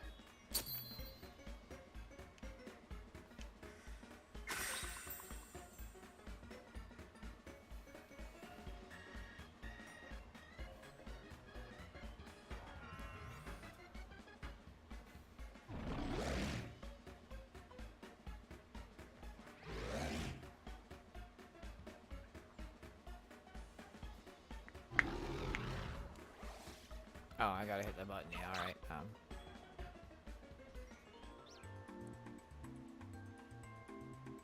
It's more of an aesthetics thing.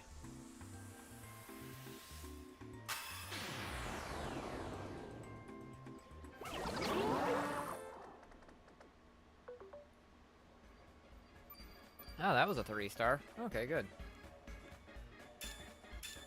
That should do it. That's a level 3.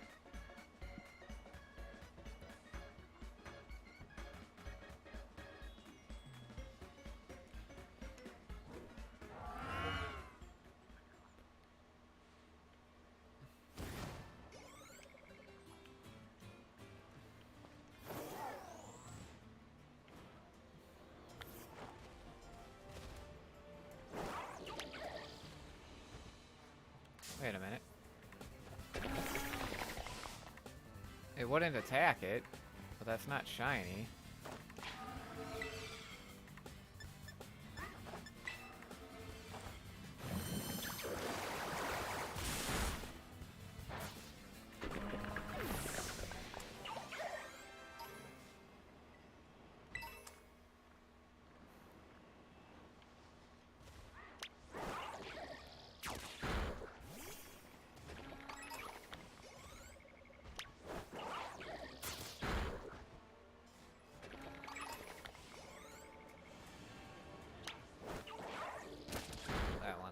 Here.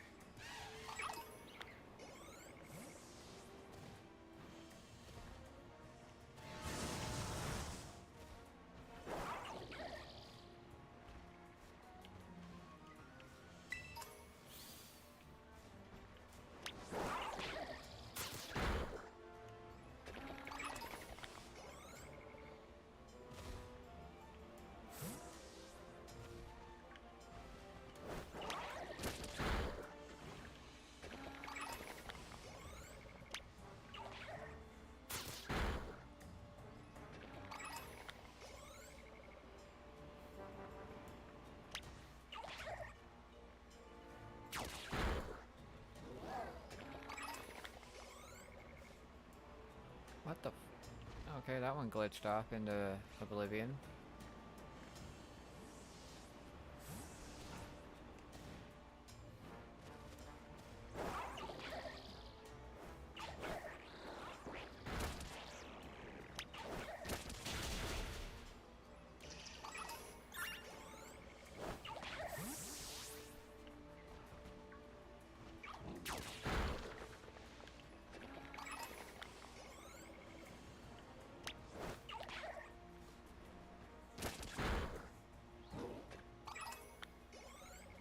Yeah, I see that.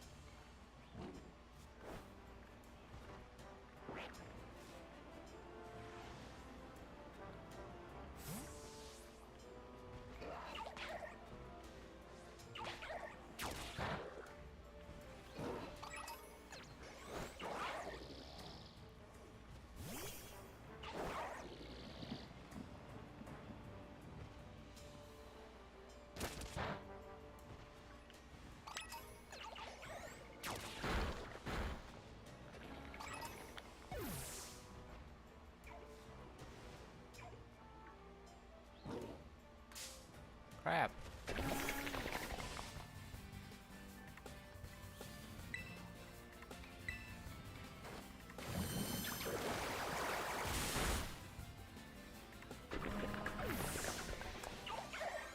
Alright. Whoa, don't run into me, buddy. Damn it. What is that symbol that Roki is making?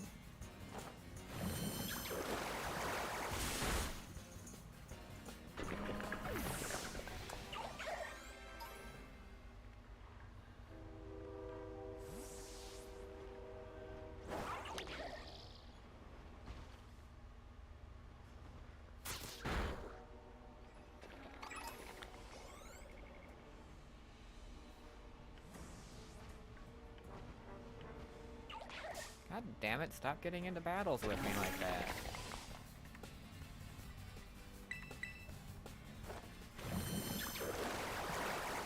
I mean, either way, it still defeats them.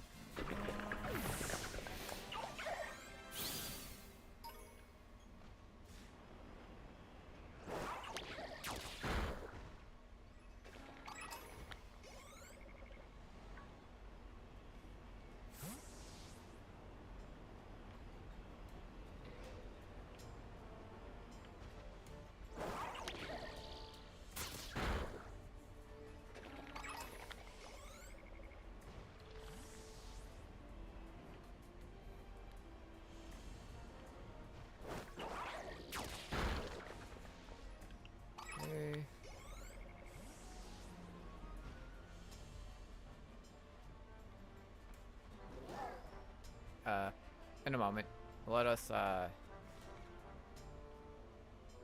see what we get out of this here.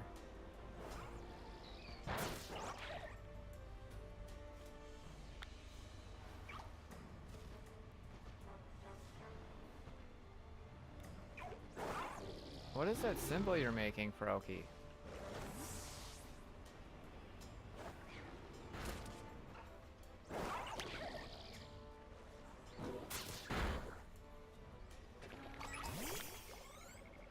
Oh, I didn't even see you there.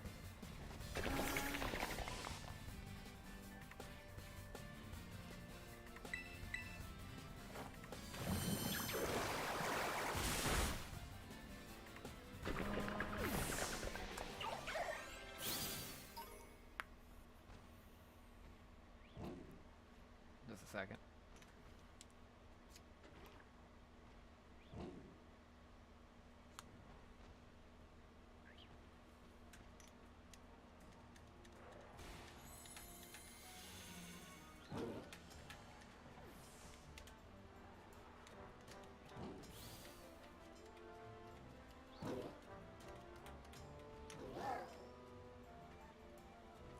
Okay, so... Oh, there's one.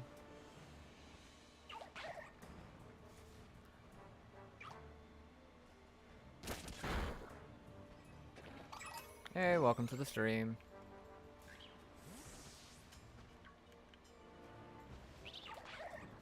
Froakie, over this way, you dork.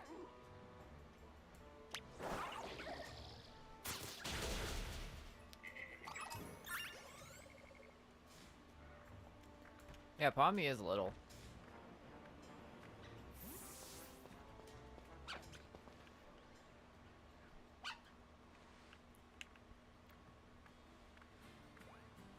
It's sleeping.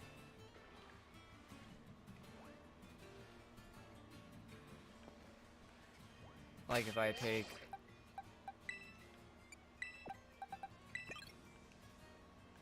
like Pawmod out.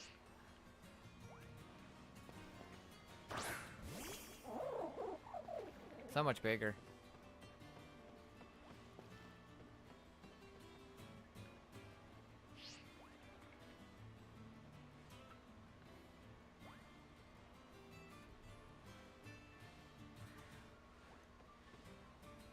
Pommy, wake up.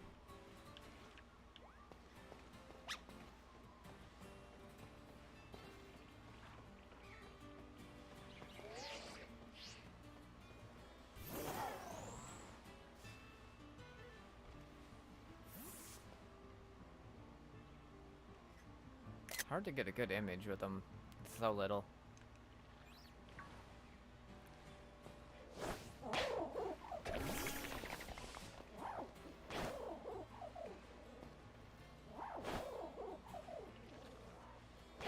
What the hell? Attack that one. Oh, it's because it's in a battle.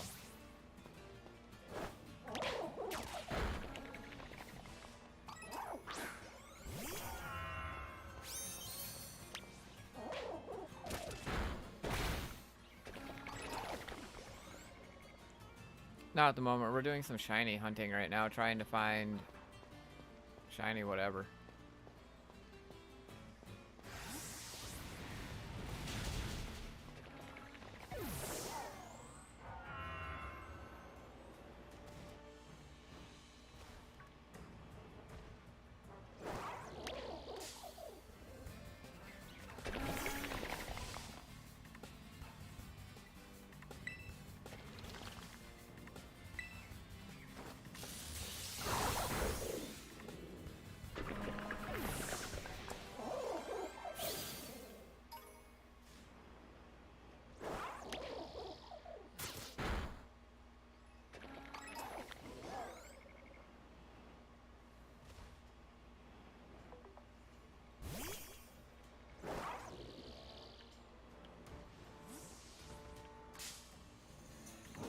Wow, this thing is annoying.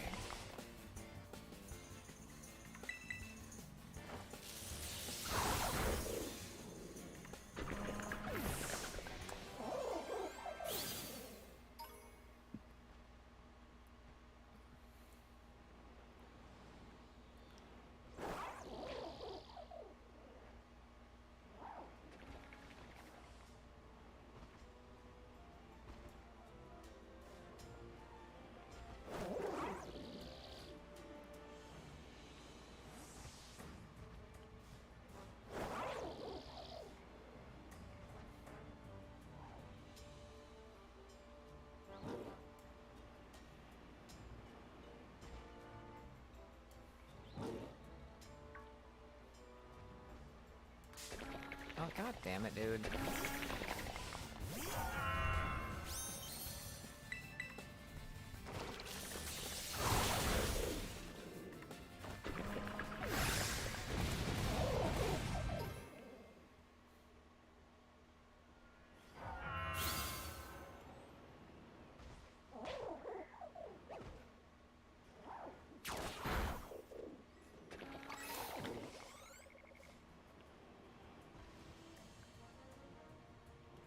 Could have swore I just saw. Oh, yep, there's one. Where does it? It just keeps vanishing.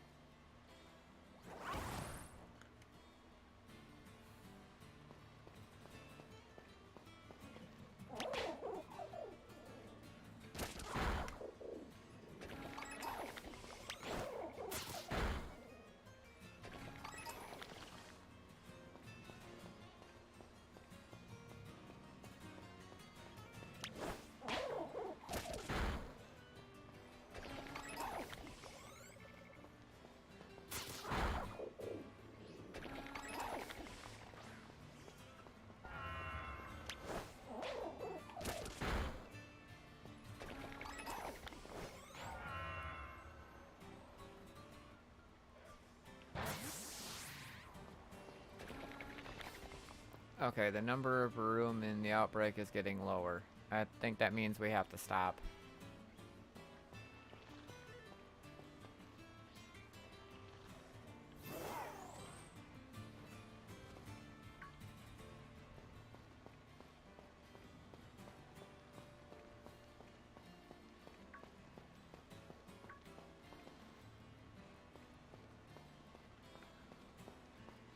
What the hell does a shiny broom look like?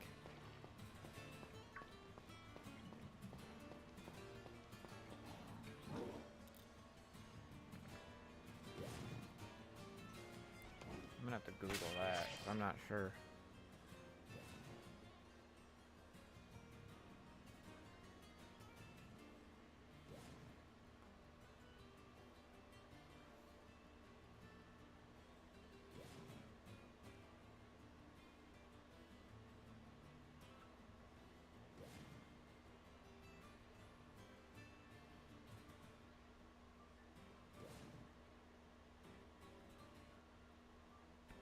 So the images.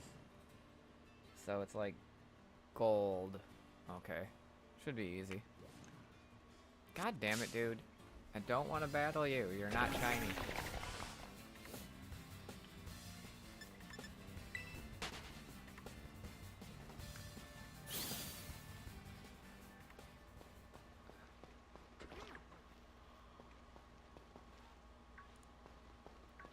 Those all look normal.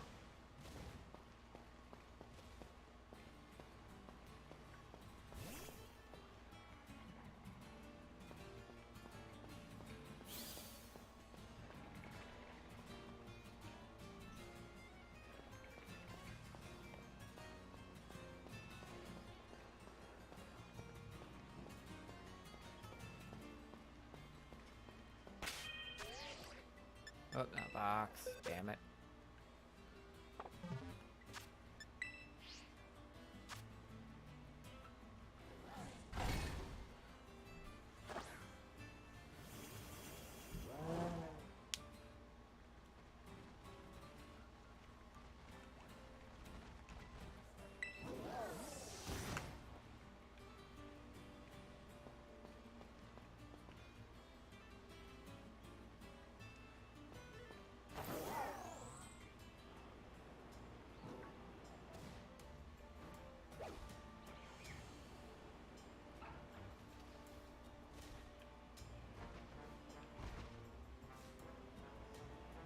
Dude, I don't want to battle you right now.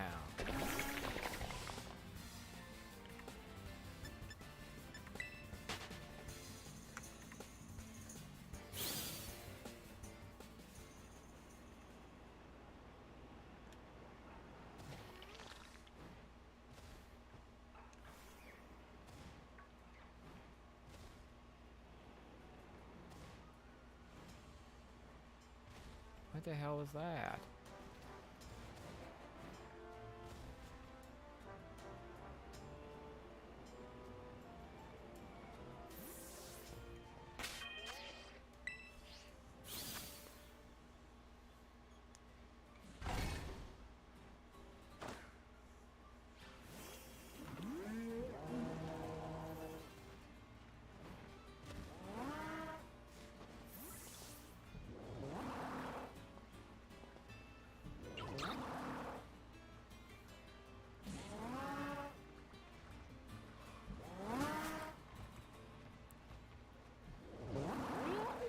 Alright, that should be good enough.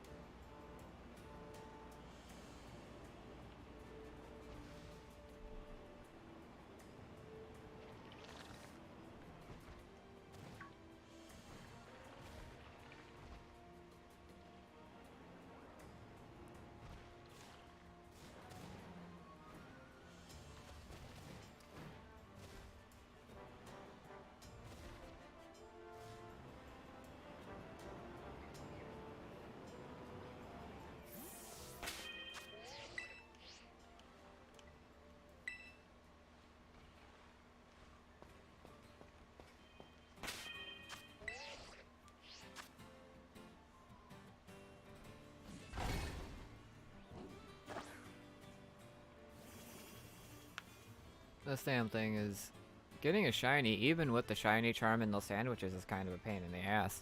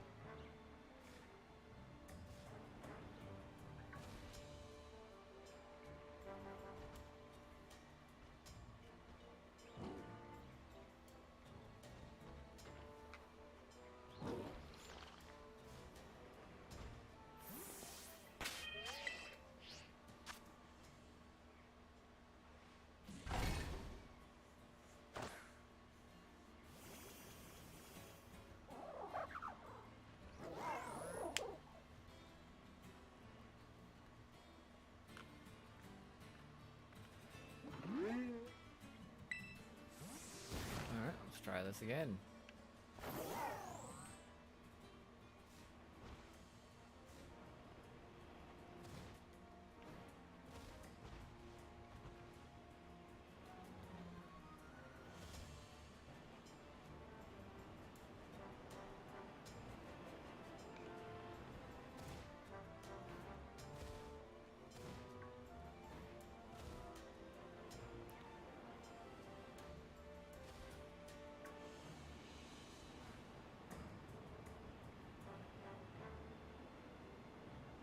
What the fuck?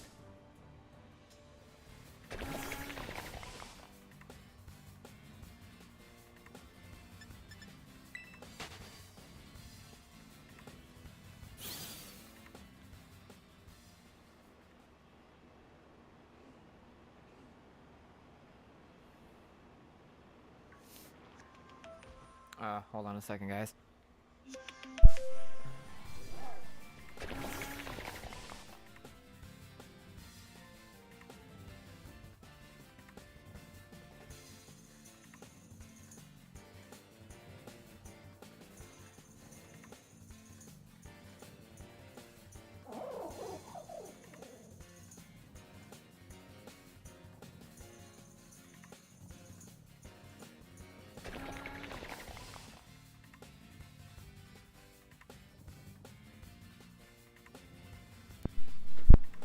Anyway, I'm back, sorry.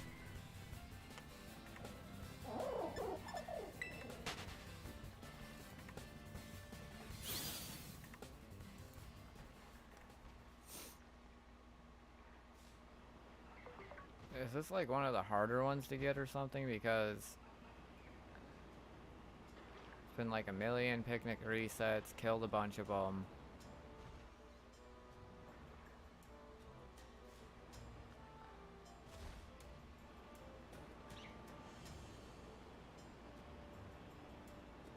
No, I haven't seen a single shiny for this.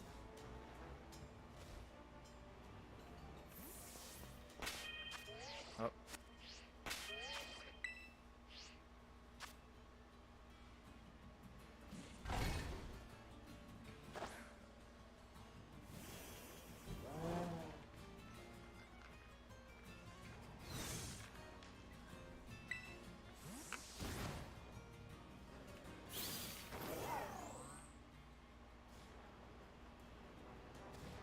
Alright, kill 10 more. Alright, kill this one. 1.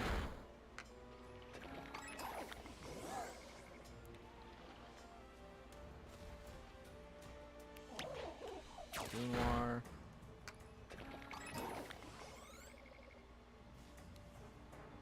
Sure, but let's try to find this shiny here. Let's see. Come on, give me... Hit one of them, something. I don't care. Oh, okay, fine. I'll kill it this way then.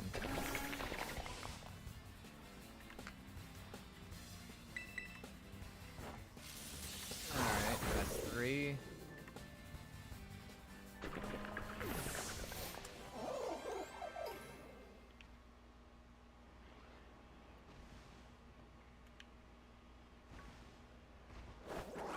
Oh my god.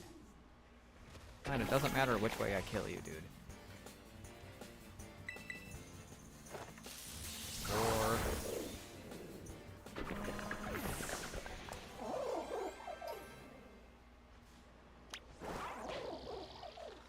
5.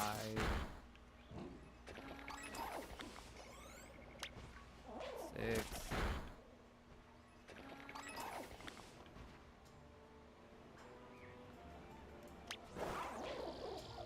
7.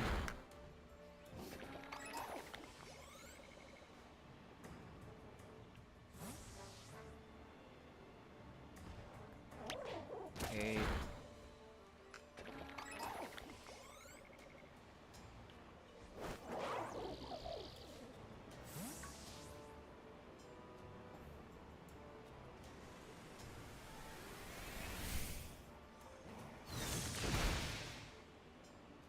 1.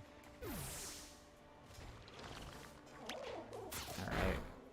9.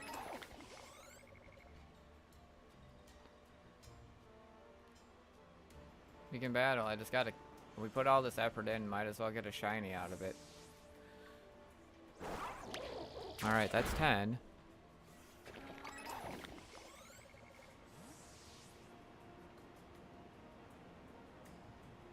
Kill one more for good measure in case I miscounted.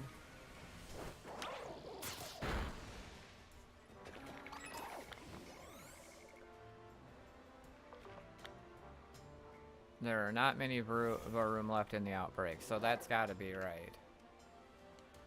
Alright, so let's do the picnic thing.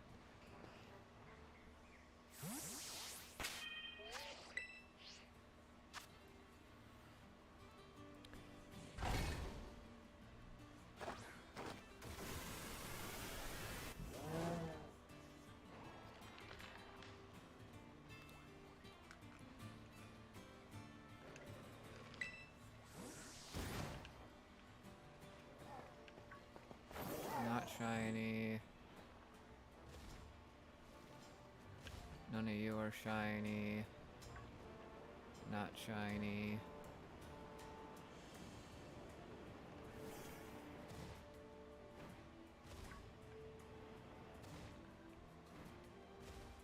Is there any up here? Are you shiny? No.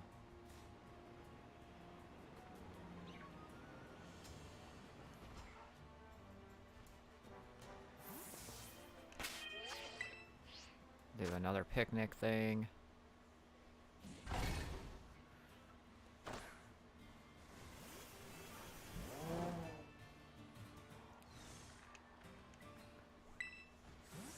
Okay.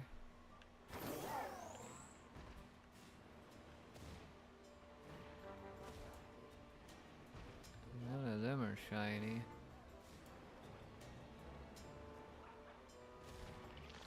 Not shiny.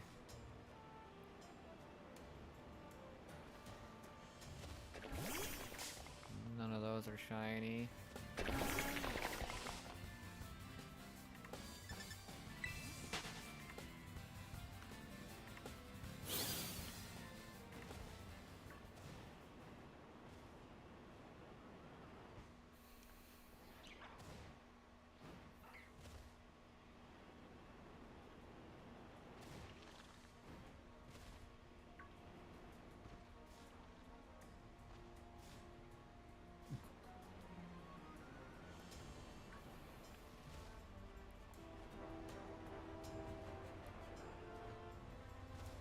How are none of them shiny? That's actually nuts.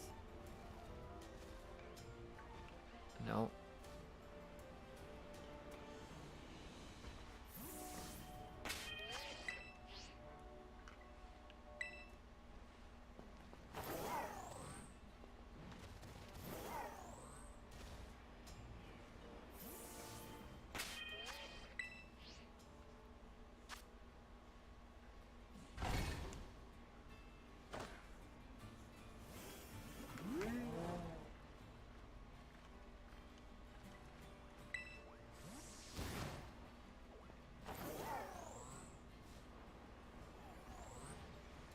Nope.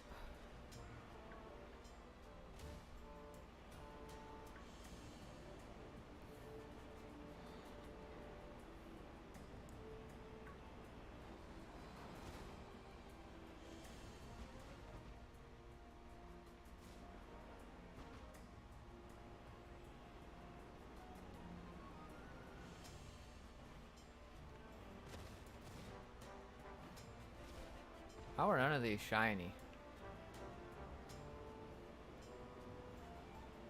We did the shiny sandwich, we went to one of these things, and we did the... And I have a shiny charm. And my guess is you also have a shiny charm.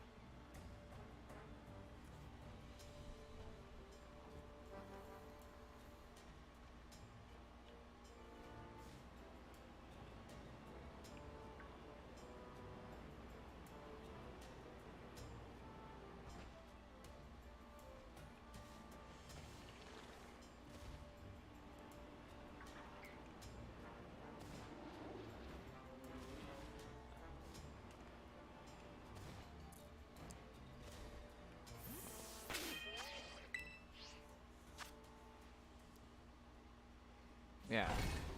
We both have a shiny charm. We did the sandwich. And it's, you know, one of the outbreaks or whatever. Like, it shouldn't be this complicated.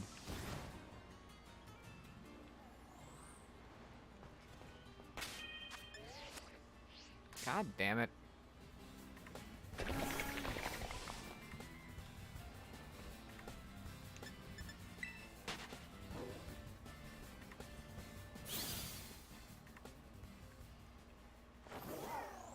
Probably because I'm live streaming that I can't run into a shiny. It's probably that.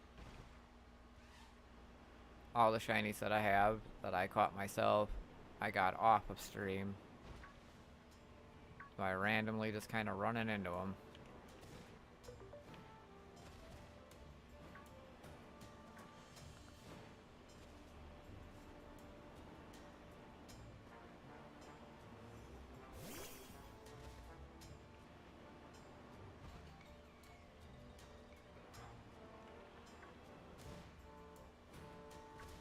Whoops, fuck.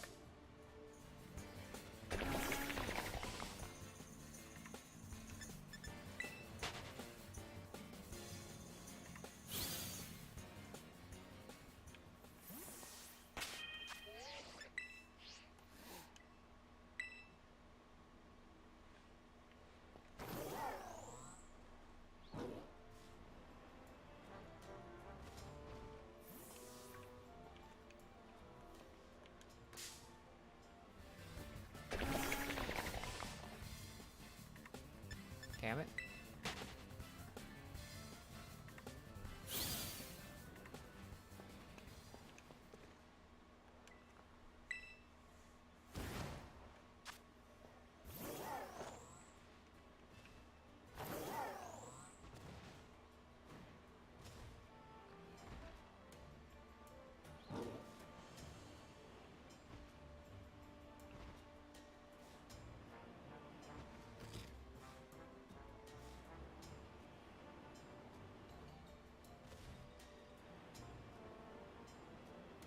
Fuck. Where the hell did that one come from?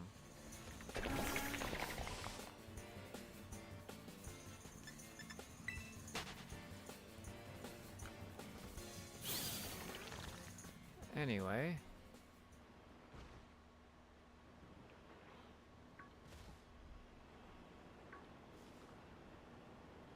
No freaking golden engines around here.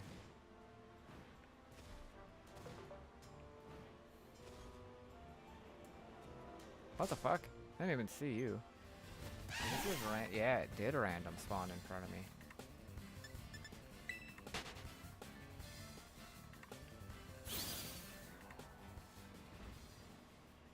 What the fuck? All these Pokemon random spawning in front of me is getting annoying. No meow.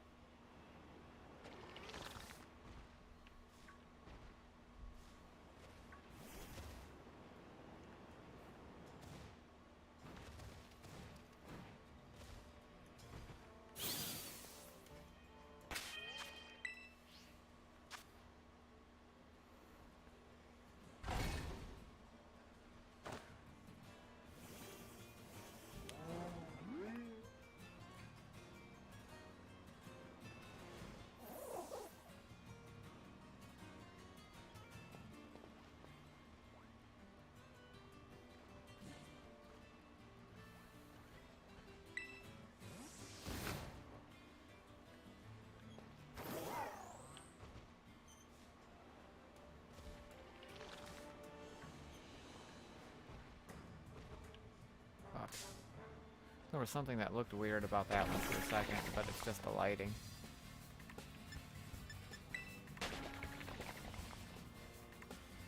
So we've already made the sandwich. We shouldn't have to make another sandwich.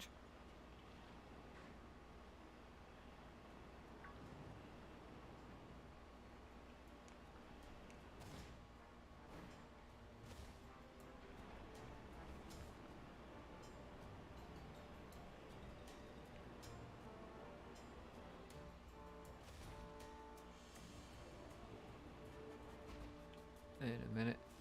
Are you regular? Yeah, it's just the lighting, I think. Yeah, it's just the lighting. The lighting on this game is really bad, too. Oh. How do you check?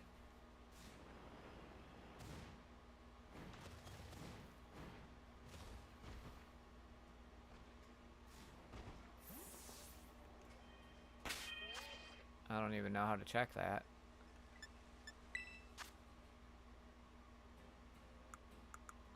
Maybe here? I don't know.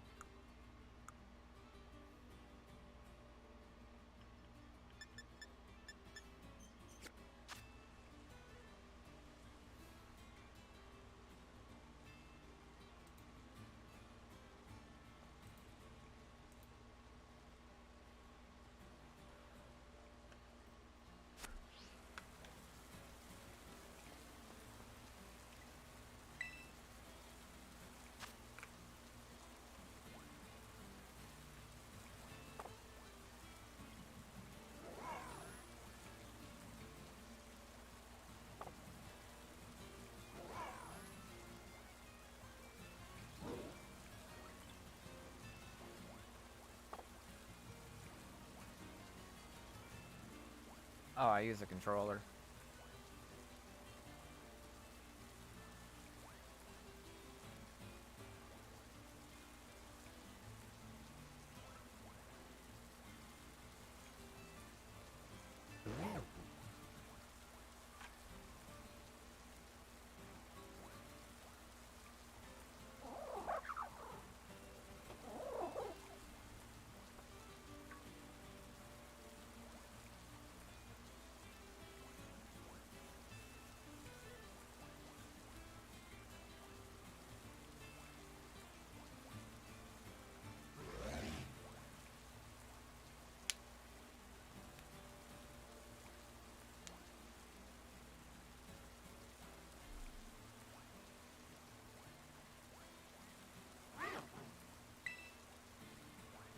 I think that was a tomato. What was it? Yeah, hamburger, onion, tomato.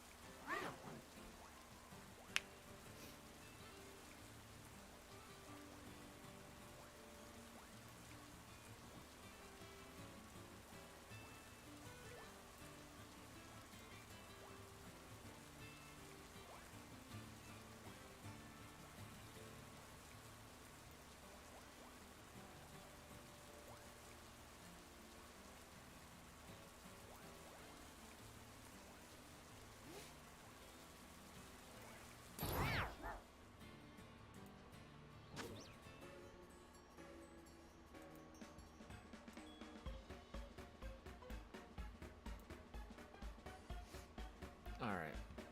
Creative, that was tomato, onion, and hamburger.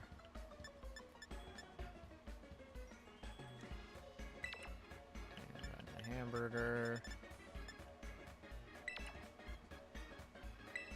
I don't have any salt left. All I got like 1 pepper.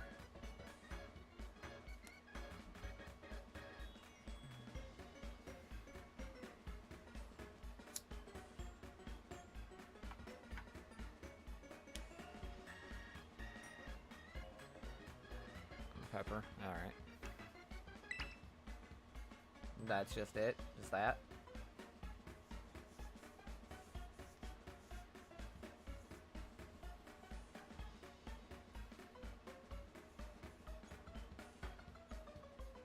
Alright.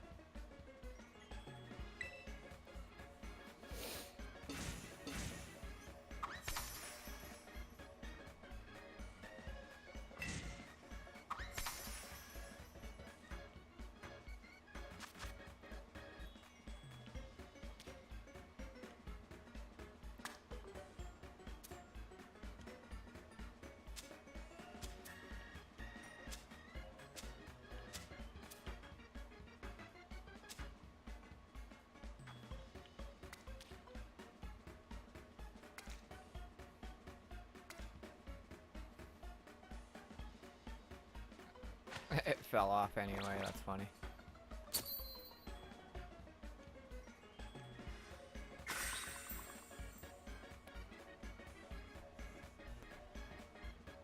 Oh yeah, such a beautiful sandwich.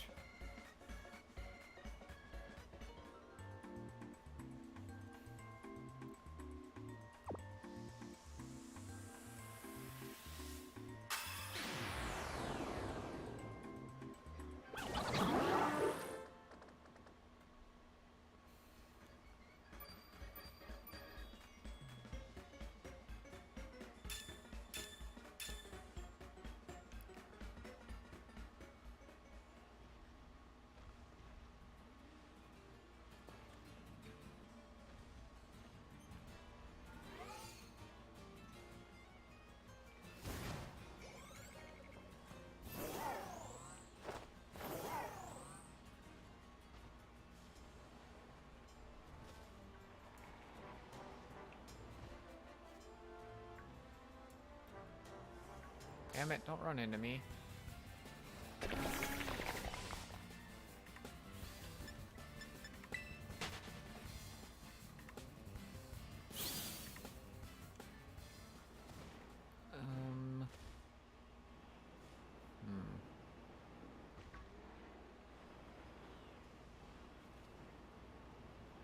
It's just, yeah, it does not want me to get a shiny.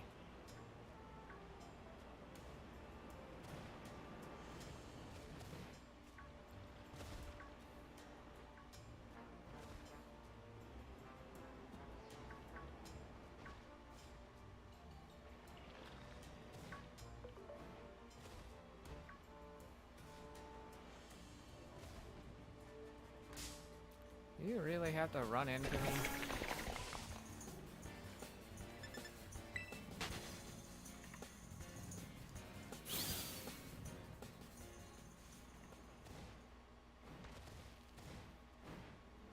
Alright, so...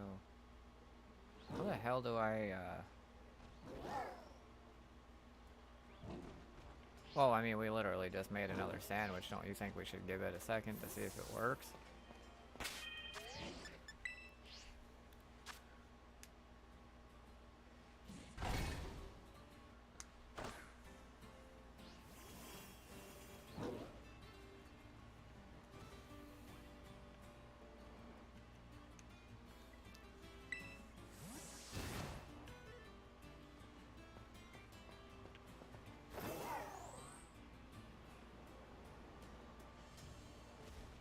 Okay.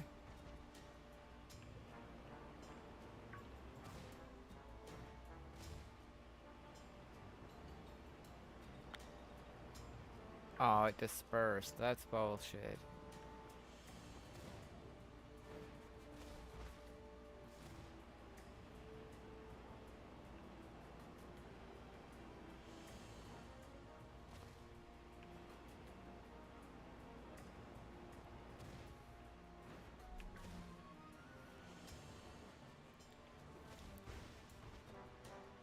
Well, that's just dumb.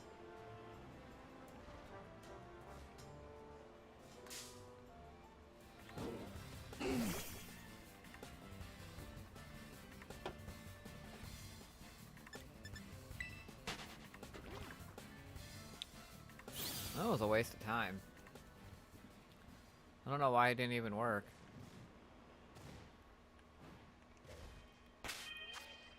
Hold on.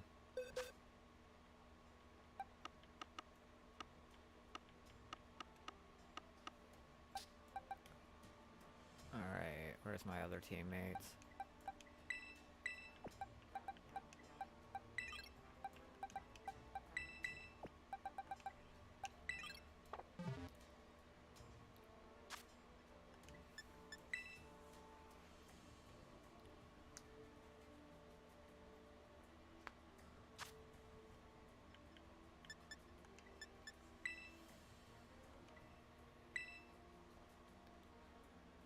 We can do one single link battle.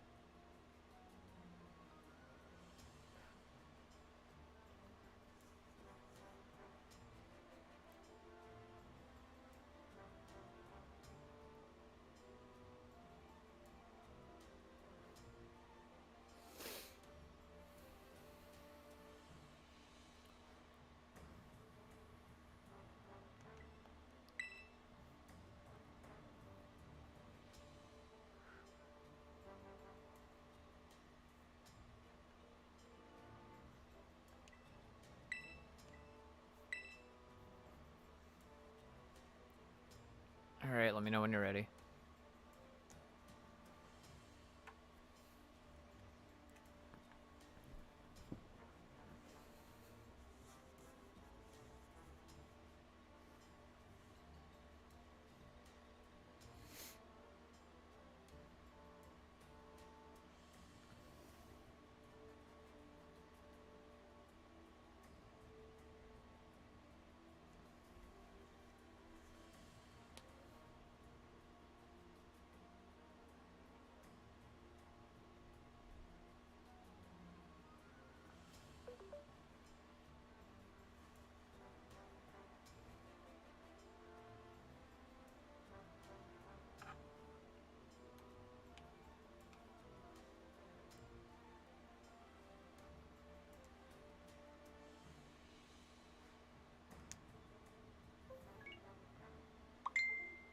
Fuck.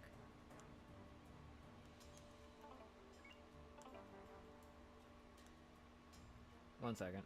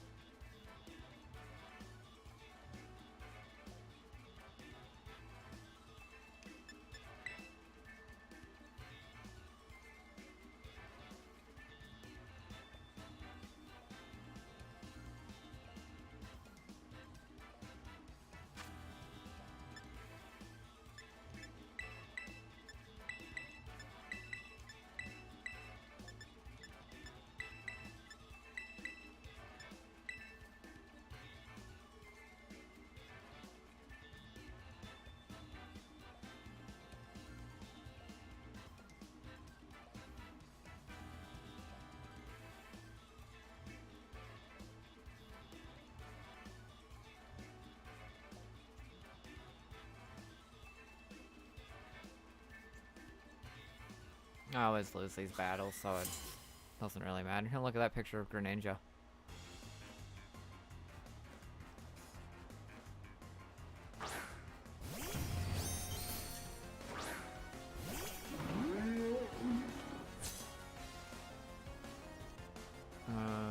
Whatever.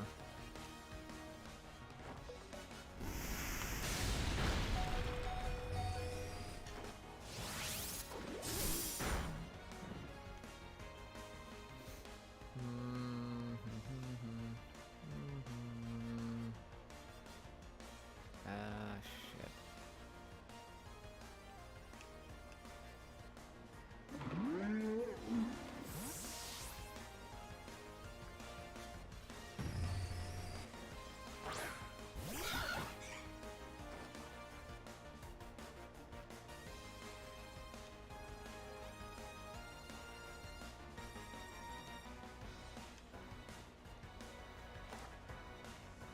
Shit. Knew that was gonna happen. That fucking volt switch.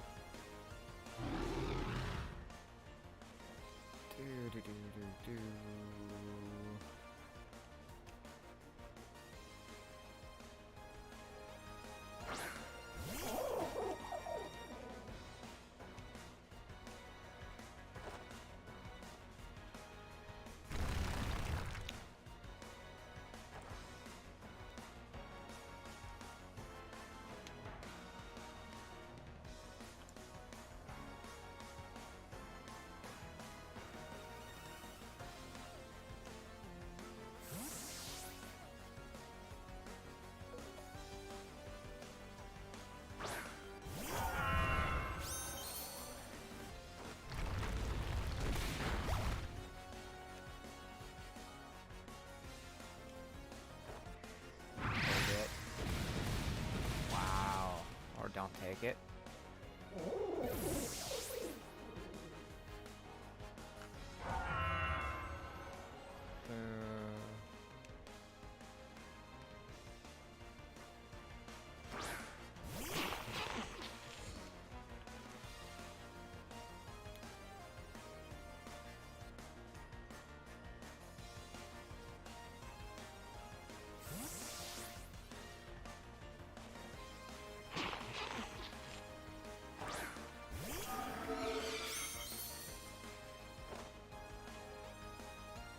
Really, it failed? That's just fucking great.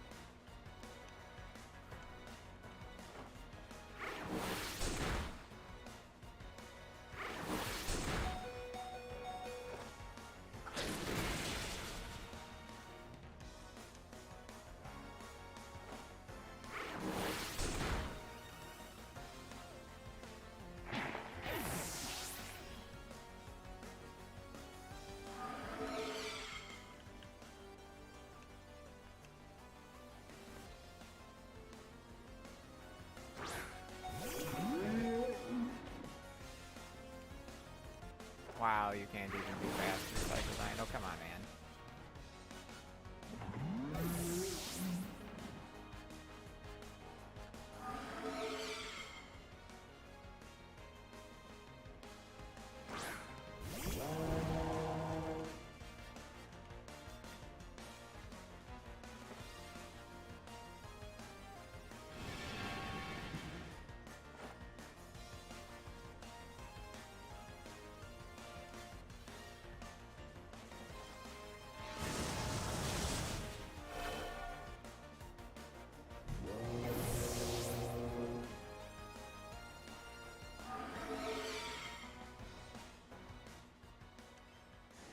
There you go, battle's over.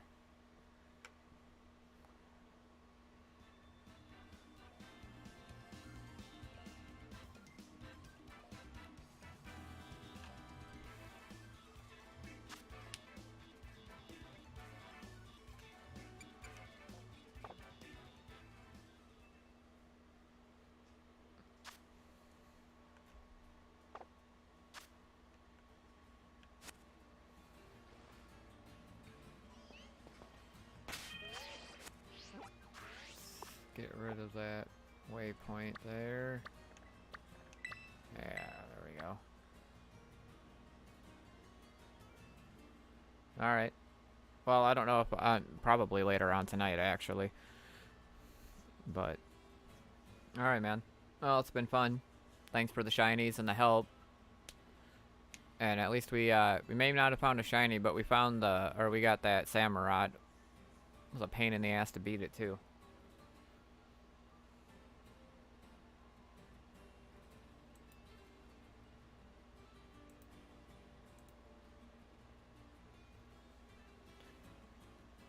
Yeah, it's been fun.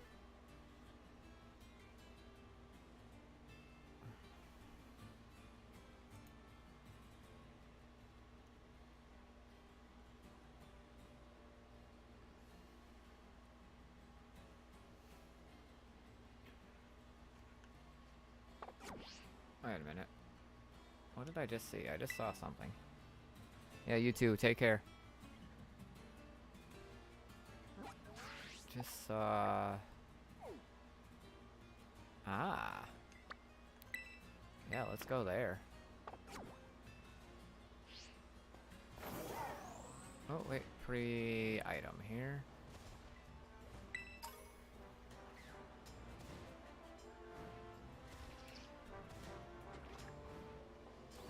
Come on, let me up.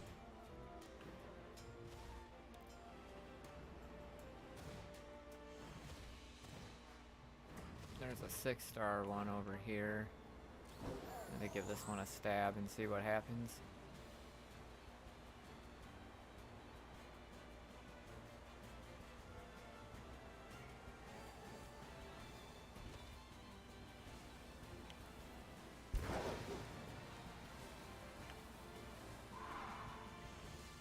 Big mushrooms, those will be worth some money when I go sell them. Why do you look weird? No, you're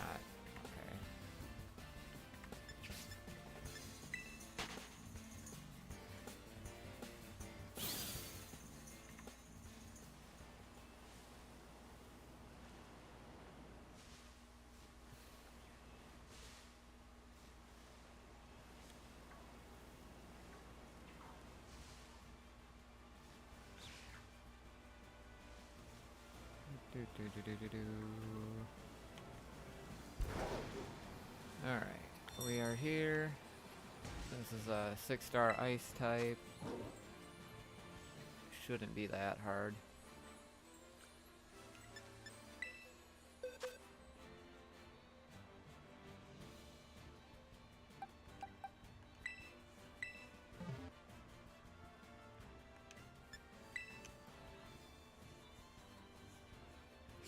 May or may not win this one, but it's fine.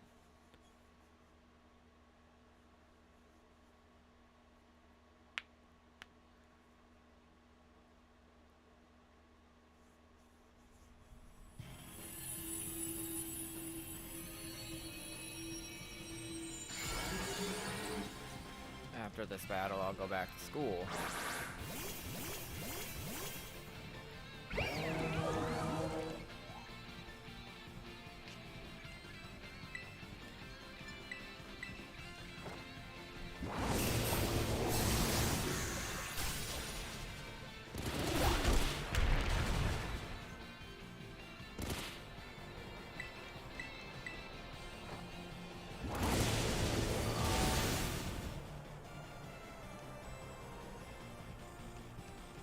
Yep, use stupid moves. Fine.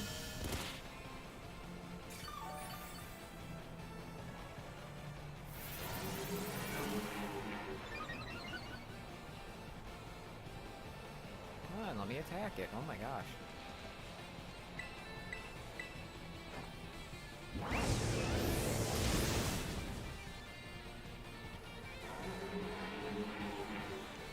Yeah, keep using Sandstorm.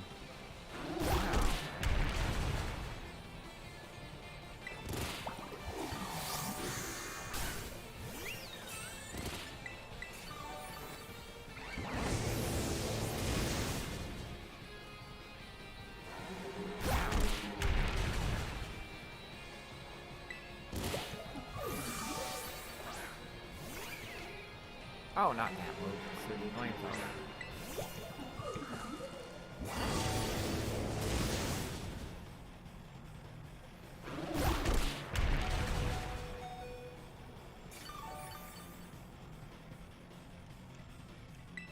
It's okay if it KOs me once.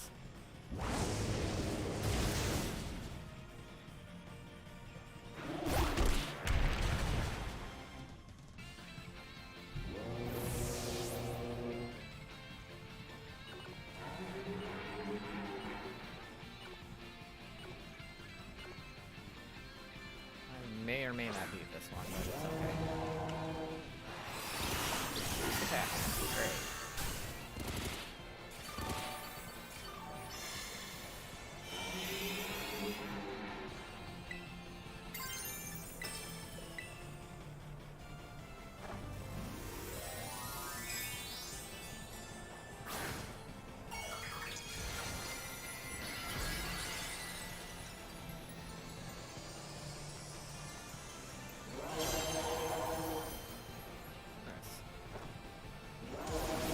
Flamethrower the fuck out of him, dude. I didn't hit as hard as I wanted it to. Oh shit. No, no, no, no, no, take it.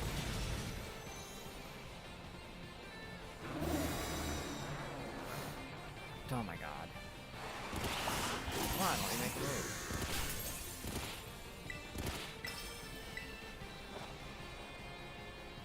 Oh my god, don't avoid the attack. Of course. There goes my terrestrializing.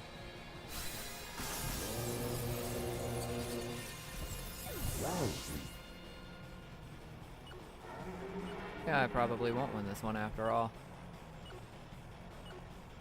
It's wasting fucking time, too.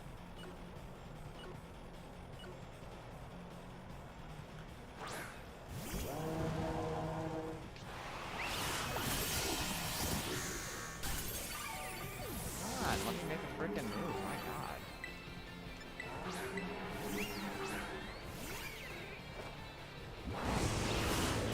Wow, this isn't nearly as hard as terrestrializing.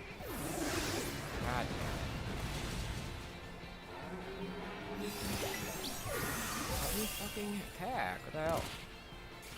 It's the only fire type move I got, so.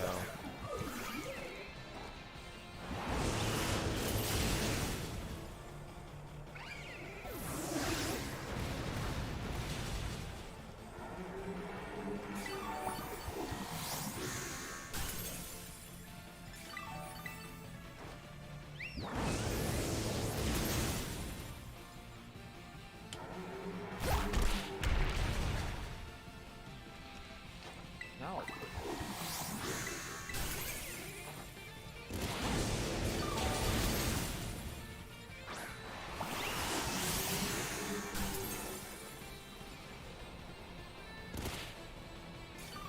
Let me make a move. He's getting healed too. That's frustrating.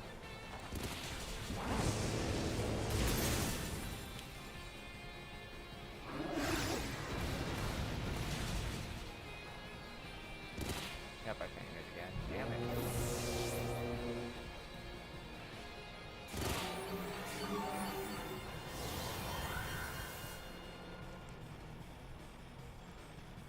Might as well just blow us out of the cavern now. I don't know, I was able to win a grass type one. I don't know why I couldn't beat ice. Same difference.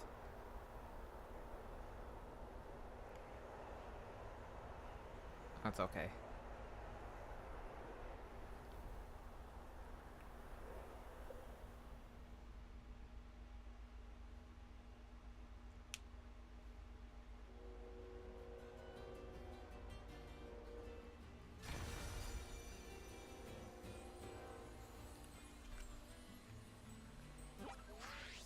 Anyway. So...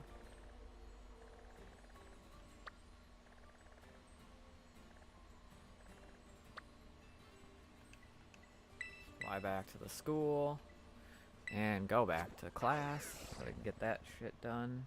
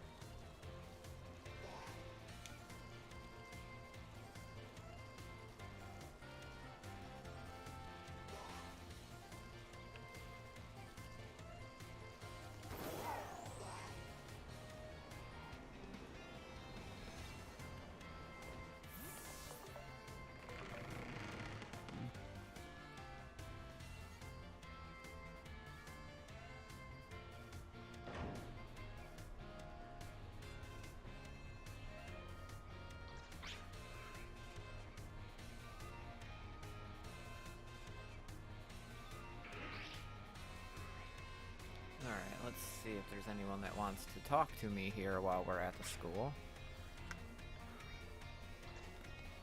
I hope not.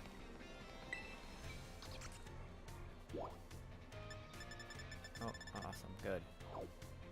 Alright, so back to class. Where were we? Alright, so I guess languages 4, battle studies, art, home ec, yep, alright. So languages 4. Yes.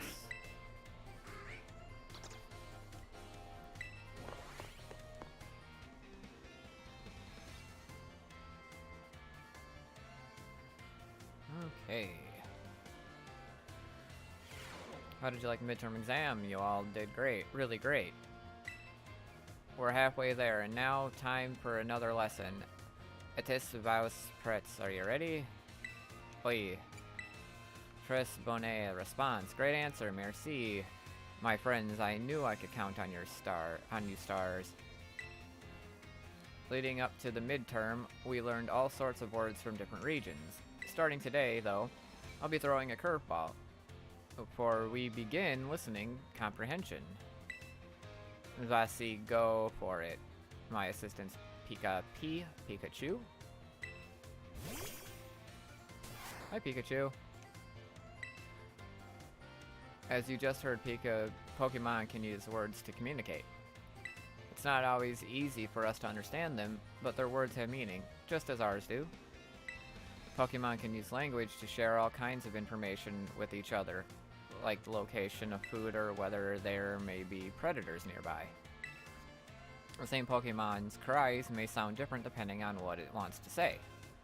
I'm sure you're all curious, so today, that's it. That is, let's learn some Pokemon language.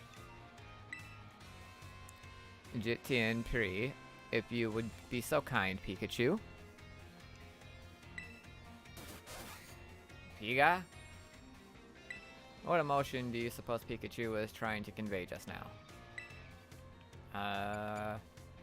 Well, he said Piga. I don't know, anger. Mervilo. KingKlariT correct. I guess we should call you Professor. When Pikachu says Piga, it's using its angry voice. That's right, I had my little Pikachu friend here pretend to be angry for us. Don't you think he did a great job? Give Pikachu a round of applause, everyone. Clapping, clapping, yay, Pikachu, good job. The same Pokemon can even communicate its feelings in many different ways. Their voices change depending on their mood and physical condition. Try listening more carefully to Pokemon, you might gain a deeper understanding of them. That having been said, Pokemon are quite mysterious creatures. Some actually don't communicate with words at all, but instead use things like electromagnetic or ultrasonic waves. Some even use telepathy. And now, apropos of nothing, let me give you one of my wise words of advice. If you poke at your Pokemon too many times while washing them during picnics, they'll get mad at you like Pikachu just demonstrated. Really? Never noticed. Adios, matane, a la prochaine. See you later, everyone. Alright, well, that's our language class for this time.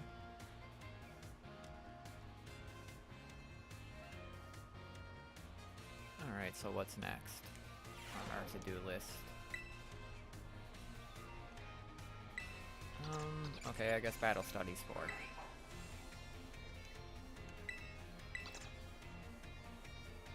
Alright, let's go.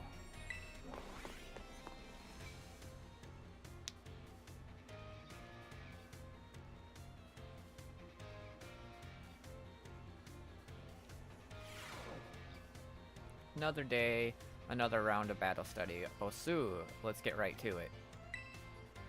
You all gave everything you had on that midterm exam. Well done. We'll resume our regular classes today, so keep up that energy for the second half of the term. Have you all been using the R button to send out your Pokemon? Yes. If you do, your Pokemon will run off in the direction you're facing.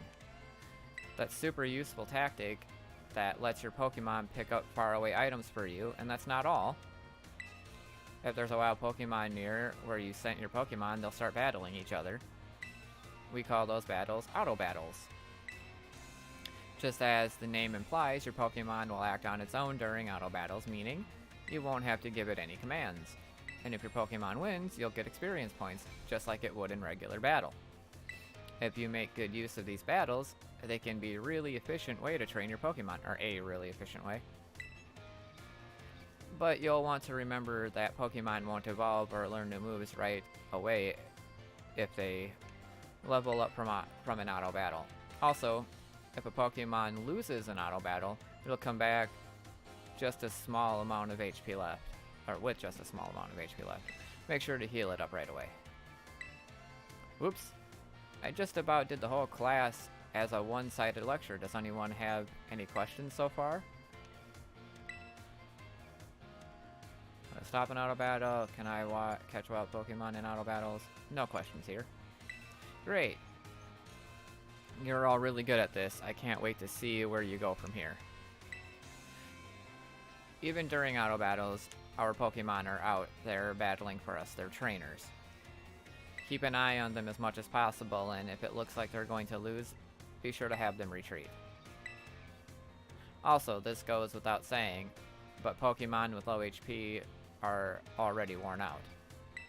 They probably won't enjoy auto battles as much, so don't work them too hard, okay? Alright, sure. In conclusion, auto battles only work if a trainer and their Pokemon have a relationship of mutual trust. Be smart with how you use auto battles so you don't lose trust, or so you don't lose the trust of your Pokemon. Oh man, I was about to suggest we do some hands-on practice to really drive the point home, but I guess we've run out of time as usual. Class is over for now. Take care, you little rascals. Alright, class is done there.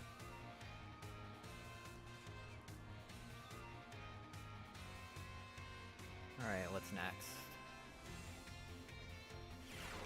I think it's art class. Yes, yes it is. Art 4.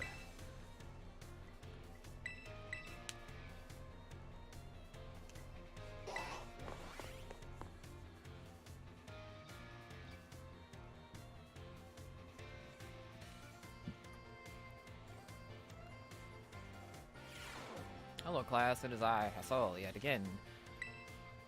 I'm pleased to say that everybody did very well on the midterm exams.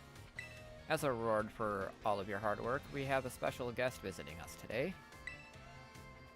Now then, Brassy, please come in. Greetings. Oh, yeah, it's the guy from the grass gym. I am Brassius.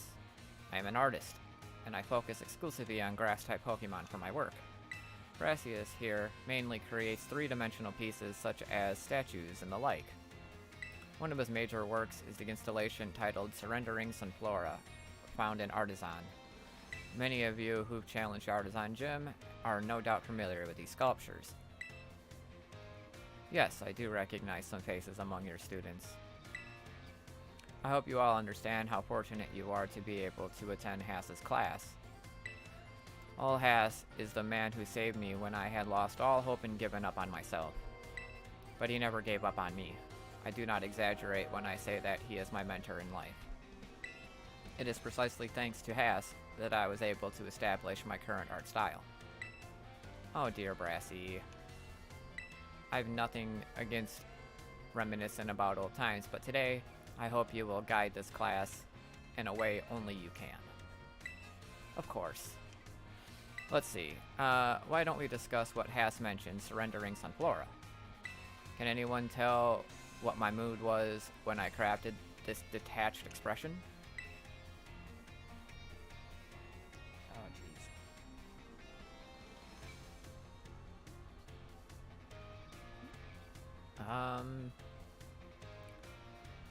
I don't know, I'll just go with a happy mood. No, completely and utterly wrong. When I made the sculpture, I had surrendered all hope. I was prepared to give up everything. I resolved to give up my life as an artist if that piece did not receive proper recognition. Hence the name Surrendering Sunflora. Exactly, it has. When I started out as an artist, I experienced many hardships. I even became deathly ill and fell into a slump and drove me into desperation. I began worrying about what would sell. I was concerned only with fame and fortune. But all of my pieces during this time had no depth. They were all shallow trash. That was then that I met Hass. He helped me realize how petty I was being. I'll spare you the details.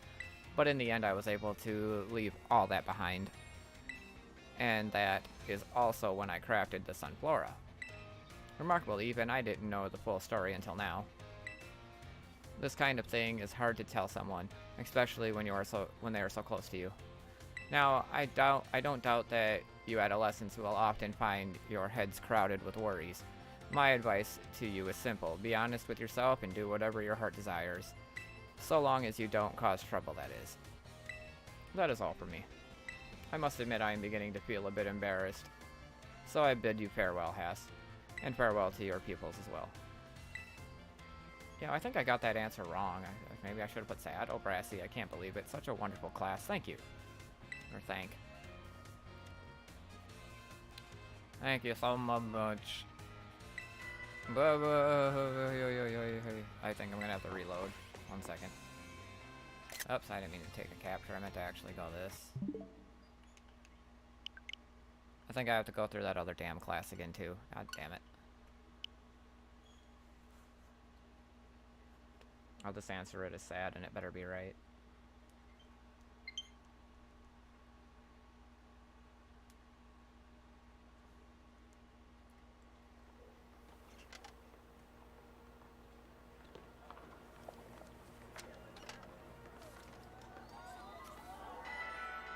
I hope it's saved.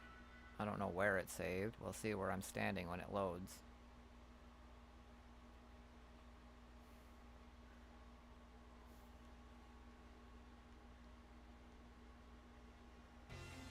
Oh, shit. Okay. So... God damn it. I think we have to go through all 3 of those damn classes again. Well, that's okay. First...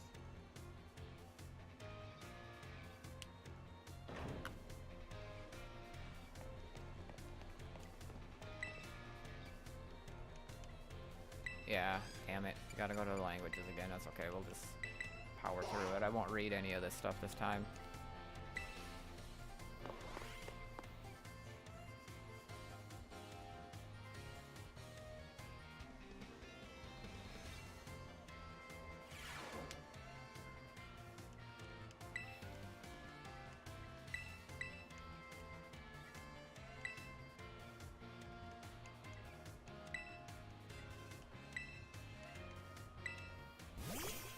Yes, Pikachu, I know, yep.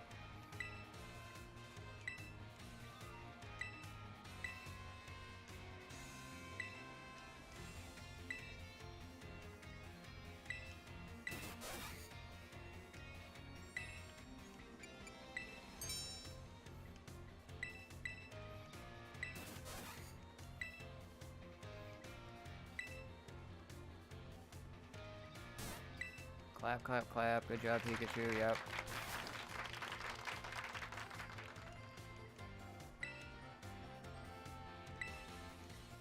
Yes, yes, we've already read through all this. I know.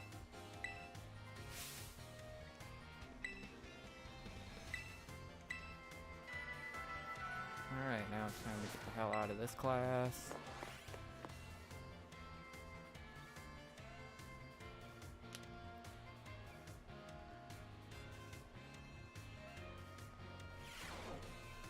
Save that, so I don't have to do that again.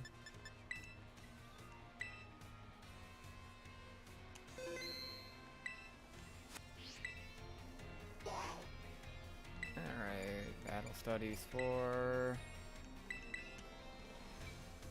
We only have to redo a couple of classes, it's fine.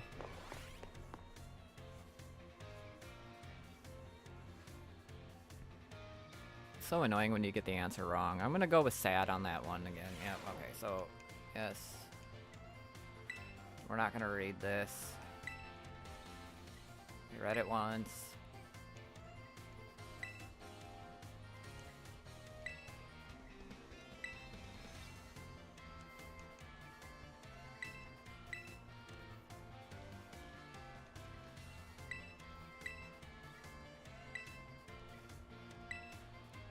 Come on.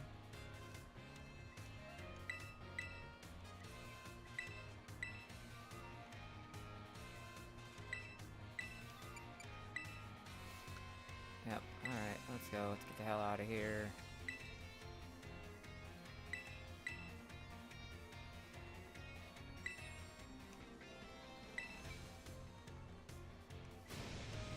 Yes, yes, in conclusion, blah blah blah, I know, I know.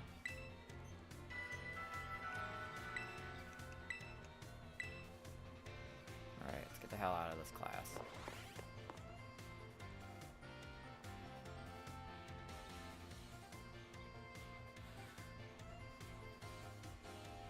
Alright, save again so I don't have to do that again.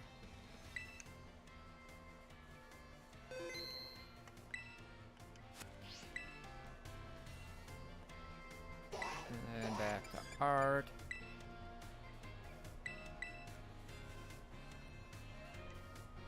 Alright, let's go and do this right.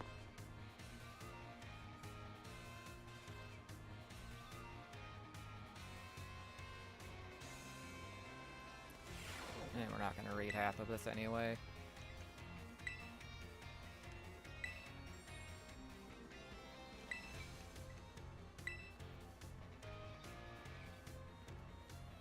Oh, come on, dude.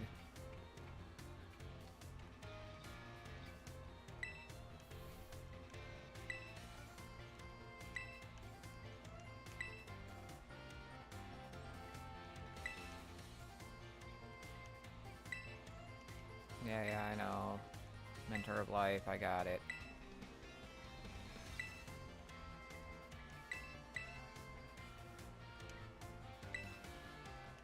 Oh my gosh. Okay. Detached expression, so I'm just gonna say sad. No? Really? If it's not sad, then what the hell is it? Completely and utterly wrong? Okay. So let's try this again.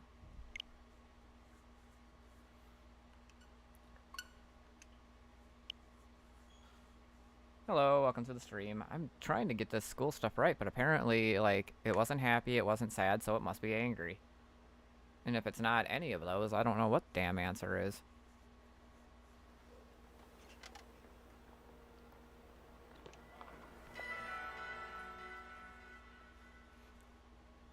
Don't forget to like the stream, and don't forget to subscribe if you're new. I do appreciate the support and like to have you guys here.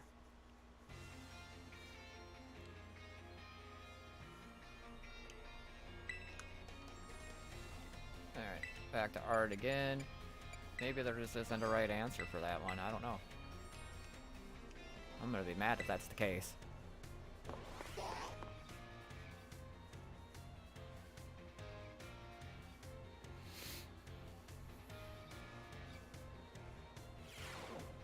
This asshole again, yes, I know. We just went through all this stuff, dude. I don't care.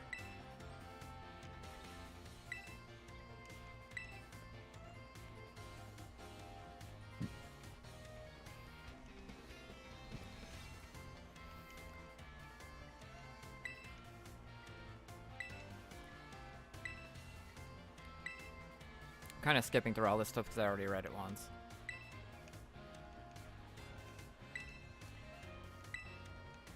Yeah, it says mentor on life, we know.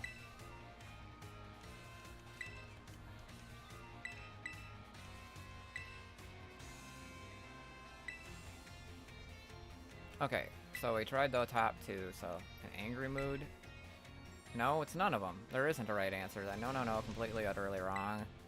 Sender gave up everything, yeah, I know.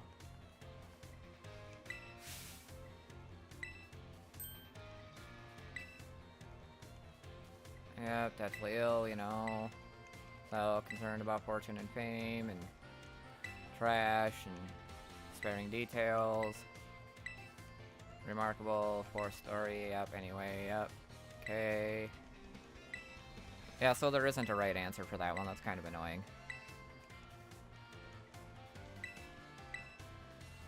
Okay, well, anyway.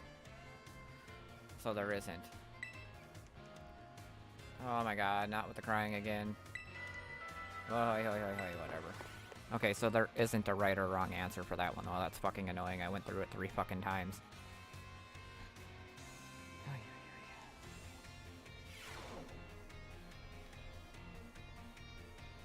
Alright. Oh, let's save that quick. So I am not doing that again. Alright. Next class. I guess home ec 4? Yes.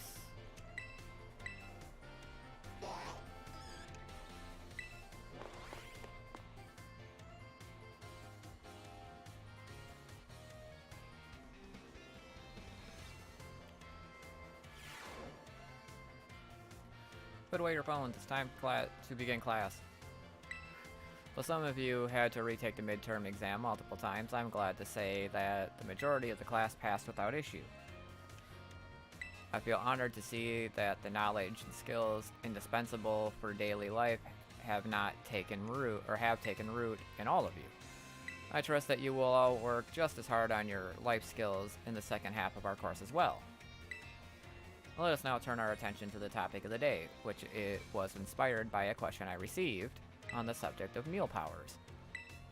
The student who asked this question is a young man who enjoys the culinary arts. He tells me that he regularly researches culinary techniques on his own and pays careful attention to the ingredients he uses. He also spends the day and night studying all aspects of the culinary arts. Yet despite this, he is baffled by his inability to create the effectiveness of his meal powers. So tell me, Master KingKlariT, since you did quite well on your midterm exam, what should this young man do to increase the effectiveness of his meal powers? You mean Arvin. You should make food with other people. Perfectly correct. I see that you're knowledgeable about the culinary arts. Well, if you say so. To increase the effectiveness of meal powers, your sandwiches must be filled with many different ingredients. For a single person, this may prove difficult, but if you prepare a sandwich with others, you will be able to handle a larger serving of bread with a larger base to start with. It becomes quite simple to add more ingredients to your sandwich, which in turn makes it possible to receive meal powers of increased effectiveness, like we did earlier. This applies more broadly as well when dealing with a difficult issue. Working with others to solve that issue may be the best course of action. I'm sure that Arvin will likewise work with friends to craft his sandwiches in the future. Ahem. The identity of the male student is a matter of privacy, so I will ask that you do not pry too deeply. Our time together has come to an end for the day. I bid you all farewell. Alright, let's get the hell out of here.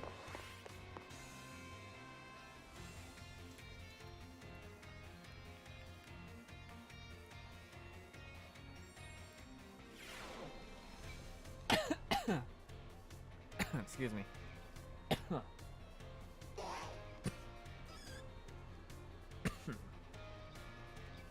That was rough.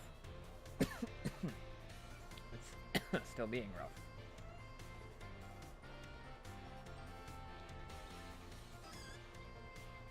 Never take a drink while talking at the same time. Alright, actually, never mind, hold on a minute. Let's go see if anybody wants to talk to me here. I hope not. Ah, god damn it. People do want to talk to me. Son of a bitch. Alright, well, let's take a quick trip to the nurse's office, I guess.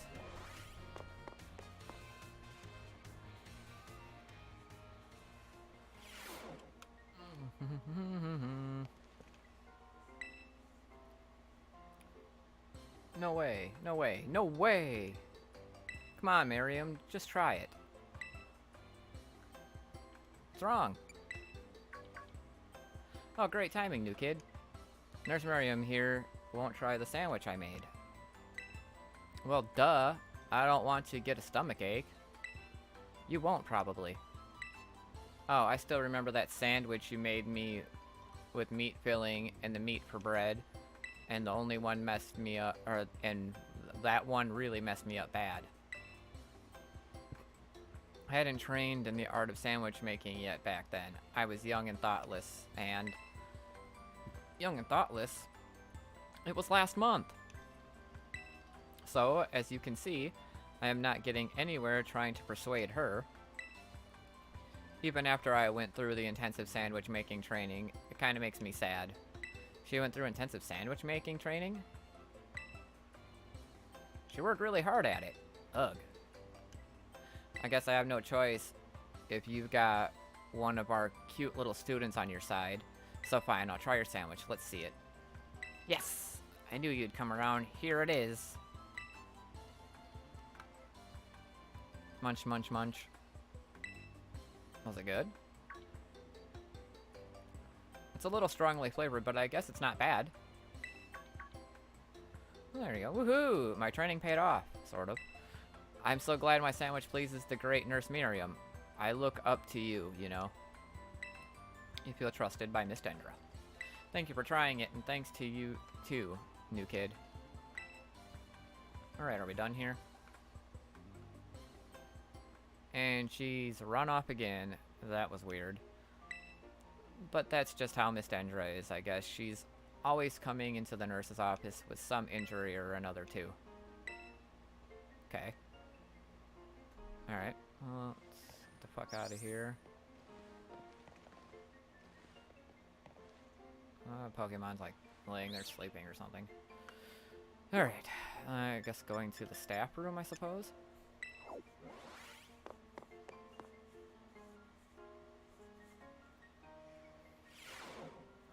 Ah, it was this guy.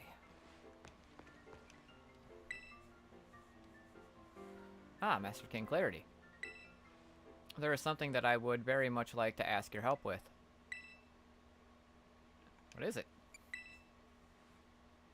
Well, you see, I do not want anyone to overhear this, but I hear rumors of an incredibly sweet condiment that exists somewhere in the Paldea region. I actually must experience that ambrosial sweetness for myself. You are the only one who knows of my insatiable sweet tooth, thus I have no one else I can turn to for help in this matter. I cannot go looking for this condiment myself, lest I destroy the image students have for me. I will repay you for your troubles, of course. Give it some thought, as if this piques your interest. In the meantime, I will gather what information I can about this incredibly sweet condiment. I will share what I find with you as soon as I have more detailed information. Okay, whatever you say, dude. Alright, anyway. Next. Any exclamation points down here? No. Alright, so to the biology lab we go.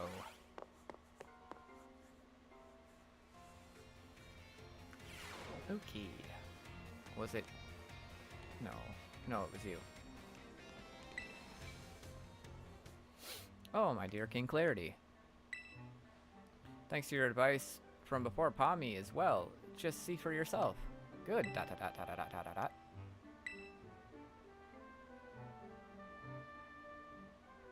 Is it feeling better now? Yeah, it's feeling better. But this particular Pommy may just be a bit meek, I suppose.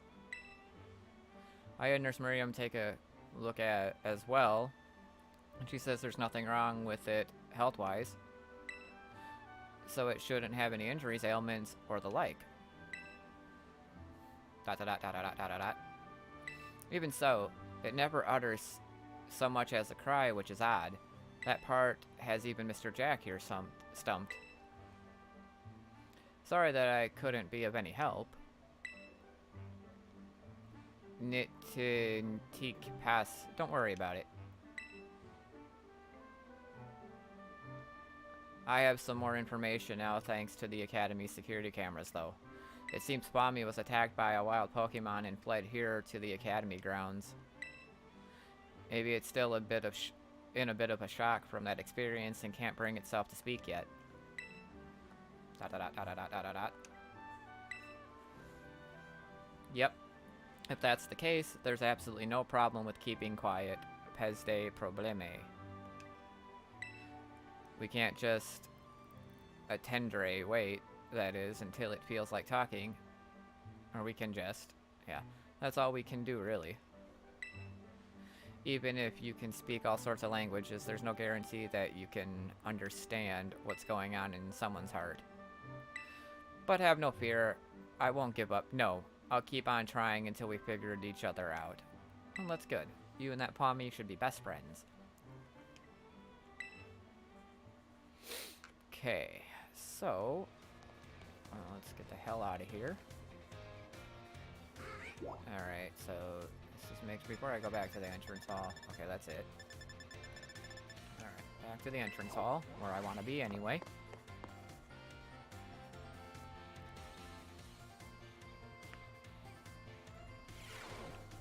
Alright, where is he? He's right there.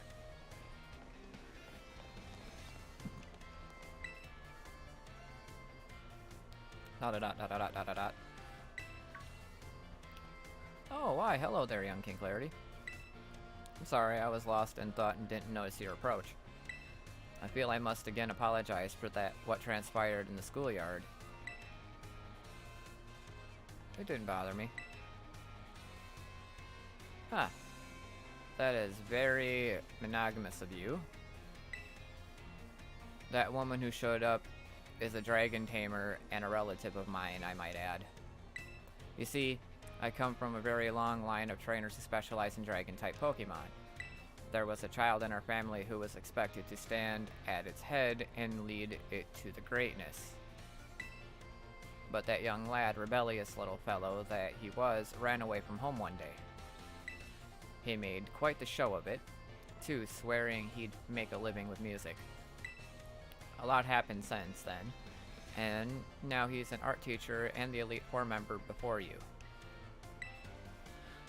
After I so rudely took my leave during our last conversation, my dear relative encouraged me to give up on teaching and return home at last. I've been told that current leader of my family, that is to say my father, is in poor health. Oh, that's sad. But I do apologize, perhaps I am not cut out for teaching after all. What sort of teacher grumbles on and on at its own student? You're a great teacher. Ah, my dear KingKlariT, you have no idea how much your words mean to me. Thank you so very much. Okay, so that conversation is done. Anything else I need to do here?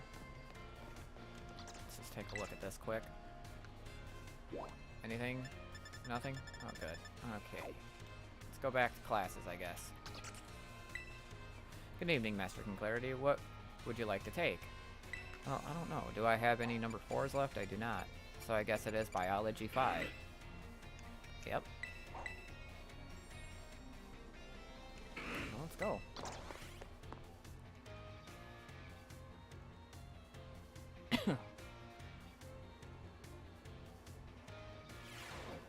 Okay. Hello, and I hope everyone's ready to learn some new things today. But before we get going, do all of you remember the final question from our midterm exam? Well, Director Clavella found out about it somehow, and I got yelled at. Whoops. Apparently, he could tell I was hiding something just by looking at me. He must have noticed all the color flush right out of my face. Haha. Speaking of color today, I'd like to teach you all about colors as they pertain to Pokemon. Some Pokemon have slightly different coloration or pattern on their bodies based on their gender or individual differences. In very rare cases, a Pokemon may have a wildly different coloration compared to others of the same species. We call those specimens shiny Pokemon. It is quite rare to cross paths with one. Does anyone here know what likelihood of finding a shiny Pokemon is? It's 1 in 4,096, but I'll just say 1 in 4,000. Whoa, that's right. You may have the makings of a Pokemon professor, KingKlariT. Shiny Pokemon appear at a rate of 1 in 4,000.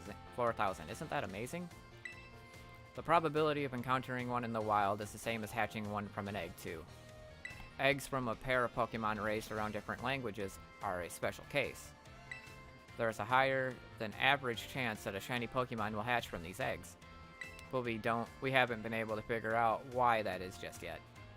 I've also heard rumors of a charm that increases your likelihood of finding shiny Pokemon when you have it in your bag. Can you believe that? Yeah, I can. I have it. You gave it to me. This claim can't be scientifically verified, but it sure would be fun if it were true. It is true. You gave me one, Jack.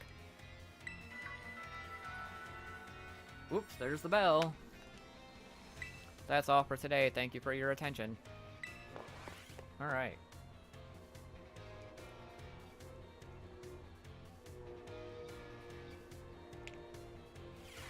Alright, so I guess now we go to math.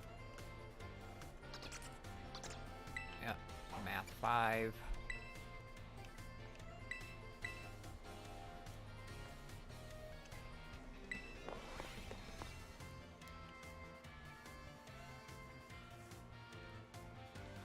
I've already beat the game. I gotta finish the school stuff to finish the story. Hello everyone, let's have fun class today.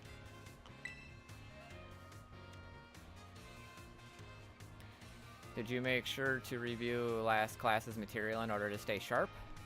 I know it was a little difficult with all the talk of multiplication and percentages and the like, but today we'll be talking about percentages again to learn about probability. That may sound like we're going to have another typical class, but did you know that all of you already deal with probability on a regular basis? Pokemon moves generally have a property called accuracy, which determines the probability that they will hit. The accuracy of a tackle is 100 or 100%. So if you were to use tackle 100 times, you will expect it to hit all 100 times. Move Hypnosis, which puts opponents to sleep, has an accuracy of 60 or 60%. That means you could expect it to hit 60 times in 100 uses. To put it another way, out of 100 uses, you could expect it to miss 40 times. Damn. Many of the truly powerful moves often tend to have lower accuracy. That's true. So when you're deciding whether to go slow and steady with moves that are sure to hit, or hard and fast with stronger but less accurate moves, you're already studying probability. Let me see here. Perhaps Surf and Hydro Pump would be good examples for this discussion.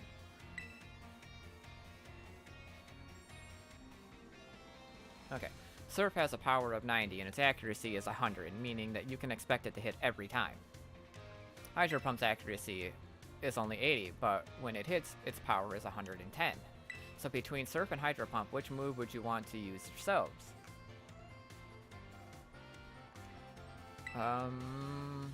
Depends on the situation. Oh, I see. You're always considering various possibilities, KingKlariT. I may have made it sound like there was a correct answer here, but there's not. You're free to use any moves you wish. Factors like PP or number of targets hit may make some moves more suited to certain situations. However, trading accuracy for power or vice versa is purely a matter of preference. The Surf versus Hydro Pump debate has been ongoing for quite some time. Personally, I'm more invested in debating the rock-type moves, Rock Slide and Stone Edge. Let me tell you, I could get really worked up about talking about those moves, but oh my, there's the bell, what a shame. Next class will be the last of our time together to show up 100% ready to go.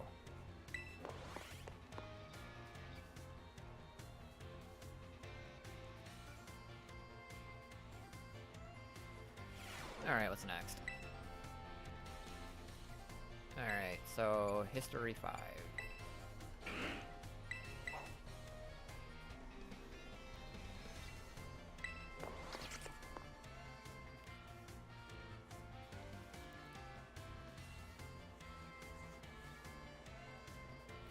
Greetings, my little students. Whatever you did yesterday is now a part of history. Today we will continue to unravel the marvels that history has presented to us.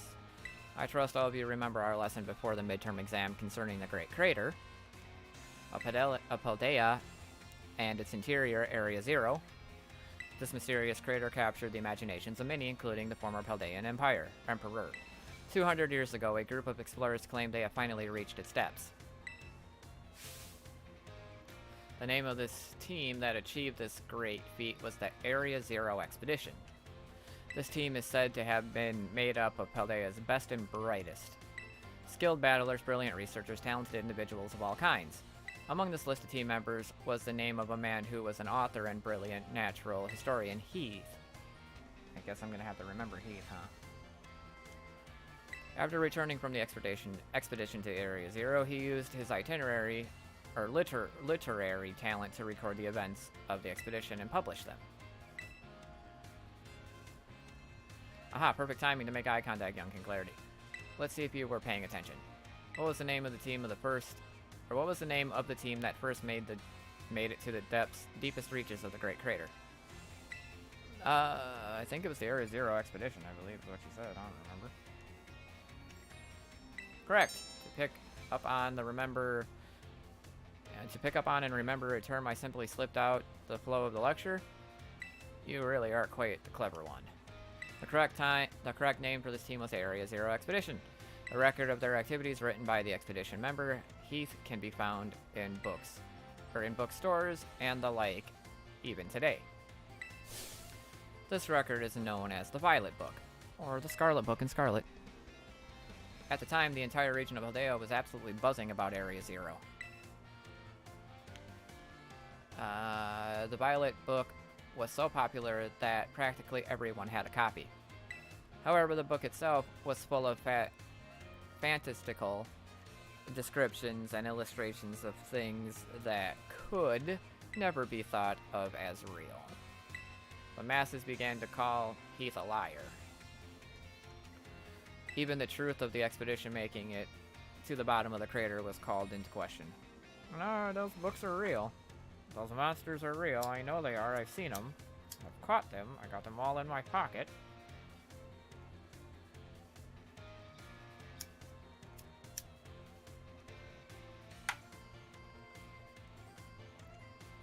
The Violet book was condemned to the shelves of used bookstores as just another book of wild paranormal stories. There's a copy of one on the bookshelves on the ground floor in the entrance hall. Feel free to have a read if you're interested. Oh, is it that time already? I must have gotten swept into filling your minds with knowledge. This ends today's lesson. We will unravel more history's enigmas together next time.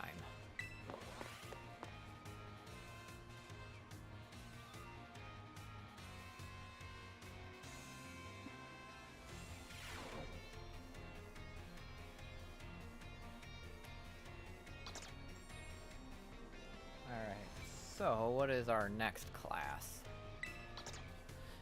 Let's see. I guess it's languages 5.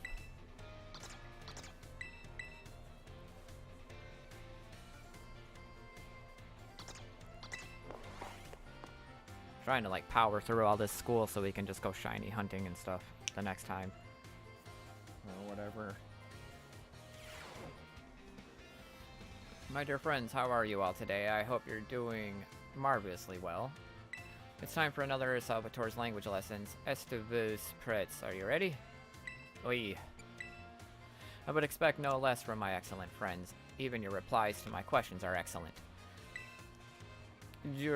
Today, we will once again be focusing on listening. Vasi, go for it, my assistant Pikachu.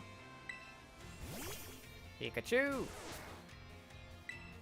As you may remember from our last class, the same Pokemon cries may sound different, depending on what it wants to say.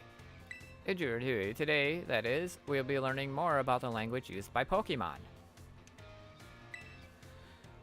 Jitinpiri, if you would be so kind, Pikachu. Pika. That sounds a little bleak, doesn't it? Voice seems a little lower pitched too. What emotion do you suppose Pikachu was trying to convey just now?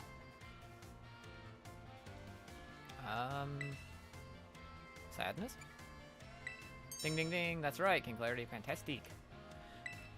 When Pikachu says, Pika, it's expressing sadness, kind of what makes you want to cry, doesn't it? That's right, I had my little buddy cry as if it was crying. Haha, funny joke, right? Don't you think it did a great job? Give Pikachu a round of applause, everyone. Clap, clap, clap. Good job, Pikachu! Look at him all happy. And now, apropos of nothing, let me give you one of my wise words of advice. If you hear one of your Pokemon making sad noises like this one, you should treat them with even more kindness than usual. Well, you probably already knew that, though. A piece of cake for you all, I'm sure.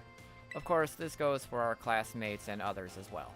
Friends should support each other in times of sadness. I truly hope that you all can have smiles on your faces all the time, my friends.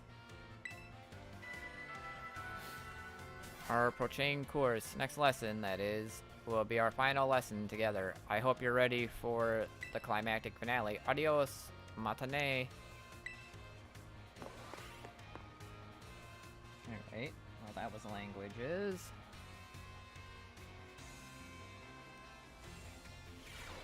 Give it a save quick.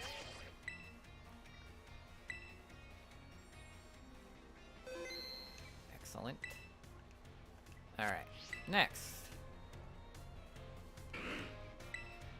We got Battle Studies 5, Art 5, and Home Ec 5, and then all of those. Alright, Battle Studies 5. Yes, let's go.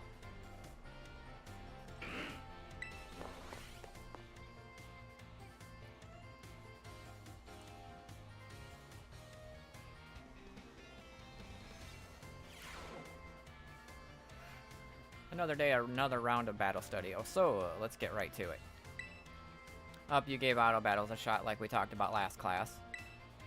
Making good use of auto battles will let you train up a bunch of different Pokemon. It's also an efficient way to gather the Pokemon materials you need to make TMs and TM machines at TM machines. Speaking of which, have you all been using the TM machines? I have. I sure hope so, because it's a pop quiz time. To create TMs, you need Pokemon materials. And one other thing. Anyone remember what that is? Yeah, LP, League Points. Looks like you're already a TM Machine Pro, new kid. The correct answer is League Points, or LP for short. You can give LP and Pokemon materials to a TM machine to create TMs, but that's not all. You can also exchange Pokemon materials at a TM machine to get LP. I recently heard about some shady individuals getting LP illegally using a technique called hacking or something like that. I don't want any of you getting involved in bad stuff like that, got it? Oh, I won't, don't worry about it.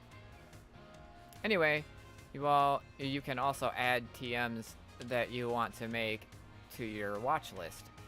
This will help you keep an eye on the materials you need to gather. Oh, I never knew that. In conclusion, in order to make TMs, you need Pokemon materials. And if you want to get a hold of lots of materials, you'll have to battle all kinds of Pokemon. Oh man, I was about to suggest we do some hands-on practice to really drive the point home. But I guess we're never gonna have the time. Class is over now. Take care, you little rascals. Alright, battle study's done. Well, not done, but that class. Alright, next. I guess it's what? I don't know what's next. Oh, art. Art and then home ec. Yes, I'm ready.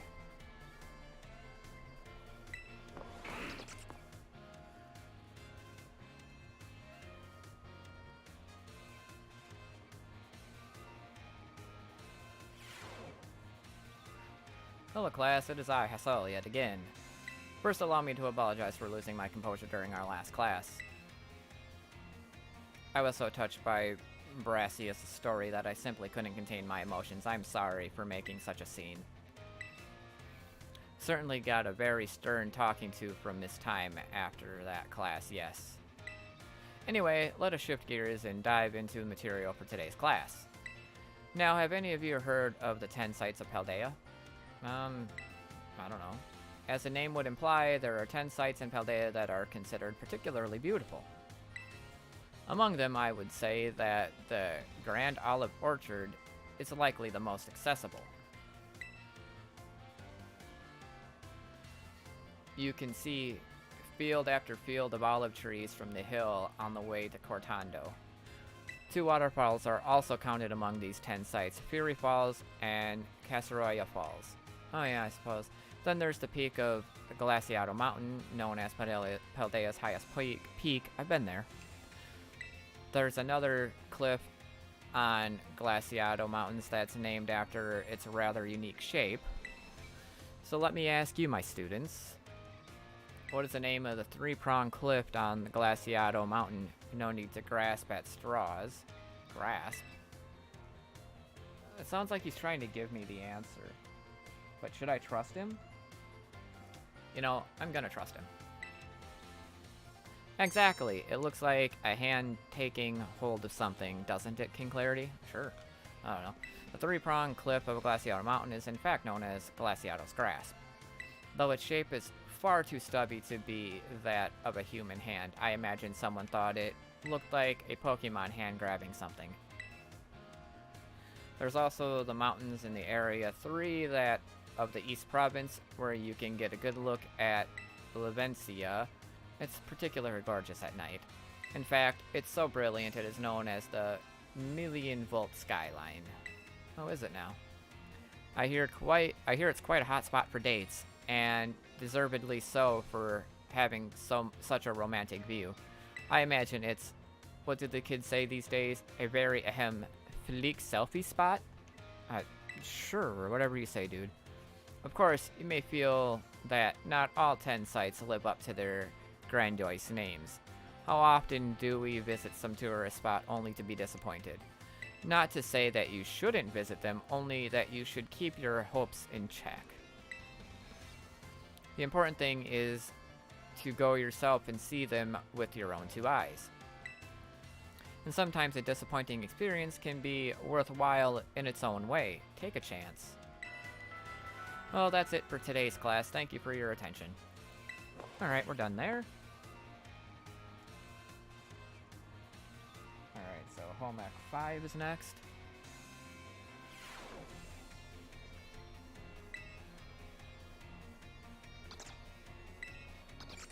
Yep, Home Ec 5.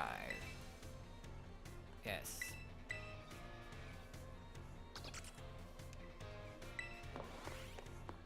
Let's get the hell there and get the hell done.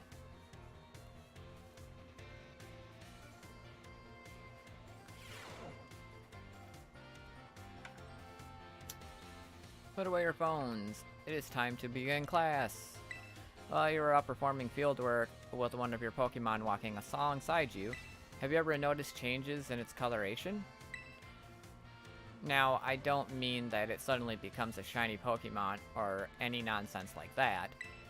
I'm speaking of it becoming filthy. Pokemon battle. They get hurt by moves and used against them. They get battered by wind and rain. They get covered in sand and mud. They get, in a word, filthy. I have seen many trainers walking about with their adorable little Pokemon without addressing this issue. It is deplorable. Let me ask this question of someone who I am sure would not tolerate such shameful conduct. Ah, yes, Master KingKlariT. What should you do if your Pokemon is dirty? Clean it. Pat it on the head, nothing. Clean it up. Perfectly correct. I knew I could count on you to provide me with such an answer. Oh, of course. If anything is dirty, you clean it up, right? I mean, it only makes sense. When your Pokemon are dirty, clean them. This is, of course, simply common sense. While you're having a picnic, you can approach the Pokemon on your team and perform a variety of actions. One such action is putting them through what I like to call Pokemon Wash. In other words, you are able to clean them up. You start by getting your sponge lathered with soapy bubbles as you gently and carefully scrub your Pokemon. Once your Pokemon is nice and covered in soapy bubbles, the bubbles will encapsulate the filth, then you simply wash it away with a spray of water. This will get your Pokemon clean and shining, bright as a Tera jewel. It is certainly quite a bit of work, but this will also restore HP and cure status conditions. However, some Pokemon may have parts of their bodies they don't want scrubbed or that they would rather not get wet. Be sure to keep this in mind when cleaning your Pokemon. I've never had a problem with that. Now, the most important point that I must mention is that some Pokemon like to be dirty. Though I will contradict myself by saying this, please do remember that cleaning your Pokemon is not always the kind thing to do. Our time together has come to an end for today. I bid you farewell. Alright, so Home Ec is done. I thought Home Ec was about cooking, and now he's talking about cleaning Pokemon, dude. Alright. Let's give this a quick save.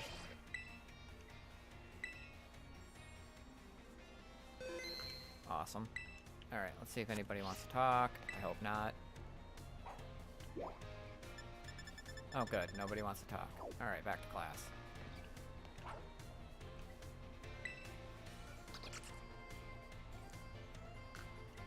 Alright, so they should be... Yeah, okay. Alright, let's go to biology. I hope this is the last class. Some people mentioned that the next one was going to be the last one.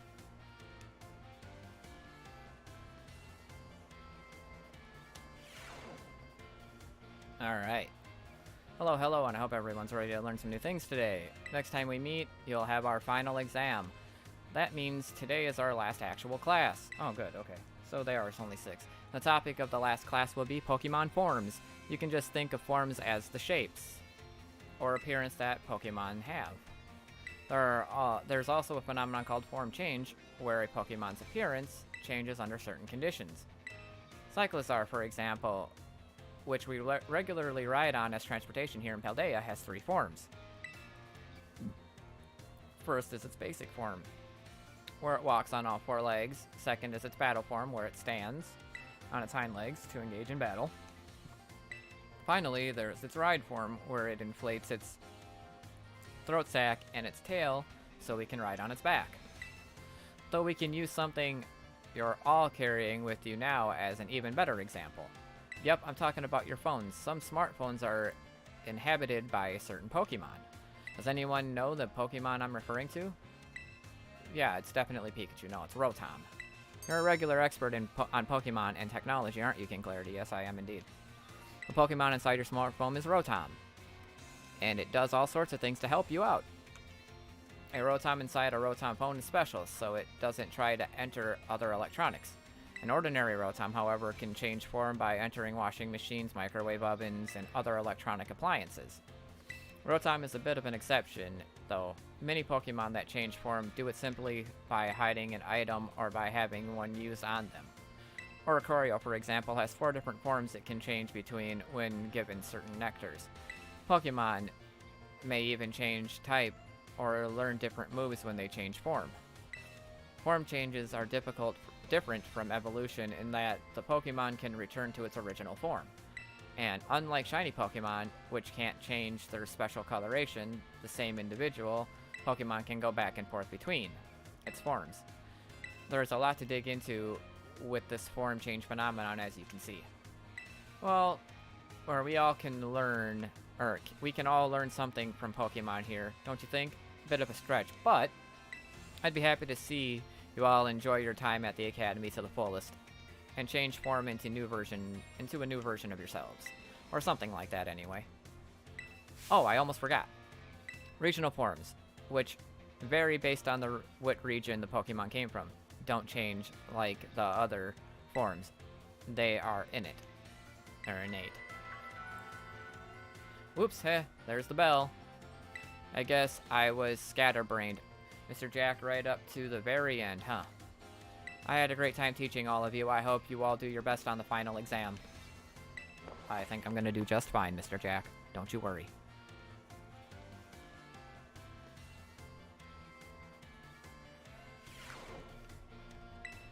Alright. Skip the biology final. We'll go to math 6.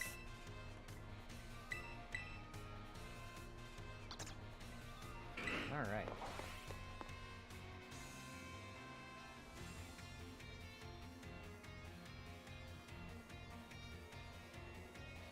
Hello everyone, I hope you can have fun once again today for our last class together. Last time we learned about probability using move accuracy as an example. Probability is quite an interesting subject. Did you know that in a class of 40 students, there is a 90% chance that 2 of them will have the same birthday? This is true even despite the fact that there are over 300 days each year. Isn't that remarkable? Yeah. But let's move on to today's topic before we get swept along with probability again. I've been teaching you all how to calculate damage in this class using examples like type matchups, critical hits, stat boosts, and the like. All of these variables have multiplied together to calculate damage dealt to an opponent. However, did you know that there is an even simpler way to increase the damage of your Pokemon's moves? All you have to do is have your Pokemon use a move that starts with its type, or shares a type with it. Shares its type with. If a Rock-type Pokemon uses a Rock-type move, Stone Edge, the move's base power is 100, is multiplied by 1.5 to become 150. Ground and Rock may seem like similar types, but if a Ground-type Pokemon uses Stone Edge, the move's power will remain 100. Super effective moves and critical hits also add multipliers onto this little numerical increase. It is most certainly must not be taken lightly. Let me ask a question to see if you understand what I'm talking about here. Say you have a move with the power of 100. If a Pokemon that shares that type with that move uses it and it hits the opponent that is weak to that type, what happens to that move's power? Well, 150 normally, I'm gonna say, like, the power becomes 300. You did that calculation in your head? Well done, KingKlariT. Wow, well, a lucky guess. First, using a move that shares a type with your user multiplies the move's base power of 100 by 1.5, so 150. Making the power 150, right, that's what I said. The fact that the opponent is weak to the move's type then doubles that power from 150 to 300. The original power of that move ends up being tripled. Isn't that amazing? Yeah. What more if Pokemon terrestrializes and its Tera type matches one of its original types, then the bonus it gets for using the move of the same type increases from 1.5 to 2. Of course, being able to use a lot of moves with different types is great as well. That's one way you can surprise your opponents. In the end, your own innate characteristics are what will really let you shine the most. Bear in mind that this is true for both humans and Pokemon. It sure would make me happy if you could take those words to heart. But I suppose I should really have shared this basic advice right from our first lesson. My apologies. Just like that, class is over. The last of our time together flew by in the blink of an eye. It was so much fun to be able to teach all of you eager students about numbers. I don't know about eager. Next class will be our final exam. Be sure to review the material well in preparation.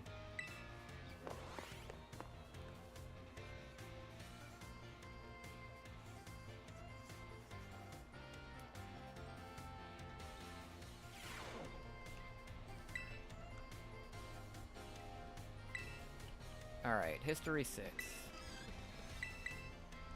Come on, let's get going. Kinda got a time crunch here. I got stuff to do in a little bit here.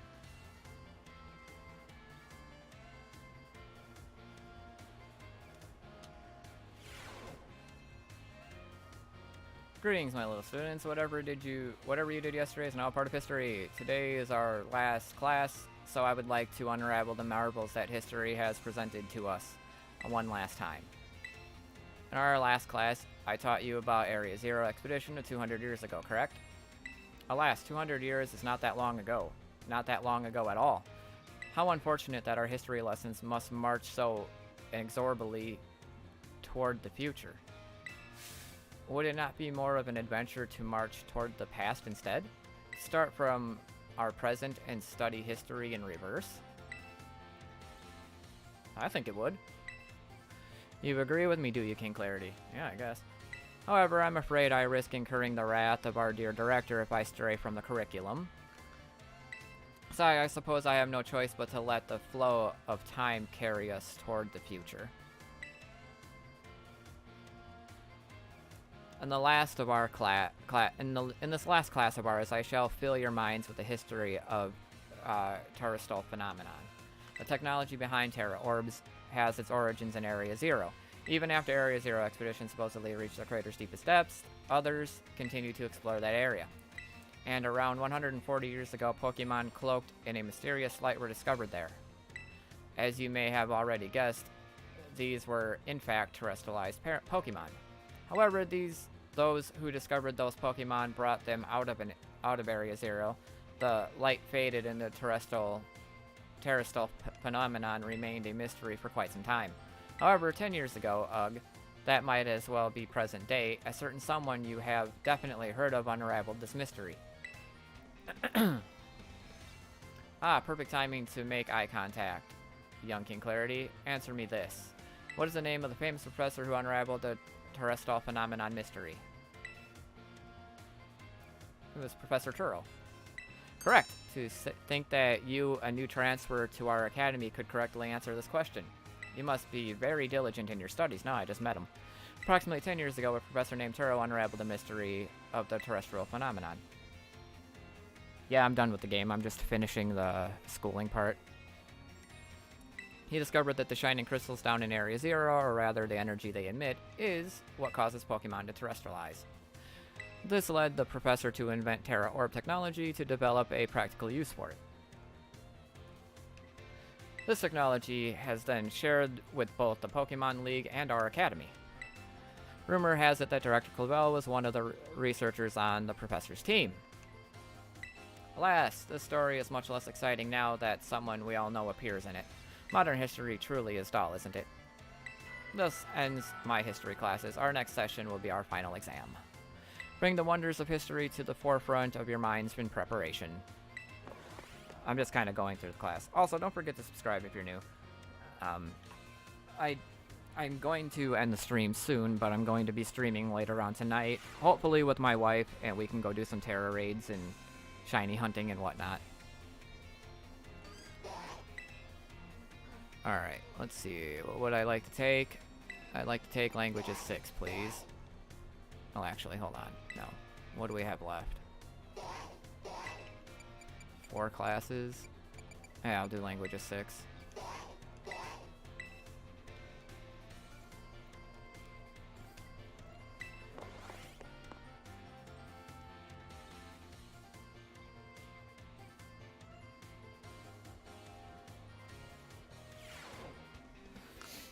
My dear friends, how are you all today? It's time for our last Salvatore's language lessons. Estuvus Pretz. Are you ready? Oui.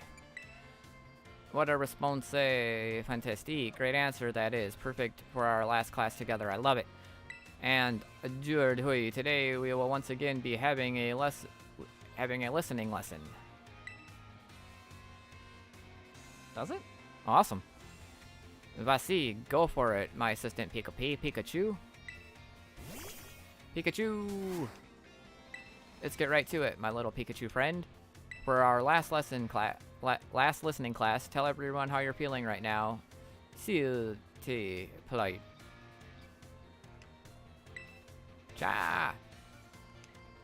Ooh, can you feel that? That one's contagious emotion in Pikachu's voice. What emotion do you suppose Pikachu was trying to convey just now? I'm gonna say happiness. Oh, this is the class? Well done, KingKlariT. I'm happy that you got it right. Haha, get it? When Pikachu says, cha, it's expressing happiness. Doesn't it make you just want to break into a happy dance? But I didn't have to ask Pikachu to put up an act today. Oh no, I simply asked it to show you all how it felt about getting to have class with you. Getting to meet so many new friends and study together in this class with you. It made both me and my little Pikachu so very happy. And now, apropos of nothing, let me give you one last wise word of advice. As you live your lives, I'm sure you will all have times when you get mad or sad, maybe even more than you would like. Everything has its ups and downs. Life is a variable roller coaster. But à la fin, in the end, that is, there is surely happiness waiting for you. So, gardez les sourires, I don't know how to speak French, I'm sorry.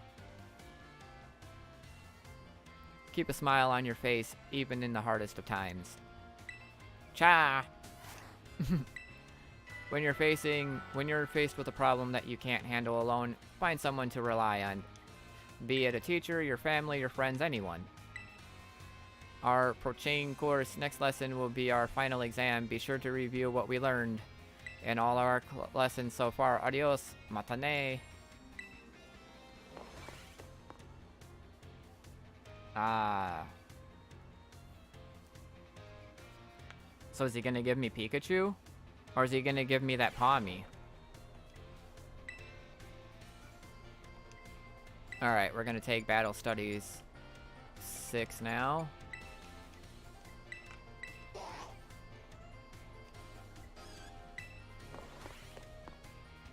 Oh, a Galarian Meowth. Okay. That I can evolve into Berserker.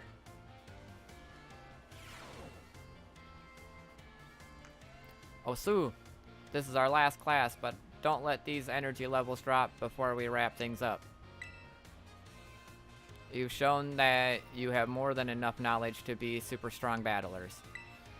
I don't know that I have much left to teach you, but we can always aim for ever greater heights. So today I'm going to teach you about the rules of link battles. When two trainers participate in link battles together, they can engage in either single battles or double battles with each other. And if you're playing in a group of 4, you can all battle each other in multi-battles. Now, when you're out having battles during your independent study, you can use whatever number of Pokemon you like, and they can be any level. But in Link battles, there are special rules to keep in mind. Some of those special rules involve adjusting Pokemon levels. So, now the no restrictions rule set lets all Pokemon stay at their current level.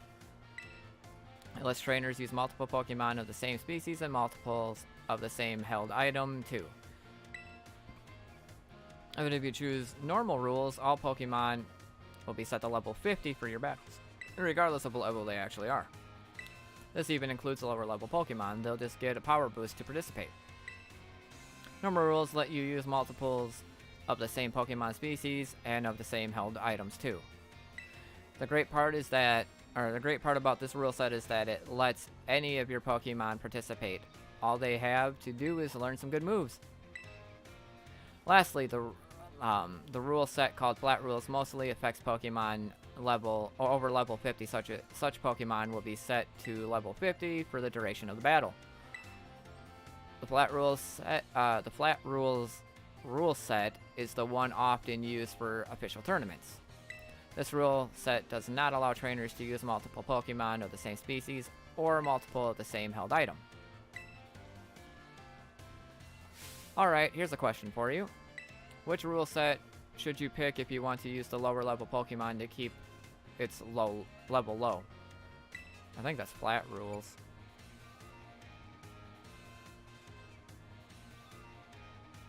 Normal Wooper. Oh, cool. I'm gonna say Flat Rules.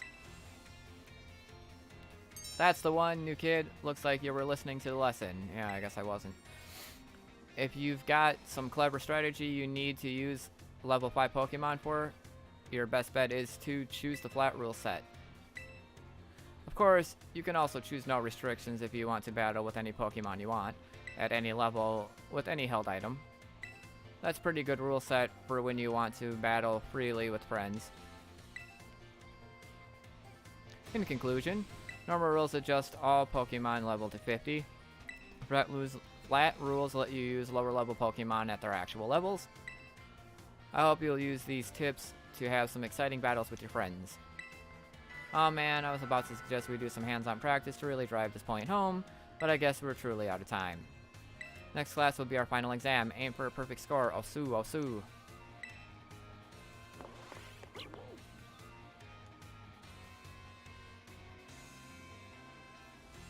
A normal Wooper would be cool. I had completed the Pokédex here, but...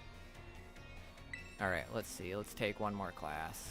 Let's do Art 6.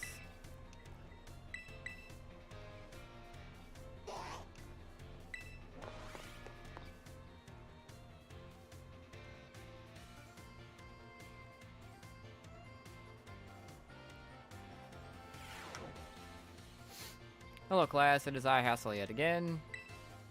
My, how time flies, as they say. Indeed, our time together has certainly flown by. It's hard to believe that this is our last class. You need a Wooper to get a Wooper? I got a Wooper, I think. Now our topic for today may feel somewhat unrelated to art, but there's absolutely no set definition as to what art should be. Therefore, let us carry on with the discussion and see where it takes us. There are two things I wish to focus on today, ribbons and marks. Both ribbons and marks are special honors that capture a Pokemon's qualities. There will be times when your Pokemon gives maximum effort or has a noteworthy experience in recognition of its feats and accomplishments. It can be given a ribbon. To give an example, if you manage to become incredibly close to a Pokemon, it may be granted to be Best Friend's ribbon. Incidentally, there is a person in Cascarapa who can give your Pokemon a Best Friend ribbon. Marks, on the other hand, are mostly found on wild Pokemon where you meet them for the first time. They can symbolize the character of the Pokemon, such as the Rowdy mark or the Vigor mark. It's completely up to luck whether you run into a Pokemon with these marks. If you're able to catch a Pokemon with a mark, rejoice at your outstanding fortune. Does anyone know what special thing you can do with Pokemon that have ribbons or marks? You can change their title? Wonderful, KingKlariT, your knowledge is impressive. Well, I guess I got that right. The correct answer is that a Pokemon with ribbons or marks can be given titles. That's what's more, they can be sent into battle displaying the title of your choosing.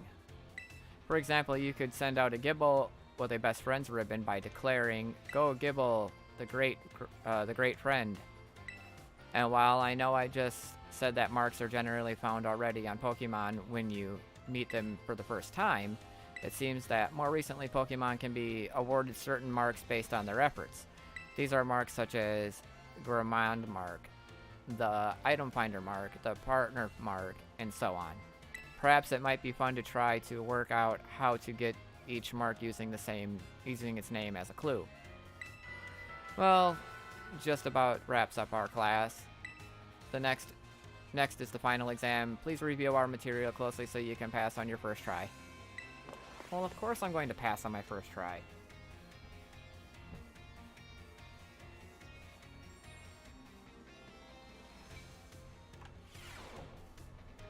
Alright, save again. Does